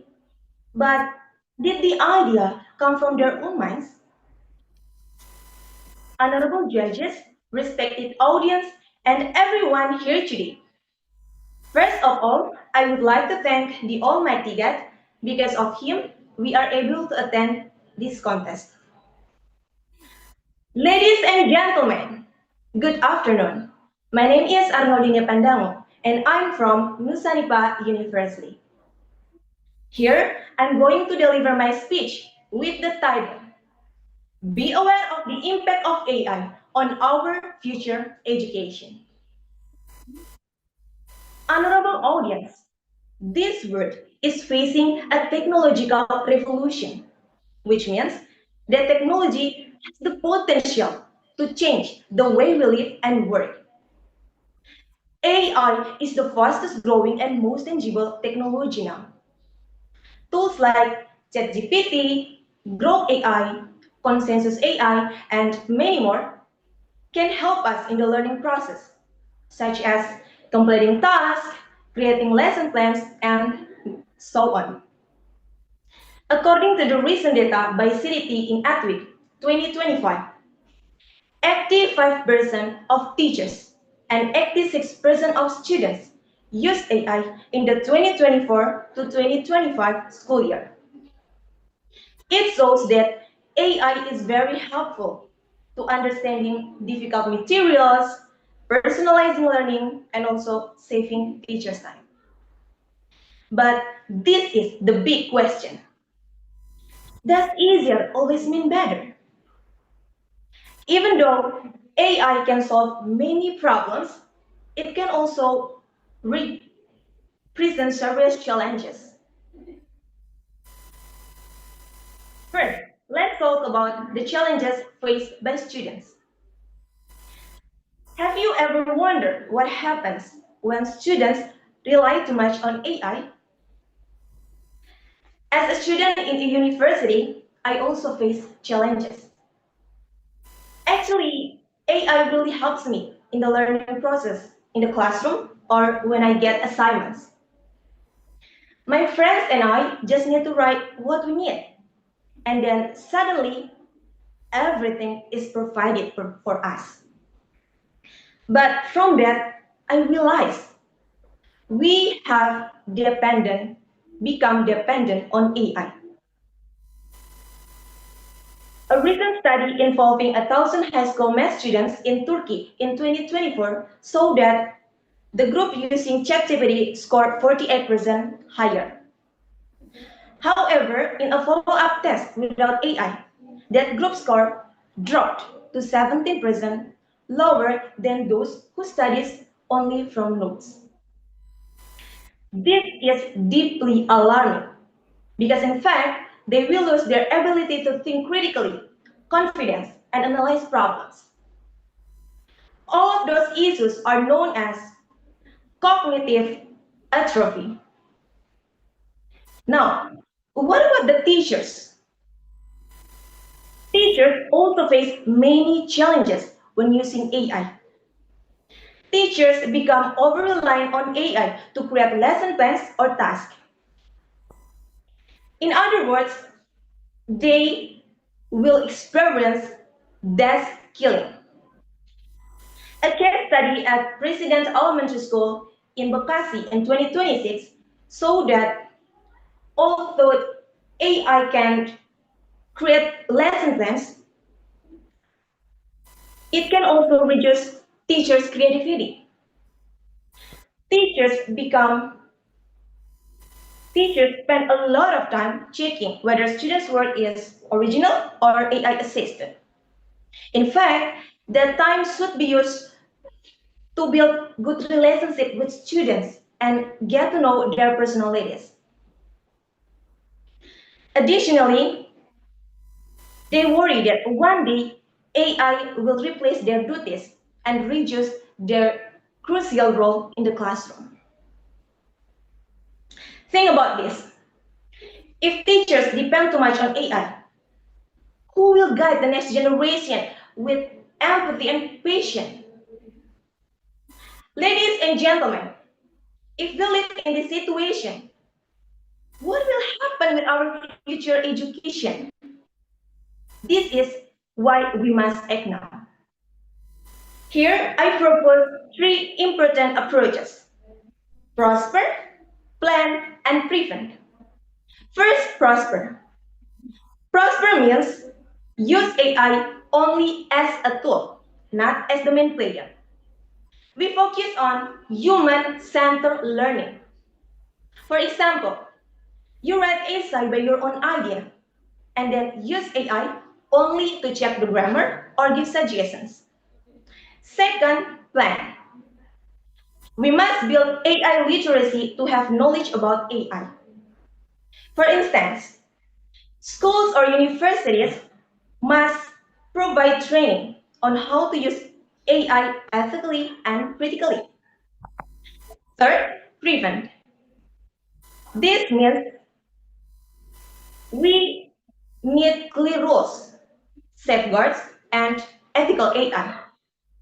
One example is use AI detection tools.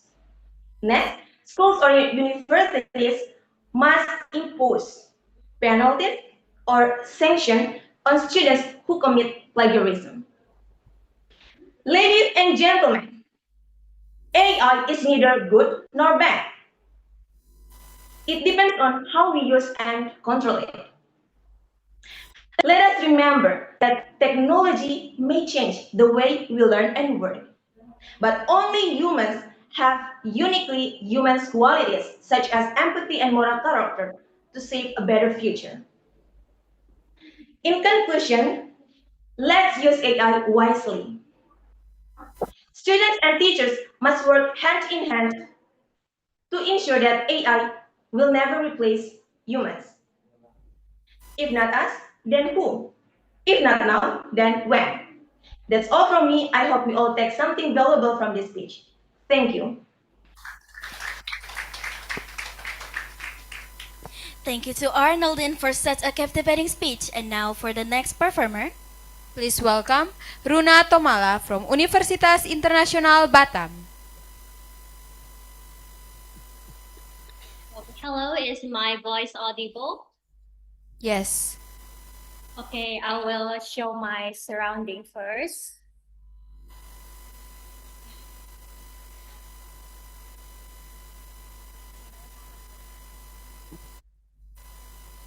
Okay, I will start my speech.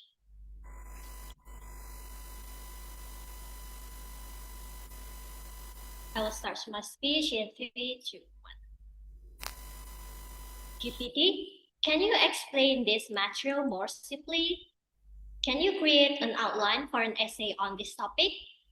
Perhaps those are some examples on how AI have been used in educational field. But did you realize, beyond giving instant feedback as such, AI has taken a bigger role in education. It has been incorporated in many technologies, such as VR and AR, to increase students' engagement in class. It's also been used in technology like speech to text or text to speech to help students in need, thus bridging the educational gap. Furthermore, with AI, we can create a personalized learning that aligns with the student's need. However, beyond the assistance and accessibility that AI has provided comes the challenges. Therefore, good afternoon, honorable judges and participants. I am Runa Tomala from Universitas Internasional Batam, and today I will address the challenges faced by learners and educators in the age of AI, such as adaptability, maintaining critical thinking, and the high cost requirements. First, upon using AI, both learners and educators need to adapt accordingly with the change of the systems. For educators, they need to be able to keep up with AI tools before they're able to use it in classroom effectively. However, rapidly changing AI tools cause educators pressures and stress. According to 300 Canadian educators, through the Canada Teacher Experience Report, showed that 77% of educators feels pressures trying to keep up with the latest AI tools, while only 35% believe that they have adapted successfully and ethically as well. This demonstrates despite the accessibility and convenience the AI may provide in administrative ways, it still poses some challenges in terms of adaptability. Now, if educators face challenges in using it effectively, learners tend to struggle using AI productively. This is because there's a fine line between using AI appropriately and accidentally committing academic misconducts. According to the US 2025 Students Wellbeing Survey, showed that 66% of the participants concerned incorporating AI in their studies due to fear of plagiarism. So this showed that as the learners, we need to adapt, such as by citing every references that we get and paraphrasing creatively as well. Furthermore, learners must do plagiarism checkers to ensure that we did not do academic misconducts, even though unintentionally. Like that, learners should always treat AI not as an author, but rather an assistant. This way, we're not just avoiding academic misconduct, but also maintaining our critical thinking. The second challenge is to maintain critical thinking. Using AI can be so comfortable. It is time efficient, effortless, but the hidden danger, lack of critical thinking. The starting point of this is usually learners stop questioning the seemingly flawless response given by AI. However, information provided by AI can be biased, inaccurate, or even outdated. This is why, as learners, we must always stay curious, stay sharp, and analyze critically. For every responses that AI given, we must challenge it, perhaps with another relevant questions. Furthermore, we must always double check with trusted sources to ensure that we get an updated information as well as valid and accurate. This way, we're not just getting the same information, but also maintaining our critical thinking. Now, another challenge arises in the AI-based curriculum is the high cost requirements. According to University of Illinois, Using AI in school can cost as little as tens of dollars up to tens of thousands of dollars, depending on the complexity of the systems. Additionally, there's also maintenance costs, update costs, and the demand for educators' training. This is why policymakers shall ensure a more well-distributed fund for every institution so that they can provide training for educators and the latest AI tools for learners so that there is no advancement disparity and quality amongst the institution.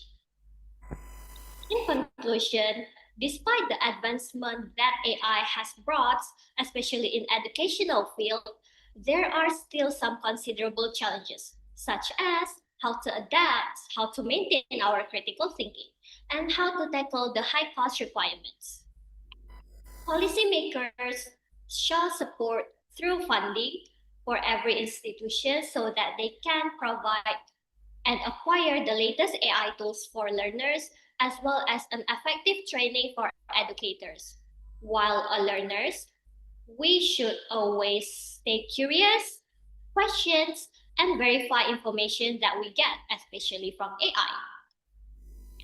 Cooperation from every party is needed to tackle these challenges so that AI can be utilized effectively for a better future of education. Thank you.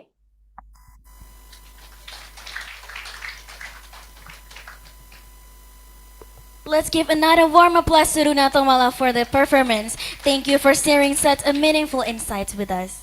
For the next participant, still coming from Universitas Internasional Batam, so please welcome Evata Abisail Hawido.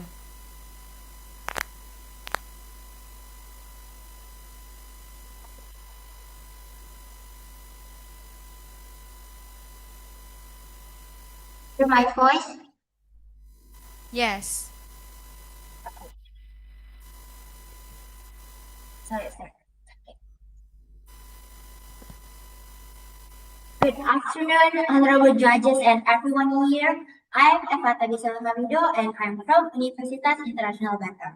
Before we begin, I would like to ask you, have you ever felt so confident when you use any answer or structure from AI? You know, I had a two embarrassing moment in my whole life when I was a teacher in kindergarten. As a teacher, I asked AI for a short story for a game with my students, and you know, in the middle of the story, my student noticed what is wrong with me. He says, "Hey, teachers, did you say a fish can breathe in the air? Are you kidding me?" And that day, I feel so embarrassing. And this is moment same when I was a student in university, when my lecturer says, "Okay, today we can take a quiz for your extra points." And you know, all of the answer I asked for AI, and yep, I hope that all of my answer is correct. But not only that, in fact, that my answer is literally wrong. In this case, I learned that even though AI is a very helpful tool, sometimes we must be double checking everything. So that's why today I want to talk about the challenge AI for education while the students struggle with their critical thinking, and for a teacher keep their professional and keep their empathy for their students. So let's start first for a student's perspective. According to the AC Global AI Student Survey, that 86% students already use AI for learning process, and many of students say that AI is a very helpful tool for them. Example is like modifying the lessons or something like create that the students never know, and understanding the material that difficult with simple explanations. But not only that, AI can also give them a quick answer. If you are a student and your teacher say, "What is the definition about globalization?" And normally students can think around 5 or 10 minutes, and if you use AI can give you a quick answers. So that's why the big problem here is not how the student use the AI, but how they can control themselves and keep their critical thinking, to think to answer all of the questions. Or the students let their brain to dependent on AI or control on AI. No, this is not effect only for students, but effect for educators. According to Matthew Bates as MA English Teaching Language from DePaul University, he says that AI is a very helpful tool for a teacher to save a lot of times. Example is like you are a teacher with simply explanation with your students. It's like when you are teaching a literature and you are give like a simple explanations or simple with a poem in Taylor Swift style, and yep, your class is more very fun. And this thing not have a negative impact too, that arise if the teacher rely too much on AI. Teacher may lose their creativity and cannot see the students personality and cannot build their creativity and also bring the empathy interaction with their students. Imagine when you are have a smart student in your class when you are a teacher, and you see that she is often to get highest scores in their class, but in that day when you ask the AI to create and to check all of the answers, you notice that she's get a lowest scores. So this is the biggest challenge for the teacher. Is not how the teachers can use AI, but AI cannot understand what the human feelings. Only human can understand what another human feelings. So that's why the challenge is whether we can use AI as a teachers who provide care, empathy, and also guidance that AI cannot replace that. In conclude that, let's look back. AI is a very helpful tool for humans, but you must remember that you should remember AI give you as a helper, not replace our essential of education, and it's a long process. Education is a long process to build empathy, critical thinking, and also characters. So that's why for a teachers and for a students, it's not how we are use our critical thinking. It's just how we can control ourselves to use AI or not dependent on it. So you must remember that how matter AI is a very good tool, a very smart tool. AI cannot replace what human have. So that's my explanation. Thank you very much.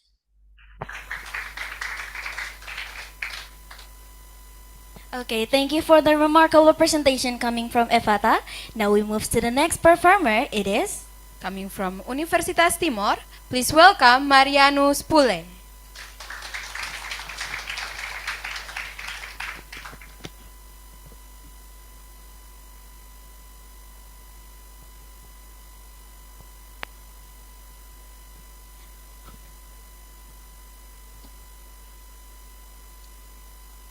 Good afternoon, honorable judges, respected lecturers, beloved friends, and dear participants. First of all, I would like to thank God for giving us the opportunity to gather in this wonderful speech contest. Before I continue, let me ask you a simple question. What if every student had a personal learning assistant available 24 hours a day? It may sound impossible, but today, artificial intelligence is making the idea closer to reality. My name is Marianus Pule, a second semester student in the English Education Study Program. Today, I would like to deliver a speech entitled The Positive Impact of AI Used in Education. Ladies and gentlemen, technology has changed many aspects of human life, including the way we study and teach. One of the most influential technologies today is artificial intelligence or AI. Some people may think that AI is dangerous or complicated.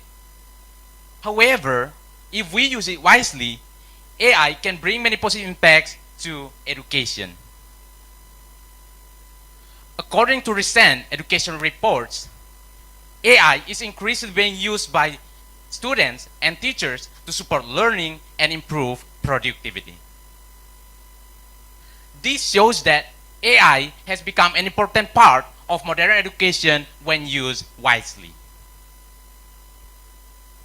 Ladies and gentlemen, I would like to highlight 3 positive impacts of AI used in education. First, AI makes learning easier and faster.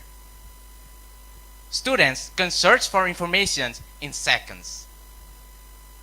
They can also use AI applications to translate languages, solve math problems, practice pronunciation, and understand difficult lessons.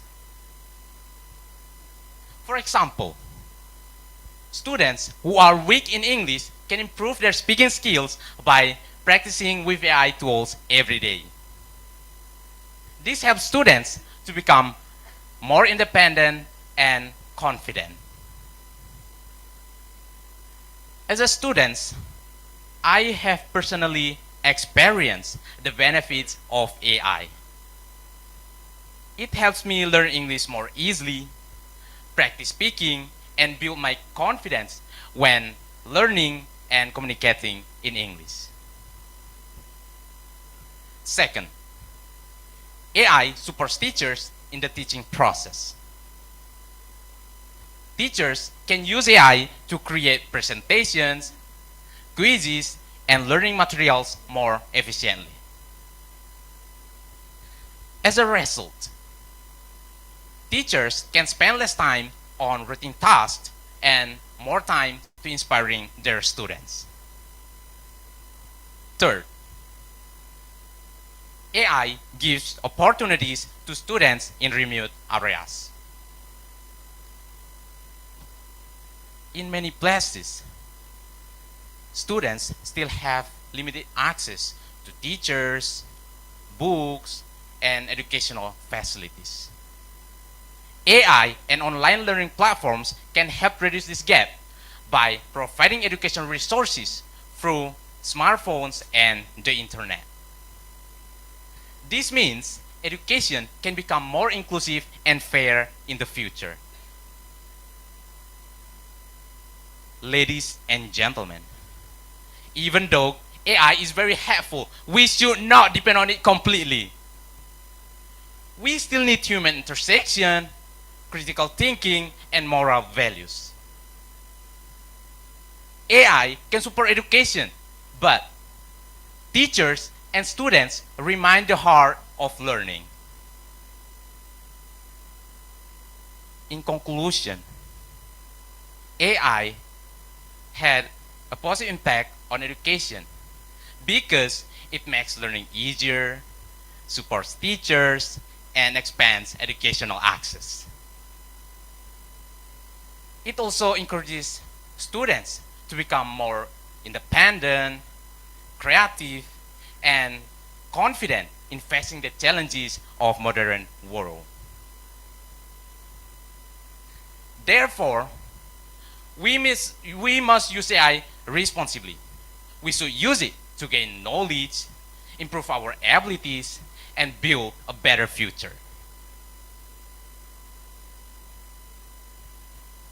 I believe that if we use AI wisely, it will not replace human intelligence, but instead our potential and help create a brighter future for the next generation.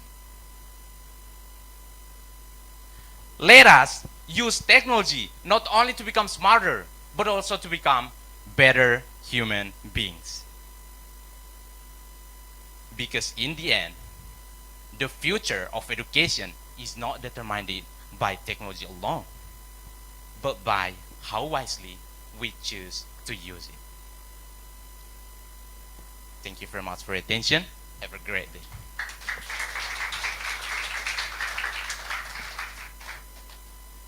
Alright, what an excellent performance coming from Marianus. Let's give our speaker a warm round of applause once again. Next up, we have Natasha Sabrina Tuhumena from STKIP Hermon Timika.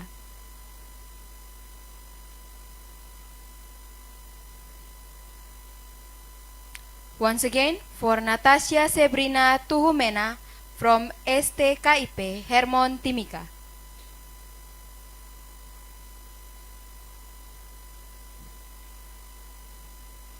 The last call for Natasha Sabrina Tuhumena, STKIP Hermon Timika.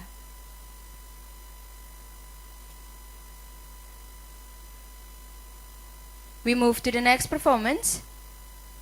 For the last one, please welcome Melchior Charlison Amang Sogen from Universitas Nusa Cendana.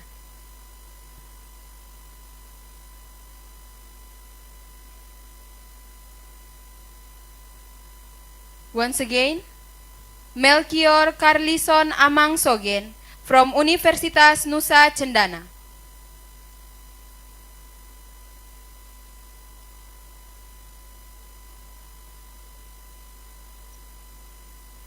For the last time, for Melchior Carlison Amang Sogen from Universitas Nusa Cendana.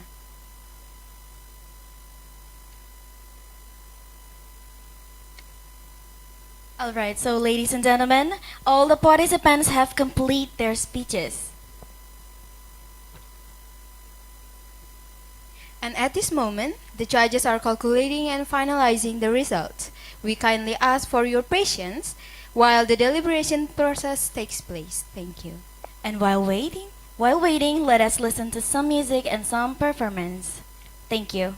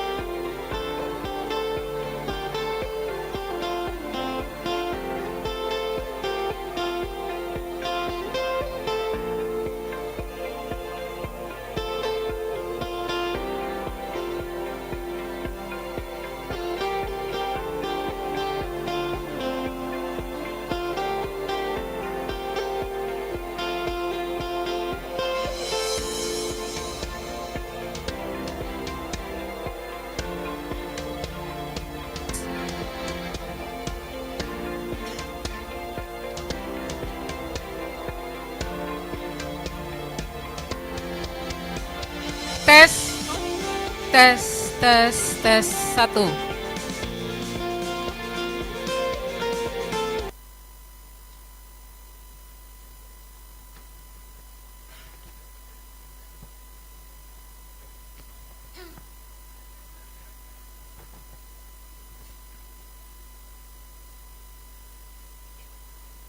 Tes. Good afternoon, ladies and gentlemen. Belum mulai ya? Oh, sudah.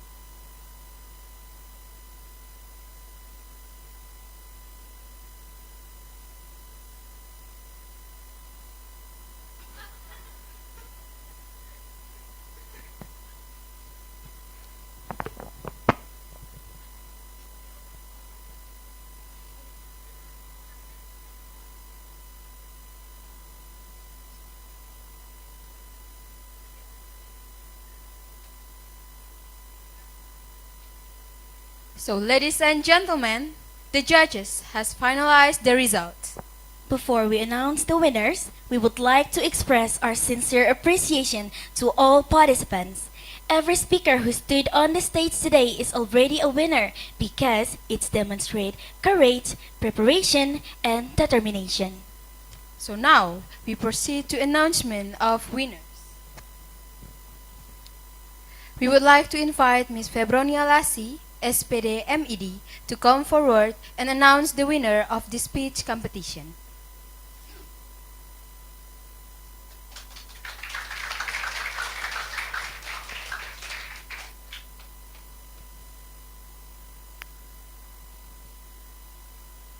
Okay, well, ladies and gentlemen, good afternoon.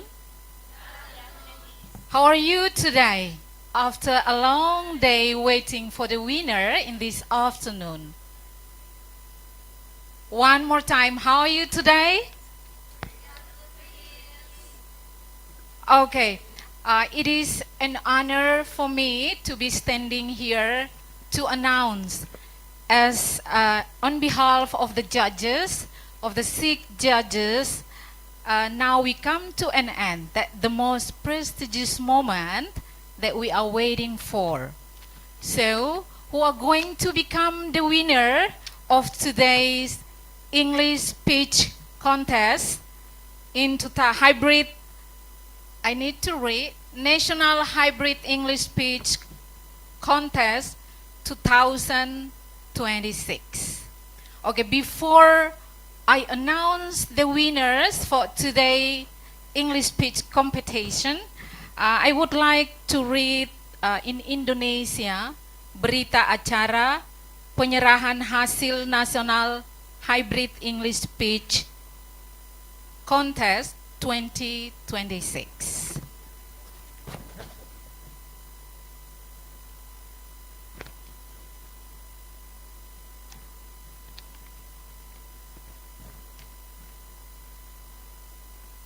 Pada hari ini, Kamis, tanggal 18 Juni 2026, bertempat di Theater Room, lantai 2 Lab Terpadu, Universitas Timor, telah dilaksanakan National Hybrid Speech Contest 2026 dengan tema AI Transforming the Future of Education.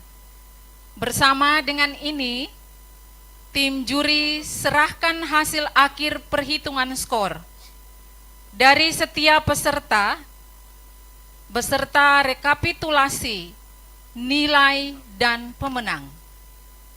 Nama-nama pemenang terlampir dengan skor mereka masing-masing. Demikian yang dapat kami sampaikan. Atas perhatian kami ucapkan terima kasih. Keva Menanu, 18 Juni 2026, tim juri.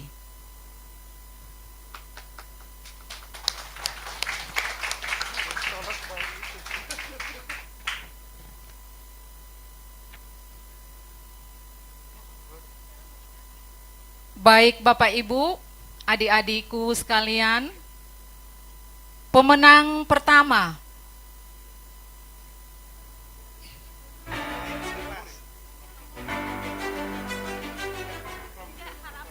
yes. Okay, well, we have 5 winners and 1 favorite of this speech competition. So, I would like to read the 5th runner winner, or the honorable mention, the 2nd runner up.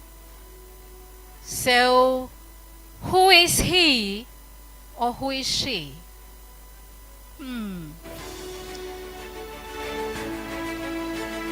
Well, the 2nd runner-up winner is Fandi Polemo Hariansa Kosak. He is from Timor University, and the speech title, AI Beyond Technology, Beyond Boundaries. With a total score 466. Please give a big applause for him.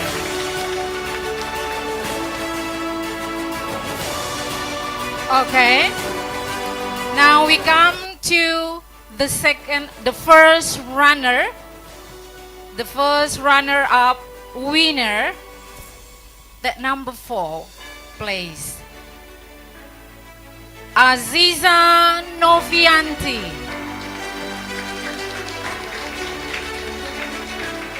The speech title is Dependence Leads to Backwardness.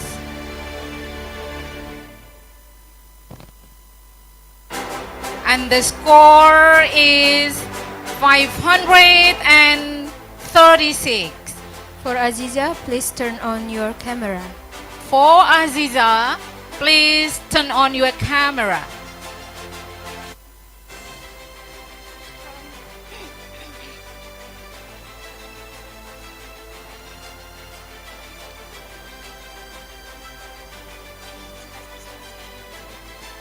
Once again for Aziza Novianti from Universitas Islam Negeri Imam Bonjol Padang, please turn on your camera. Aziza, please turn on your camera. Aziza is the first winner of the runner-up, or for the 4th place of the winner of this competition. Aziza, can you hear me? Am I audible?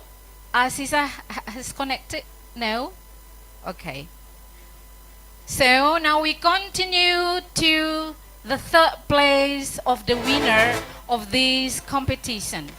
Who is he or who is he? Number 3 of the winner is Arnoldus Jansen Non-SEO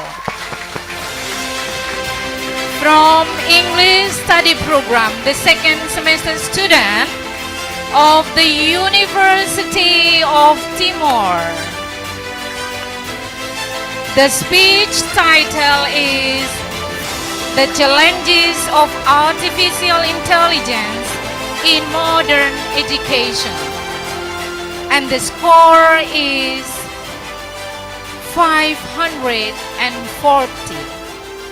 Please give a big round of applause.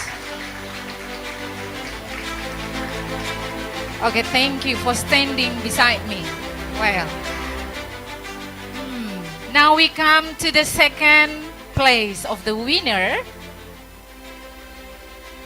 Rifaya Meherunisha Naila from Universitas Muhammadiyah Yogyakarta.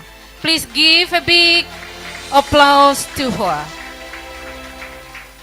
The speech title is Losing Our Minds to Be the Machine, to the Machine. The score total is 552. Please again give a big applause to her. Is Rivaya online? Is she connected?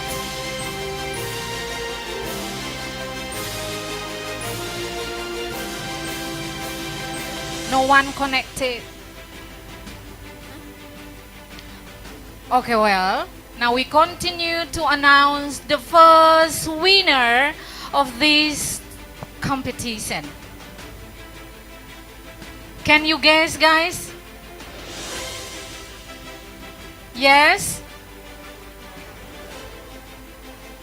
Okay. According to the audience, they would like to mention the favorite one, the favorite winner. Before I call the favorite winner's name, please give a big applause to welcome the winner. So the favorite winner is from Universitas International Batam, and she is Runa Tomala. The speech title is Challenges in the Age of AI, Yeah, even they are not connected now, please give a big applause to the winners. And this is okay. So this is the favorite winner. Please give a big applause to her.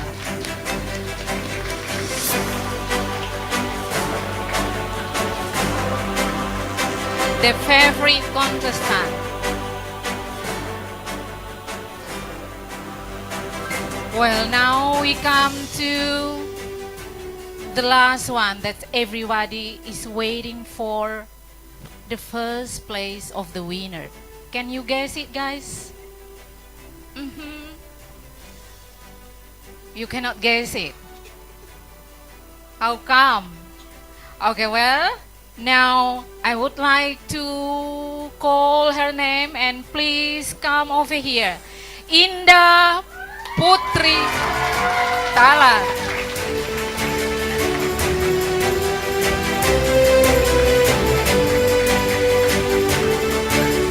Indah is from ESP, English Study Program. She is in the second semester student of ESP University of Timor. And the title of her speech is Human Thinking in an AI-powered classroom. And the total score that she got is 572. Please give a big round of applause.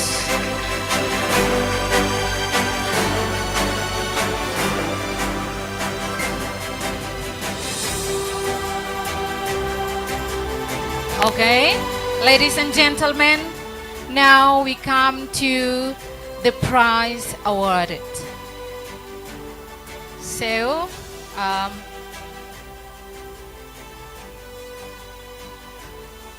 yes.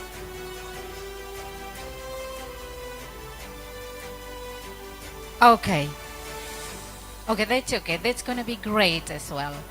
Well, thank you. The committee would like me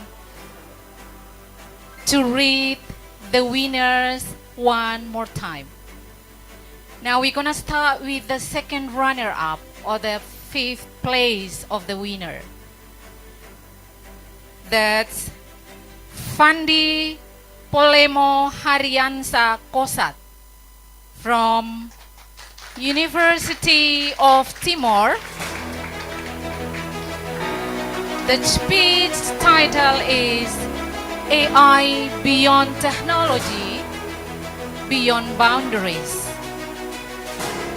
And the total score is 466. Please give a big applause to Fandi. He is from Economic Faculty, Economic Department. Management Department. Okay, thank you. And the first runner-up or the honorable mention for this competition is Aziza Novianti.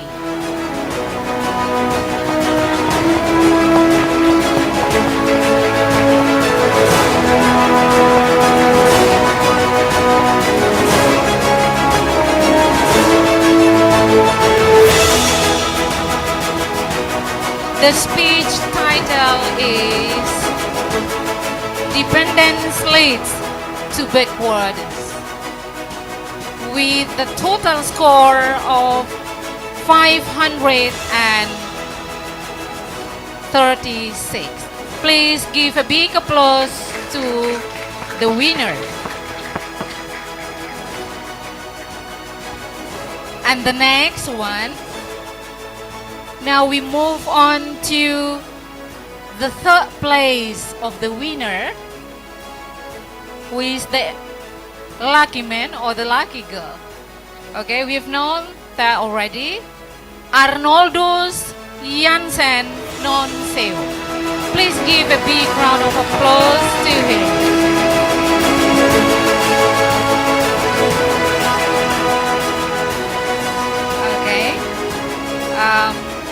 Arnoldus is an ESP second semester student of University of Timor.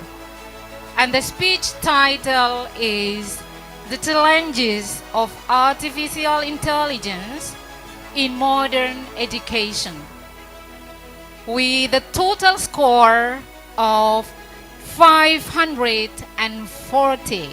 Please give a big round of applause again.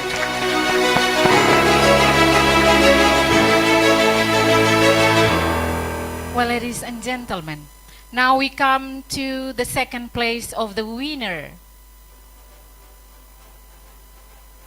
Number 2. Winner is Rivaya Maherunisha Naila from Universitas Muhammadiyah Yogyakarta.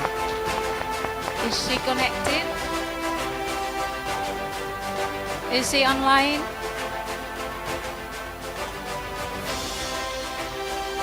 The speech title is Losing Our Mind to the Machine, with a total score 552. Is she online already? Should we wait? Waiting for no.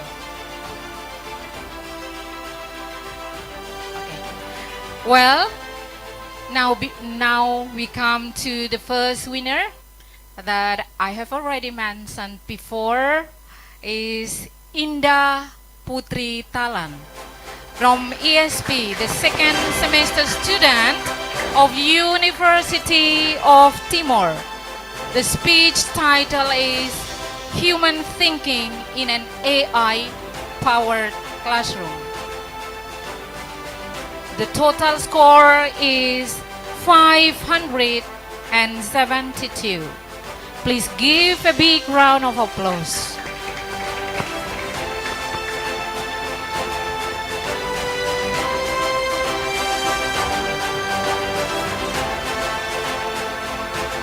And after a long discussion among the judges, we finally come to an end with the favorite winner, Runa Tomala from Universitas Internasional Batam. The speech title is Challenges in the Age of AI. Please give a big applause to her as the favorite one.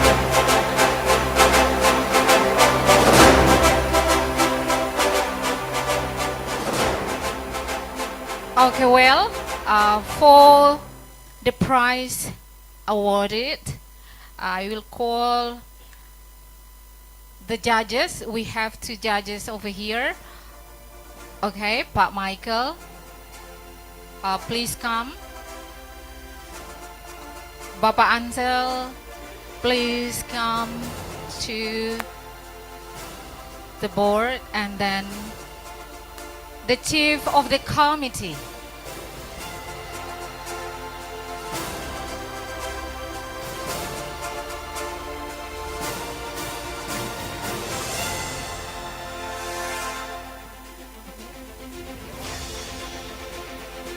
Okay, the first winner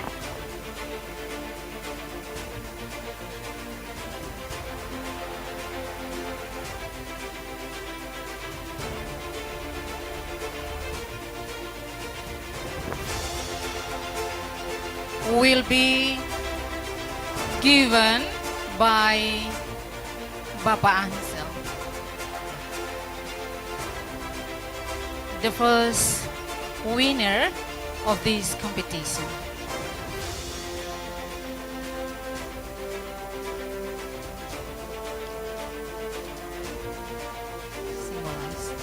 Okay, please give a big applause, and then photo session.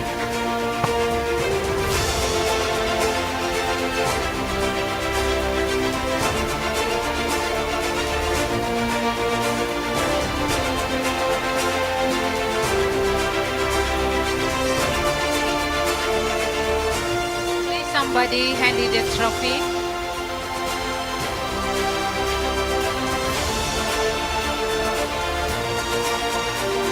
Please again give a big applause to the first winner. The trophy is taller than her, I guess, yeah?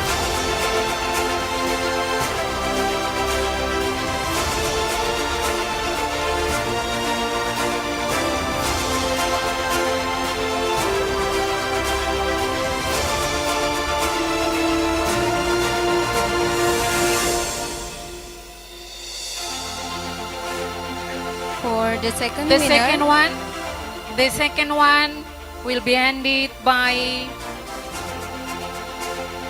the head of English study program, Bapak Michael. Please come forward.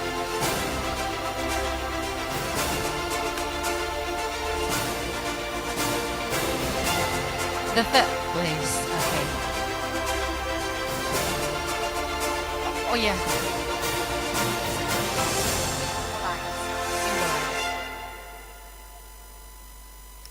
Okay, this is the third place.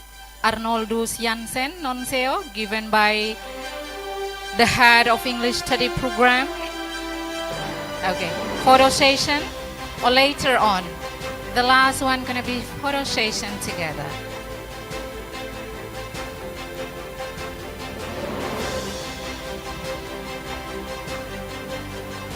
Okay, can you show the second trophy for the second winner? so and for our awesome virtual winner, The second, Rivaya Maherunisha Naila. This is the second trophy for her. Please give a big applause. Okay.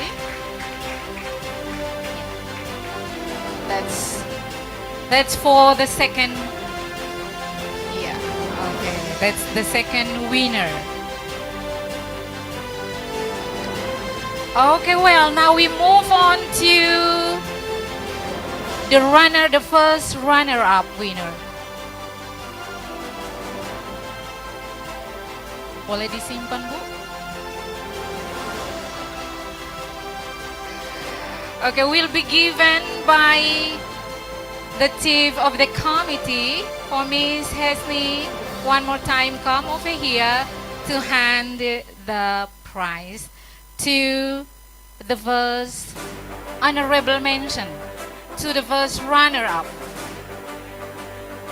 Please give a big round of applause to the winner again. Okay. And for the second honorable mention or the second runner-up winner will be showed in the camera, will be showed online. Pak John Risk, would you mind to help? Okay. So it will be given to Aziza Novianti. Please give a big round of applause. Thank you, Pak John Risk. Well, now we come to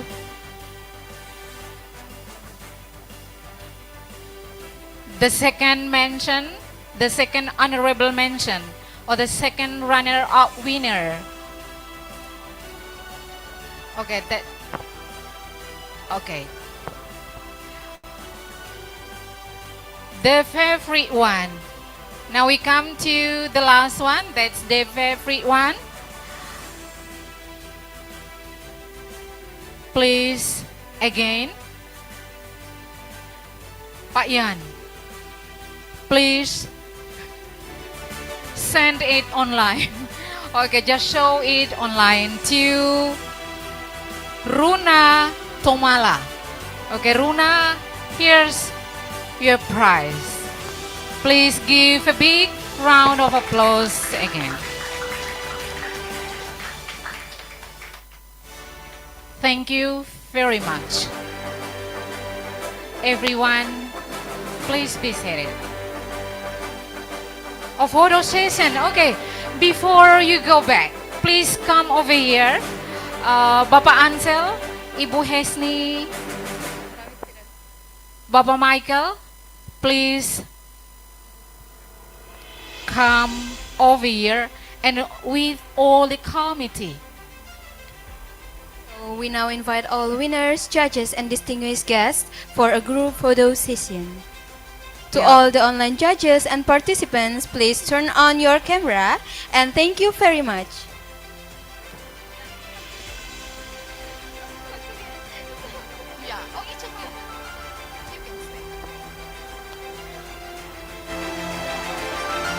Once again, to all the online judges and participants, please turn on your camera and please give us your warmest smile. Pak Ben, come over here. Bu Ine, Ibu Densi, Mistress, Bu Tres, please come over here. All the great committee members. Without you all, this event cannot be run. Once again, to all the online judges and all the Pak participants. Benyamin, The online you participants. just stand beside Pak Michael. Yes. Okay, that's your place. Thank you.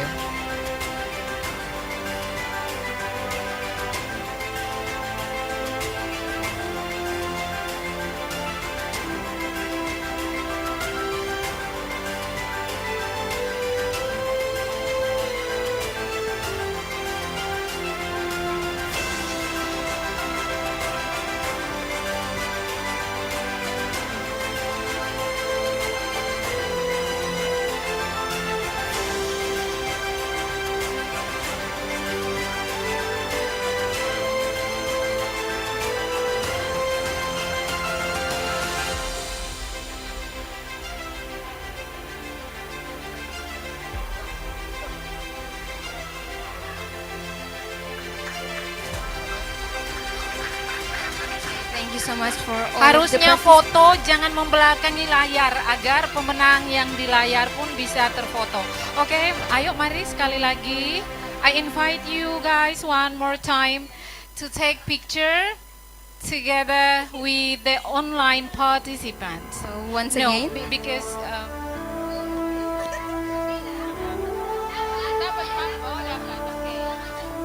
dapat semuanya. Oke, thank you very much. Please be seated.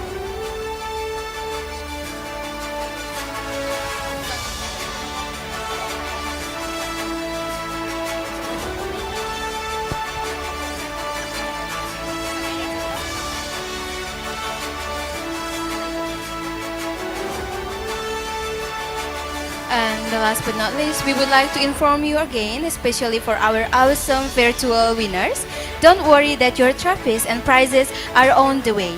Just hang tight a little longer while we got them to your doorstep. Thank you for your patience. And also not only your prizes and your trophy, but your certificate too. Thank you for the patience. So ladies and gentlemen, every great speech begins with an idea and ends with an inspiration. But today we have witnessed both. On behalf of the organizing committee of the National English Hybrid Speech Competition 2026, we extend our deepest gratitude to our judges, sponsors, invited guests, lecturers, teachers, committee members, and participants for making this event a great success. And may this competition continue to inspire young people across Indonesia to develop their communication skills, confidence, and leadership through English. I am Teresia Helorosa Baria. And I am Merlinda Variatanesa. Thank you very much for your attention. Please have a safe journey home. And for the online participants, we hope you enjoy the rest of your day. We look forward to welcoming you all again in our next event. Thank you. Bye. Bye-bye.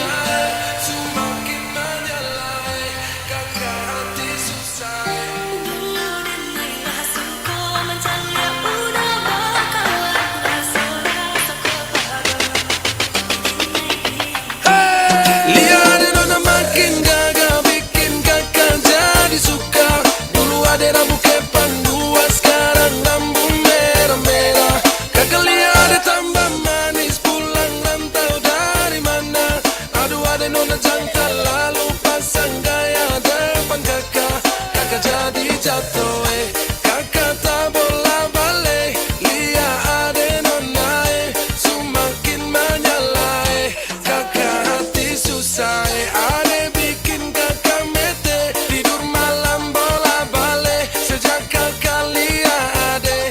Aduh Tuhan ampuni.